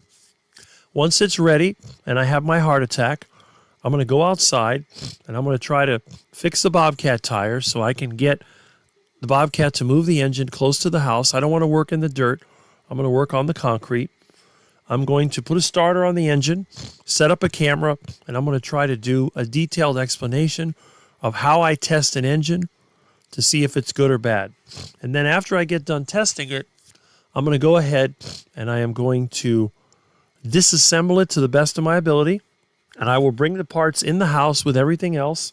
So it's going to be even more cluttered than it is now. Because again, I don't want to leave stuff outside that might be good. And then little by little, I'll move the parts to different parts of the house so that I can keep them safe and sound. If the engine block is cracked or if it's scored, I'll probably scrap it. But if it's still good, I'll keep it. Same thing with the crankshaft, rods, and everything. There aren't that many 7.3s left, so I'd rather make something out of it than to junk it. And anyway, that's my plan. And what I'm going to do also, I'll work on that when I can. Now, Carnivore Jerry, she said she's going to have a live stream at 1. I'll try to catch that as well. I'll put that on a mobile device and take it outside while I'm working on my engine. Except when I'm trying to make a video, in which case I won't be able to watch it, but what can you do? And then later on today, usually our friend Thomas, he usually has a video at 4. Now, let me just double check. Let's see. Okay, here we go. Here it is, Target Prime Rib.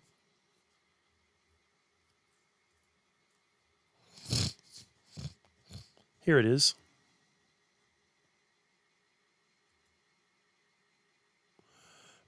He has a video scheduled. And who does he have on there? Oh, Laura Russell. Okay. If you don't know who Laura Russell is, she's the one that alternates with me every other week on the Keto Cookout with Russ Mitchell. So you want to check her out? That will be in about, it looks like it's 4 o'clock p.m. live in 3 hours. Okay. So, and that usually goes for a couple of hours, depending on how long she goes. And then, who else did we have? Well, we had our friend Peter Papa Carnivore, who may or may not still be here, who is going to have one as well. Let me see where it is. Okay, so that would be, I would assume, on Kerry's channel because he doesn't post videos on his channel. So let's look for Homestead Hal. I know it's here somewhere. I probably passed it already. Huh. Okay, here it is. Homestead How. So let's take a look.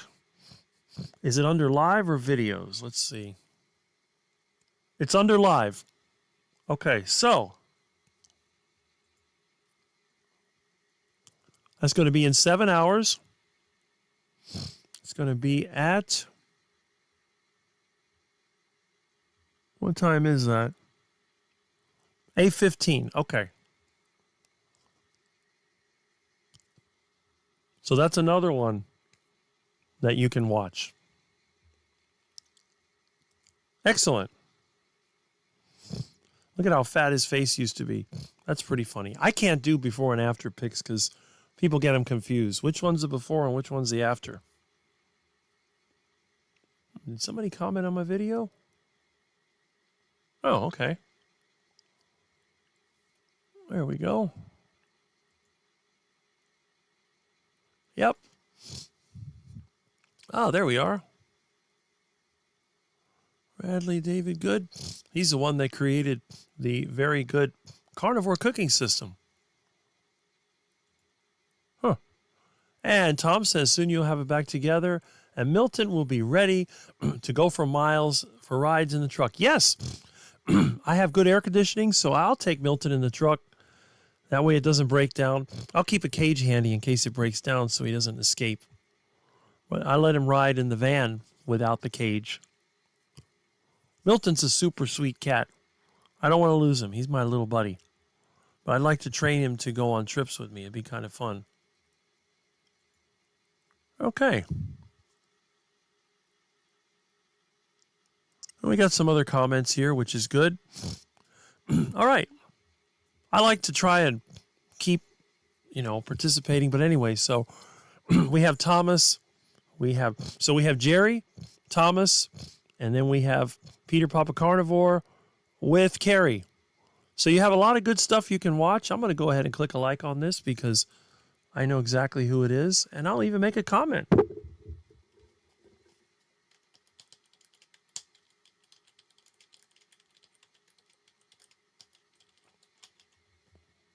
All right, there we go.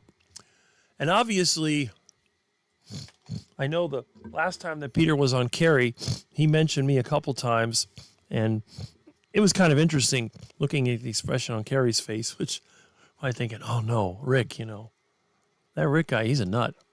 But hey, that's the Quack Jr. What a drastic difference, isn't it? Wow, look at that fat face. Oh, I didn't realize he was that fat. Carrie's good about making the thumbnails and all that. I don't bother with that. I don't make any money on YouTube yet. I'm not going to worry about it. Smells delicious. The heart attack chicken, starting to smell good already. By the time my show is over, the heart attack chicken should be ready to eat. And I'll be eating my heart attack chicken along with, guess what? With some of this. Yes. I'm eating disgusting plant-based foods. This thing fermented on my countertop for over a month before I put it in the refrigerator. It's still alive. I can still see bubbles. I don't know. It smells terrible like this, but when you eat it with meat, it's actually pretty good. If you're a rich person like Sean Baker or Dr. Chafee and money is no object, your best choice would be to eat only meat.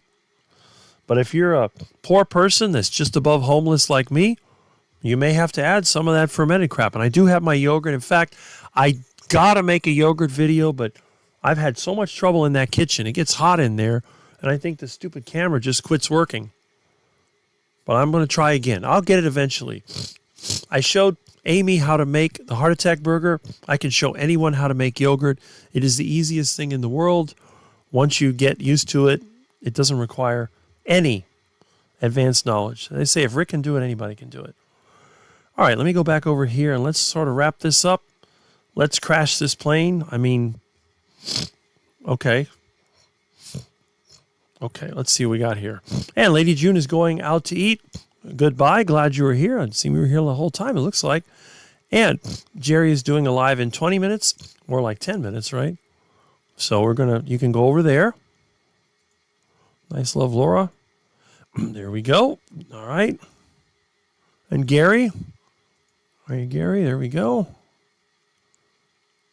Huh, okay. Retired Rick. Gary's been here a while, so. Greek yogurt is life. I do believe in eating yogurt. That is something that I've done for a long time. It's not Greek yogurt. It's more like Florida yogurt, but still. And George says, we just had rib of beef with a melted camembert cheese as a side. Well, that sounds delicious. And we have a hello to Grandma, so that's even better. Now, let me go back to my channel and let's see how many viewers I have before I shut this down. And view your channel. Okay, we're down to 41. Good. So everyone is starting to bail out, and that's fine. So anyway, with that in mind, I'm going to see if I missed any comments, which I don't think I did. The comments that can't say we're anywhere in cigarettes. The comments that I miss are the ones that YouTube doesn't show. That's the problem.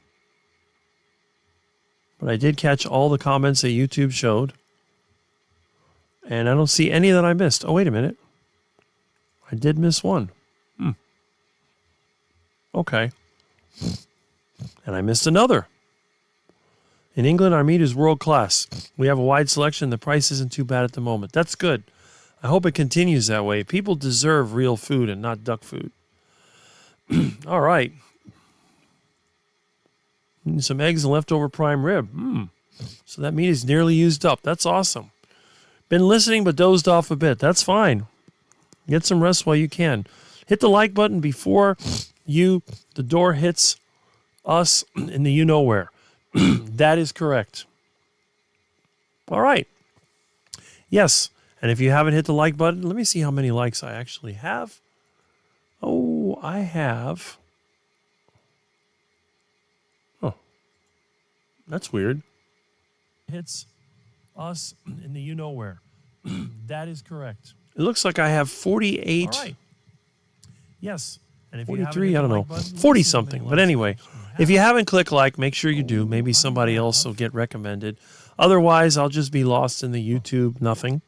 That's weird. And Retired Rick, who's been here the whole time. Great live, Rick. Bye, everyone. Catch you all on another show. Yes. It looks like I have Carnivore Jerry will be online, and she is the one that sent me the last box of meat and goodies, so we don't want to interfere with her live stream. Plus, I have heart attack chicken to eat, and I have an engine to take apart until my friend bothers me and takes me out to a storage lot. So hopefully, I'll be here. We're back in time. I want to see, what is it? Thomas's live stream, but my friend takes me out there. I may be stuck out there trying to chase down robbers. May have to do a little target practice out there. Okay. 40 watching and 47 likes. I'll be here.